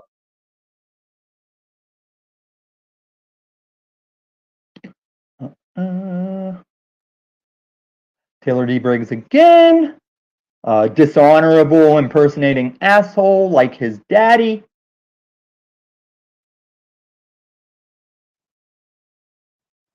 Loading. Yeah, I'm streaming with multiple tabs, of course. Yep, same channel, man. Oh, it's because I didn't. I get it. It's not. I didn't ban him from the channel yet, did I? I don't think I banned him. I think I just timed him out. So that's why he can just bounce back in, because he's reported. So I don't think I'll be able to report it again.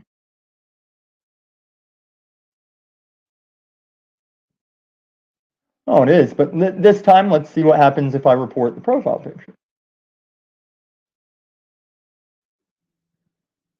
Yep. It says abuse of reporting could hurt my channel. Are you sure you still want to report? Yeah, because I'm not abusing it. I know that's not him. I know it's a legit report. You'd think Snafu Snaps wouldn't need to go through 10 channels if his reporting was legit. Let them gears turn. Put it together. That's why Paul doesn't need to come up here, because he's not going to say anything we're not showing. Paul, I'm just showing why you should honorably pay Jack. You got Brian O'Shea out of jail and he was in conflict of policy. You're up here with Snafu Snap saying we should all be abiding by YouTube policy, your words. Then you support one of your wayward sons when they're against a policy. Hypocrisy much. Then you bail Brian O'Shea out when he probably should have just done his time because he didn't have his policy up, just like he was door dashing with you or something. See how that works? And now we're going to show that.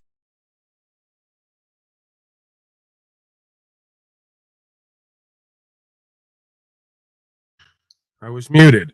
Nobody bailed Brian O'Shea out. They let him out, and then the audience contributed to him getting his car back from the towing company. Why do you keep lying, Tom? Please remind him he's lying. That on the honor system of I love you, brother, remind him we you know he's owe Jack lying. Talcott half of whatever the fuck we tally up. And really, it should be a little more Getting half. nothing. He's Because getting nothing. You're not worth that was anything. bringing You're more horrible views to your channel, broadcasters. more You're loser clout, more failures, people that like you because you're a hater Yeah, on whatever. Jack. And it was after this, you Had tried my to tell fill. people no one's getting any. Don't make fun of Jack to get up with me. Don't make fun of Jack to score points with me. And your fucking son, OTW, to this day, throwing him in fucking thumbnails. Every time you go to OTW, he has nothing, and he just goes, I love you, brother. And OTW has got just as open an invite to come the fuck up here that he avoids, just like his daddy. And you avoid it, Paul, because when you get up here, you don't say shit. And everybody watched it. Your actions, your lack of actions are still action. Your lack of choice are still a choice. You'd think if you, it'll actually be out of context. As you've been learned already, Jack, Paul, I'm not taking your shit out of context. I'm leaving your shit very much in context. Just like this thing we're streaming, we're playing it through, baby. We're playing it through. I might pause it to talk like you do. That's you. We're going to play it through in its entirety, not out of context. And we're going to real time tally up.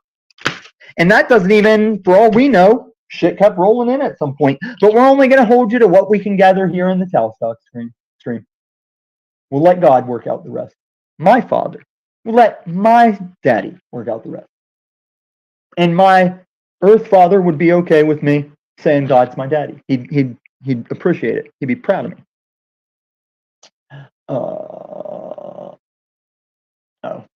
Once again, I went back to the show stream and said, there. Thank you, Chev. Chev's always fucking it up. And you know, if there's any, yeah,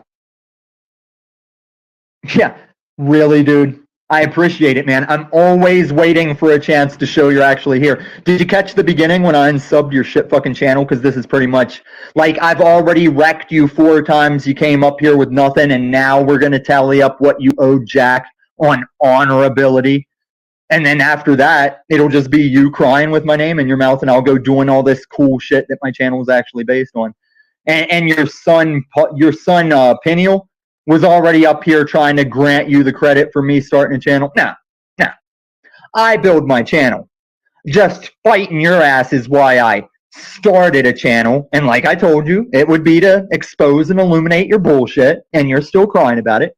And then whenever I'm done with that today, and I'll still take you on anytime you want to go, but I'm going to be done with, like, you know, keeping up on how you're still looping your same bullshit.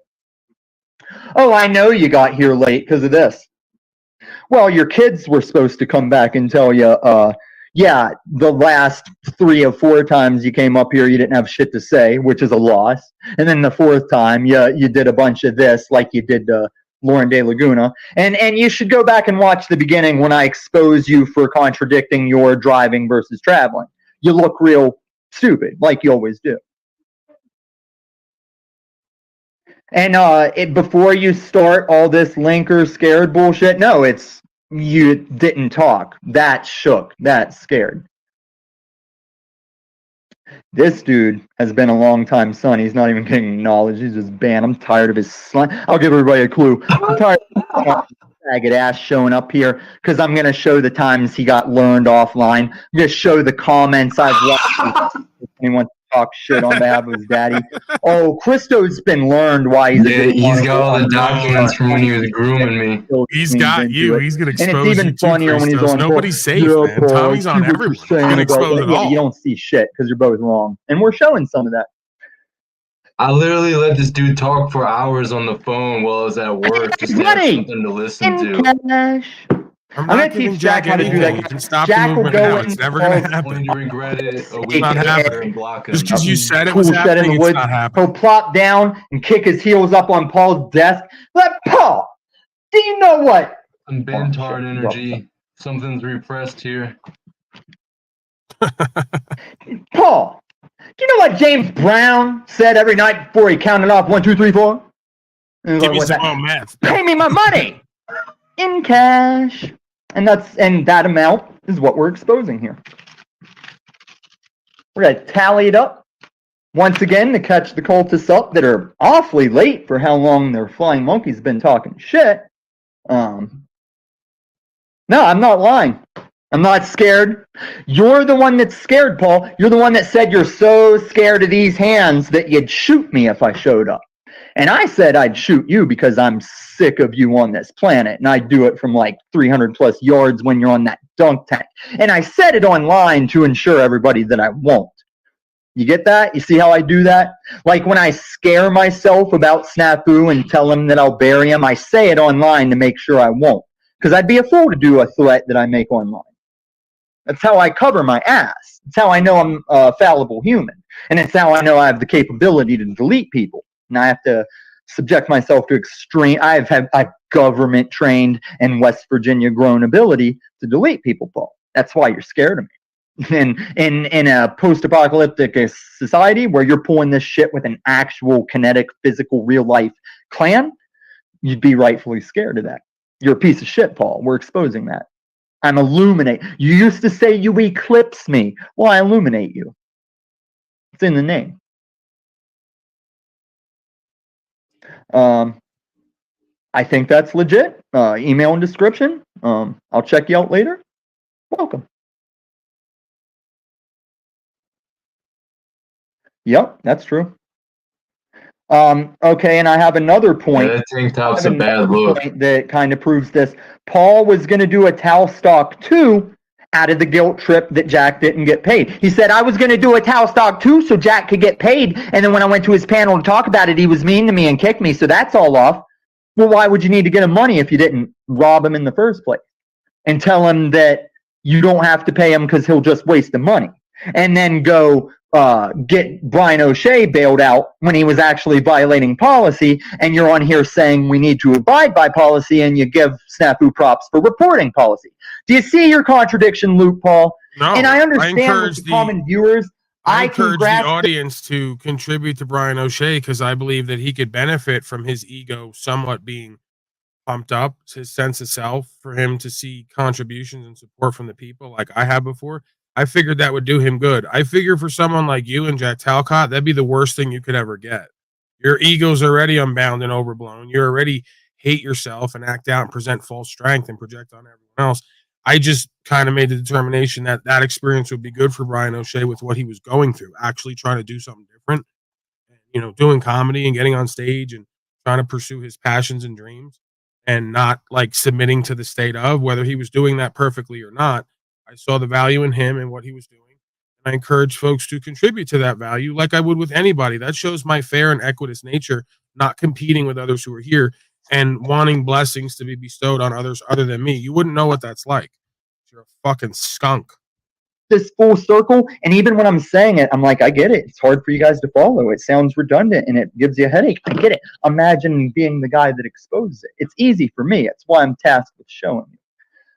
I told Jack and Paul the same. DJM, when you're asking me, when you're saying I really should do that thing about how Jack and Paul are similar, there's other people I can tie into it because Leviathan spirit. Hold on. There's other people I can tie in because of Leviathan spirit. This is the worst Christian on here.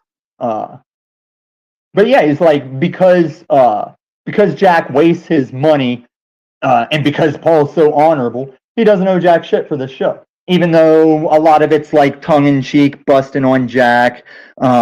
There's his actual, and Jack did give his actual phone number. Like I said, I wish I could have told him to be like, you can do this with a fake number. It's how I used to bust scammers and save prostitutes and shit. And that's why I hate people that go by Pimp. It's a horrible position. No one should ever do. There's nothing ever honorable. It's already not good to be the oldest industry in the world of selling your vagina. I'll grant it. Single moms in desperation trying to feed their kids. I'll give it. I'll give that to them.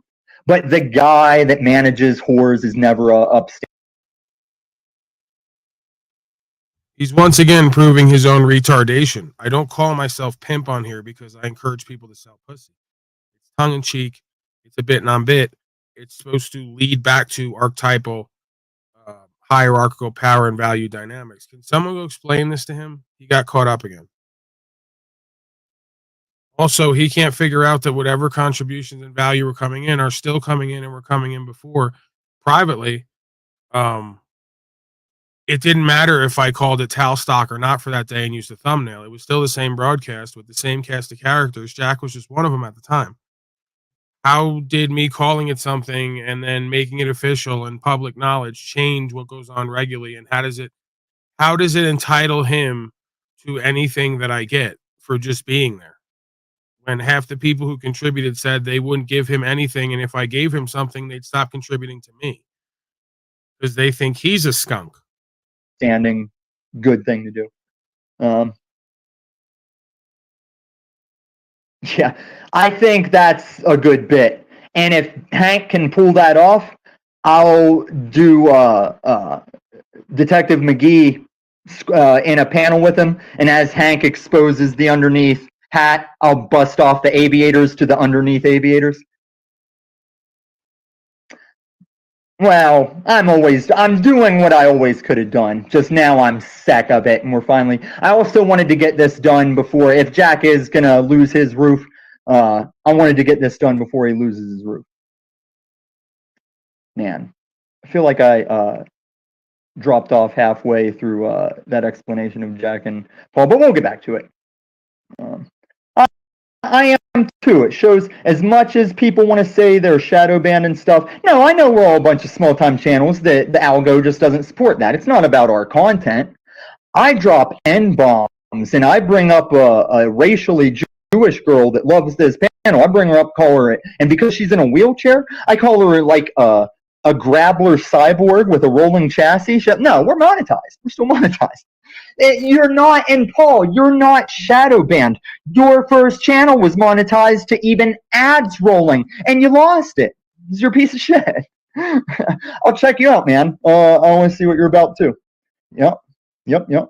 Monetization the last person didn't do that shit. did I've this is done when I better was on since my I Day stopped Laguna monetizing. interview. It was Truth Finder ain't UK. shit. He was like a troll prank call channel. I don't know And if any he's still super going. I haven't chats and heard from everything him else, in a they while. take a third of, and then Shout they're to going to Truth try to Finder come UK at you if you're some around. point. Love that fucking legit. tax slavery. He was like an Asian Muslim. Was he trolling me? He said he was an Asian Muslim in Afghanistan. And I scolded him for trying to do prank panels because I'm like, dude, you got such a thick Asian accent that comedians use for Imagine their not Asian knowing your accent. own value. You're but never your going to value trick them again. You people can't do other projecting onto voices, others, bro. they don't You have should that have came to in me before you went to Jack and Paul in the same day trying to do the same bit. I had better plans for you before they knew who you were. I could have made you it's like Lauren, Truth Finder UK, Grace Thorpe. I could have made all these people much more effective ops had they just came to the arch rival Fallen Slave. Oh my God! Shout to YouTube. They even kept us in our place. I don't even have to search for this. But yeah, guys, I don't know how long I'll be dono able. But I mean, you see what we do on this channel. We're still dono able. I was surprised they approved me. I hid some stuff and unlisted some stuff. Like, it probably doesn't matter. They can still check it. I don't know why I passed, but let's do it. Been in a fist fight. And would you Okay. stand a chance against Paul? He's already answering questions. I want to catch when they actually started. God knows Jack was going toe-to-toe with Poncho until they started. The number got brought up. He's already getting texts, but let's see if the number came up earlier. Or about 336 maybe? We'll get there. This is something that I've learned. What is that? I don't know what that is. Oh, he's playing Minecraft. He's playing Minecraft right there. What an idiot.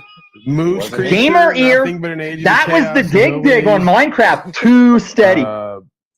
Maybe, Jack, what I've learned is that truth or cop? Yo, how's it going, man? See, I don't want to brag too much, and I don't want to give too much away, but he's blocked me on all my other things, so I only have my podcast channel. And I told him he's a great guy. I would love to have him on my show, and he's like, I really believe that, and I want his email in the description. So now he's invited himself onto my show. I invited him onto my show. He's excited to join. If he didn't know it's you, he's so desperate for validation and attention, he'll accept an offer from anyone. I saw what you were doing there. I'm guessing your podcast renaissance, because you're like playing up to his ego, right? Yeah, you're like, Yes. Oh my God, bro, you're so interesting. You have such a unique perspective, and he's bound to latch onto that. You know, Oh, he did right off the bat, dude. Let's see if he catches on by it. I'm gonna play into him. I'm gonna email him. I'm gonna see if let's see how far I can get along with this one.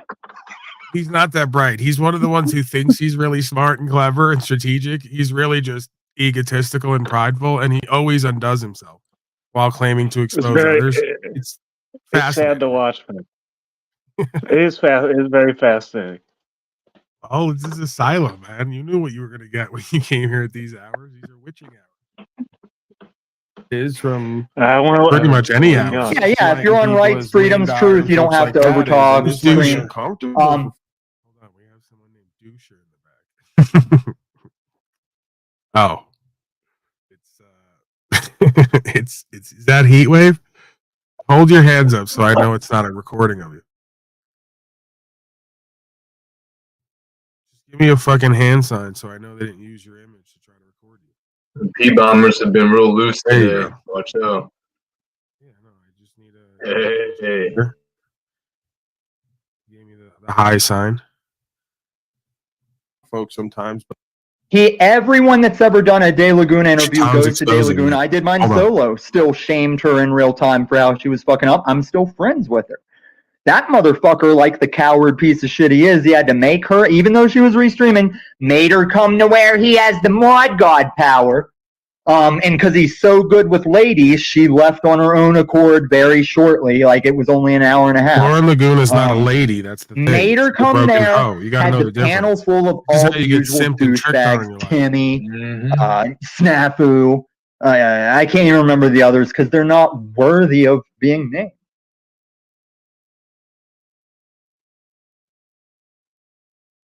Oh, Hard Hat, you still telling him to come up here for the interview?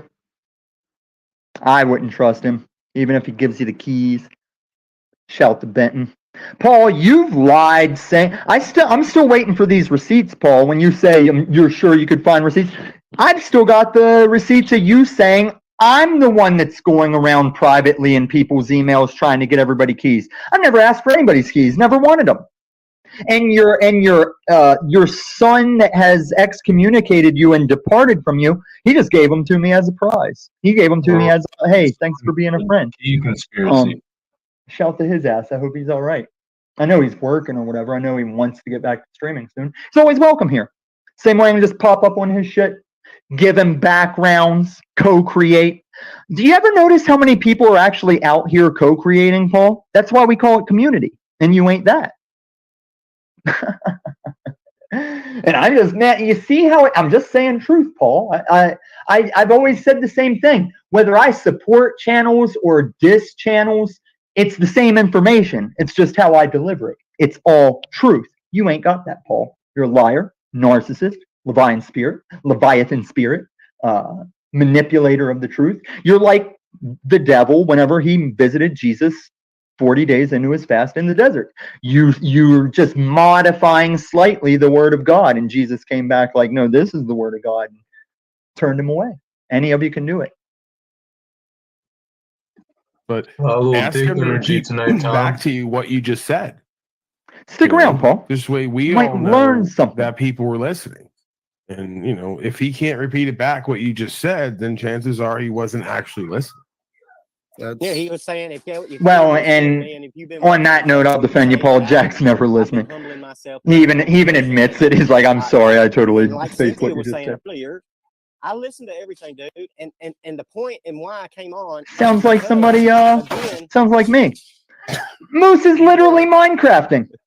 Yeah, he dropped Moose back in, it's still digging. I bet you Moose is using a stone pickaxe to get diamonds. You don't get diamonds that way. Because again, you were arguing. You know how you get diamonds? Pressure. Saying or What grown man sits around playing Minecraft? Yeah. Then I'm the idiot because I don't know what that sound is. Because I'm not a fucking loser failure beyond what I'm becoming sitting on these fucking panels. Your mic's going in and out a little bit, Paul. Mic's going in and out. Yeah, sorry I don't sit online and play fucking Minecraft to dig for imaginary diamonds. This is the most loser failure I'm gonna get is watching this crap and staying on here for 6 hours. Best I could do. Or a diamond pickaxe. Diamond No, pickaxe. steel? I think you can get them with Minecraft. steel. Minecraft diamonds pickaxe. Or, I mean, iron pickaxe. I'll do anything There's to your avoid my opinion. horrible So reality you have in life. facts. Can you bring your opinion into context of reality? Some evidence, something I can consider to believe you. Because I didn't think I was up here in an argumentative. I even fashion with I like Paul Jack's until you style when showed it's up. warranted and valid. I don't like calling. And I don't like calling everything a disagreement or a focus on confusion, but when it applies, the same with Okay, you have Sandy Machine style. limited I like Jack and interaction. You Sandy haven't taken any opportunities to Just not talk whenever to it's me. You doesn't and apply. Wobbly Boost both been very vocal about your appreciate disgust it. and Paul, I strongly encourage you to go back and if it watch continues, you my will not use be of the welcome. clip that Lauren didn't even drop on you. And yeah, I did equip her with a nice little nuke, and I went ahead and used it. So what do because you she have to say Hey, about that? brothers and sisters, this is fucking Talstock 2023. And if you can't have some respect or love, you need to get the hell out of here. Let's all get didn't. Oh, Moose, you didn't age well, did ya? for once it came through. I don't know, man. Get them edibles. Hey, while I have great ideas, big goals. You know, I fantasize and imagine success and abundance in the future. You know, I'm not willing to rob anyone. I'm not willing to lie to anyone, not willing to steal from anyone or harm anyone. So I'm not delusional because I have faith. Oh, you're broke. Poncho. Why are you delusional? Praise God. Get how I played with the context? One thing I want to say, Poncho did come in Hey, dude. very passionate okay. about his opinion. I don't Don't think hide, he girl. came in He can't hurt you. on hate. because If you are hiding from him, you show lure him in onto my panel. energy. Start showing up here as who he's looking for, and let him see you're here. Correct. Sometimes when And then Jack will, people like and next this, time Jack sees him, have he'll to drop stay that little, in our oh, I've center seen her showing up space on so Tom's panel. they can understand where we are, and then they can react to us accordingly. So, other than that, Jack, we all know that this is what happens on the metaverse. Poncho's not going to be the last. He's not the first, I'm sure, and he won't be the last, but he's an opportunity to learn. First shall be last, and grow. last shall be first. Hey, in my emotions, I skipped over some of the Emotional damage. Cynthia. Well said, Cynthia. Yes. Very good. Very Yes, good. and Very astute. Too. One time ever. Well said, Cynthia. I don't lie. I don't lie to myself either, and I don't let my kids lie to themselves. Dude Yeah, sounds he's like he imagining lies with his kids, if you get what I'm like saying. opinions and shit. It seems like still. I think we need another 25, Talcott. Yeah, 25 minutes to deal with this fucking mess. No, you love the truth. You love the truth is what you love. Let me get What to I some do of these here, and- all praise to the highest. For Jack, have you ever been in a My fist daddy fight? God. And would you stand a chance against Paul? I've been in quite a number, and I've, you know, On Paul and Snafu's I still behalf, feel strong. It's all you've been right, man. reported Don't for worry. impersonation. There's I still knew ye some not. nobleness in Be there. gone. Paul, I don't think I would fist fight Paul. That'd be foolish. Well, then tell him you would, and I'll show up in your place. I wouldn't fight Talcott. No. Because he doesn't want to shoot Why? Talcott. Because it's like abusing the elderly. Here's Hey, another. Moose, I think you're a little bit sort of estrogenated or something today. I don't know what it is exactly. I haven't Projecting. quite put my finger on it, but you seem to already be imagining Projecting. things. I'm just like trying this to other celebrate person. Talstocky. Yeah. He's I'm sure. Just trying to enjoy and just It's join warm in with Denver. everybody else, How brother. warm Yeah, is why it? am I going to fight So Talcott? warm, I What the switched fuck to a is that wife gonna do beater, for my and life? I'm already How's that gonna smelling my better my stank life? ass putting on That some wasn't my fucking. question. I shouldn't do No, a it was a product placement. question from the chat, from the text. An observation: you are powerful, Jack. Don't let the slaves trick you out of position. Paul's your daddy. See, shouldn't you be paid for That's your probably share of one that of the abuse? wisest texts you've gotten all day. What a show. Were you really Who is on that? Dr. Phil's show? What's that? Why would they ask a stupid question who is like that? that? Obviously, he was on the Dr. Phil show. You seen the video? Well, it says, yeah. And I that watched video the- got 2,000 more views. It's already up to almost 10,000. Is it really? So, ironically enough, that video is going to get more views than anything that we've done in the past 8 months. Right. So that's praise God. See, I've been here showing up for myself and everyone, scrapping and scraping, hustling, and I'm lucky if I get 2,000 after the fact. Talflex. I'll with second Talcott that. on Dr. Phil's going I'll on second that, 10,000 Paul. soon, You so. ain't giving value. You're not bringing anything. I mean, all you've really ever brought, Paul. I'll give you the shit that I agreed with you on my Lauren De Laguna interview. I've sat there and cooked with you. It's why the community goes, when are you and Tom going to do that getting along thing again? Never. At this point, never, because you've dug in and refused to show Saying that. you're Who are the lacking people where who are you saying, have. when are you and Tommy All of going us to get have back taken together? the We need time, that. whether online Who's or in been our saying lives, to go, you know what, I was fucking up. You know, I was wrong there. You'll do it when it's, oh, I just love too much. Oh, I'm just too good at killing. That's the type of shit you'll try and act obnoxiously humble about. The funny thing is, They are referencing that Talcott Clips collection video where it was like a Dr. Phil show with Jack. And it probably is at the views they're talking about. That's because the algorithm picked up the Dr. Phil and Dr. Phil people clicked on it. Because I've always taken note.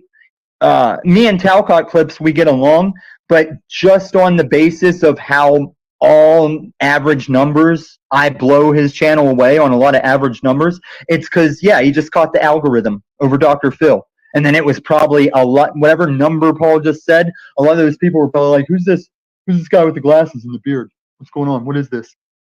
It's just like whenever Paul went up on the Melanin channels trying to front those Talcott clips, and the Black Queen chick was like, who's that? Is that O'Shea? Is that you, boy? Is that you, O'Shea? They don't know who the fuck he is.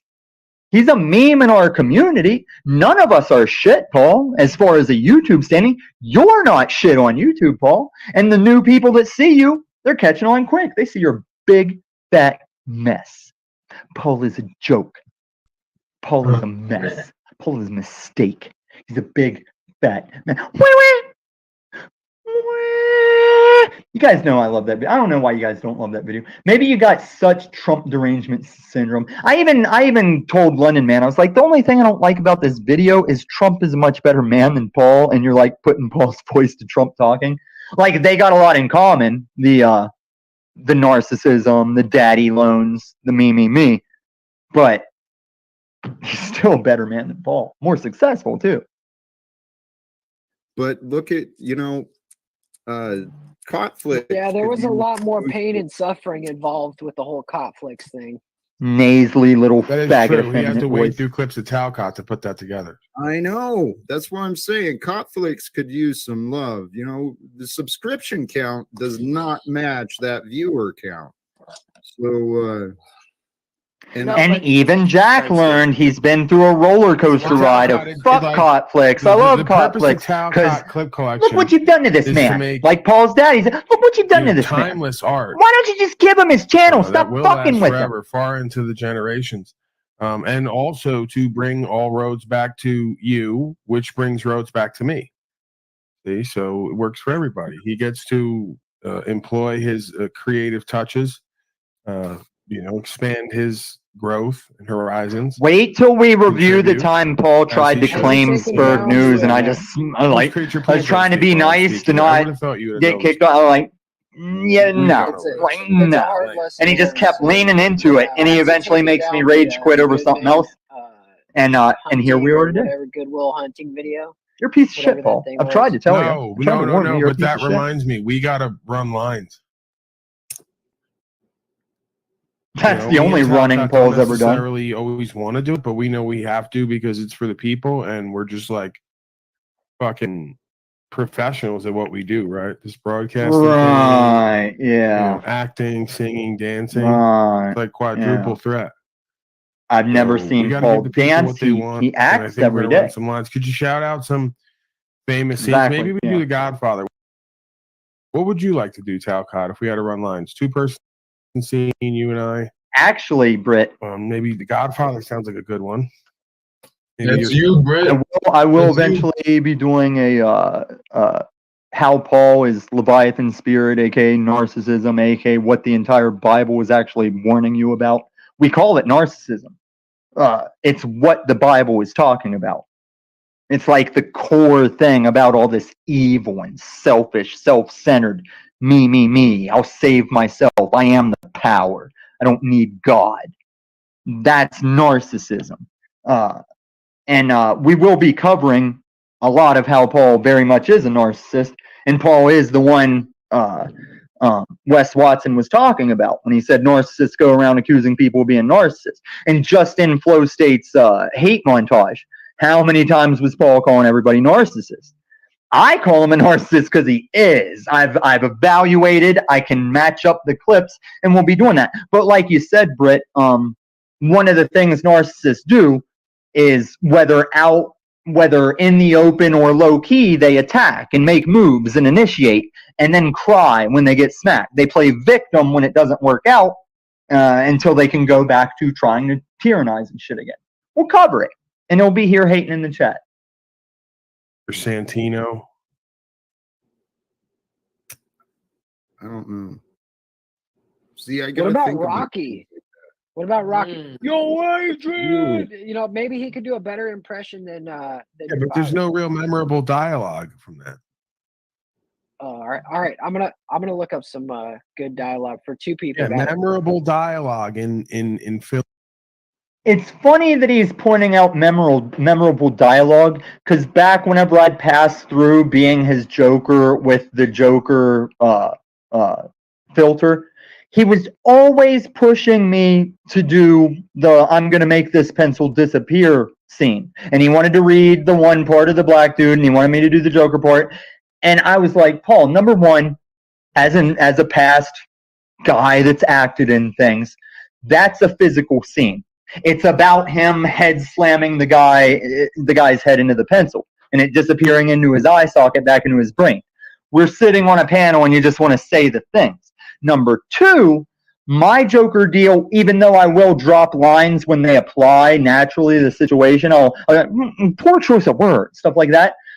That's what it's about. It's just doing the Joker demeanor in the situation it's not about coming on and reading the script with a Joker filter on.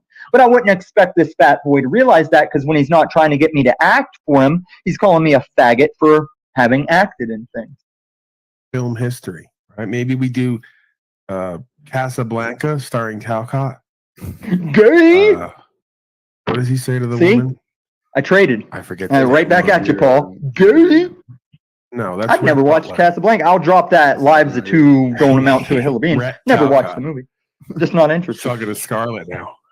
Yeah, that's I got all I needed to see with the Mogwai driving real fast. We could do, we could do Kill a Mockingbird. You could be Atticus Finch, and I'll play Scout so that it could be funny.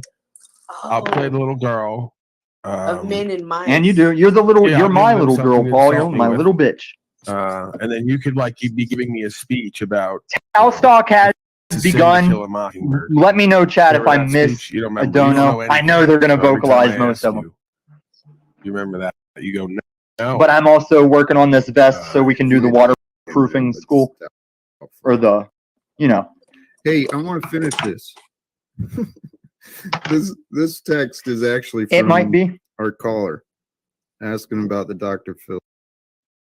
Here's the thing. It could be. And I've always stood by. When you see how much Paul runs around with my picture on, when you see how many stock accounts run around here, nobody should ever feel stupid if a pictureless, weird name thing tricks you. I've said, I know I'm getting along good with chatters that used to troll me that I'd hate. No hate on me, because how would you ever know unless you catch up those little details? So it's like, shout to I Am the Tao if you're still out there, buddy. I miss you. I'm sure a lot of us miss you. I haven't seen you come around. I Am the Tao allegedly used to be a chatter that I hated when I was on Benton's stream. I mean, I despised who I Am the Tao used to be. And I've since said, look, if that's true, I Am the Tao, if that was you, water under the bridge. I see that profile is no longer out here talking that shit. Me and you are cool. It's fine. And I wouldn't feel stupid for having someone have to tell me that was him. And as far as Renaissance, no, see, I saw he just chatted. I'm going to check it. You're thinking of Golden Renaissance.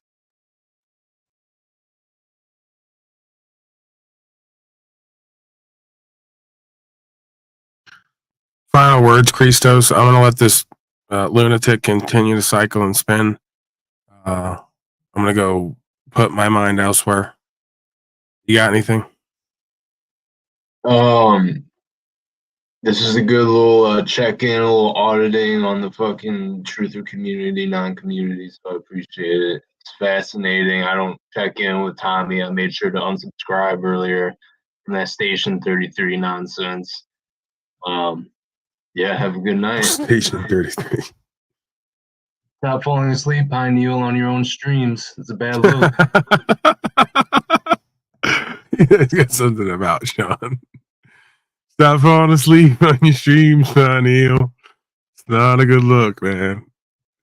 All right, folks. If you want to go watch Tommy cycle and spin and hate on me 365 days a year because he's jealous and envious and wants to pretend he's exposing me as a narc just because he's in his feelers about what I've said or done like the rest of his audience, feel free to do that. I'm out of here. I'll be back tomorrow. Penile powers down there. Fucking yeah, man. I'll be back tomorrow. I love you guys. I appreciate the contribution, support, and the experience. Right, the last couple of years have been, we'll say, very interesting. Okay, it's never a dull moment. So, yeah, I'm thankful and grateful, even for the things that I shouldn't be. I guess because I guess on some level it takes all of these characters and all of this energy and all the narratives to make it what it is. So I wouldn't have it any other way. If they can say the same, well, then we should all be good. All right, I'm out of here. Nubs, much love, much love. Planet X Watcher, much love, much love. Much love from Johnson County, Taylor Briggs. Dace Jones, JR, all the usuals and regulars. Brian O'Shea, of course, O'Shea. Do the thing, people. You know the thing. I'm out of here. Mazel from out west.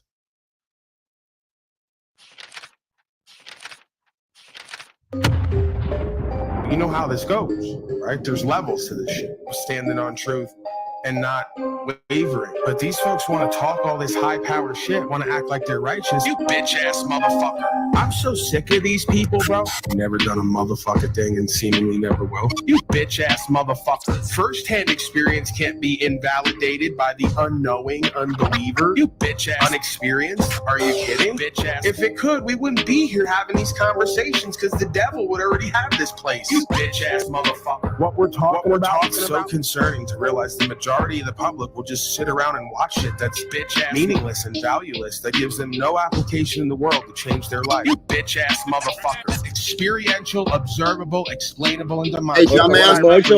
In this thing, refocus, right? Re-energize. You bitch-ass motherfucker. Do I want to go along to get to a bag? Bitch-ass. Or am I calling everybody out on how we've fallen short so we could get somewhere with this? Because if not, it's all over at some point. The question is when. You bitch-ass motherfucker. So how are you changing to meet life on life's terms and provide solutions to the problems we face? You bitch-ass motherfucker. If you're not doing that, you bitch-ass motherfucker, well then I gotta step out into the front, into the leadership position. I gotta put a target on me. You bitch-ass. I gotta do what won't be done. Bitch-ass. Right? It's not that it can't be done. It won't be done because they're cowardly. You bitch-ass motherfucker. You're gonna have to hold fast to who and what you are and what you know. You bitch-ass motherfucker. I know I'm the enemy because of what I stand for, what I do, and what I'm willing to say. Bitch-ass. And what I'm not willing to do and say. You bitch-ass motherfucker. Punk-ass bitches are riding around in their convertible. Bitch-ass. Breathing in the toxic heavy metals. Bitch-ass. Slave trails. You bitch-ass motherfucker. I'm here. I'm calling everybody out. Anybody can get it. Gorilla season. Gorilla season. Anybody can get it. I'm here. So when are we going to get right for ourselves and each other and stop the content, non-tent, bit, non-bit, using all my words and lingo, trying to be me and do what I do, and then just wind up embarrassing yourselves and everybody? Because you ain't me. You haven't done the work I've done on myself. You haven't been honest and open and real with women and yourself. You haven't tried to cultivate a space where you reconcile your animal body and the primal nature and all that lust with some kind of level of objective care to do what's true and what's right. You haven't, and it's all over you. You guys are fucking pathetic. Beyond pathetic.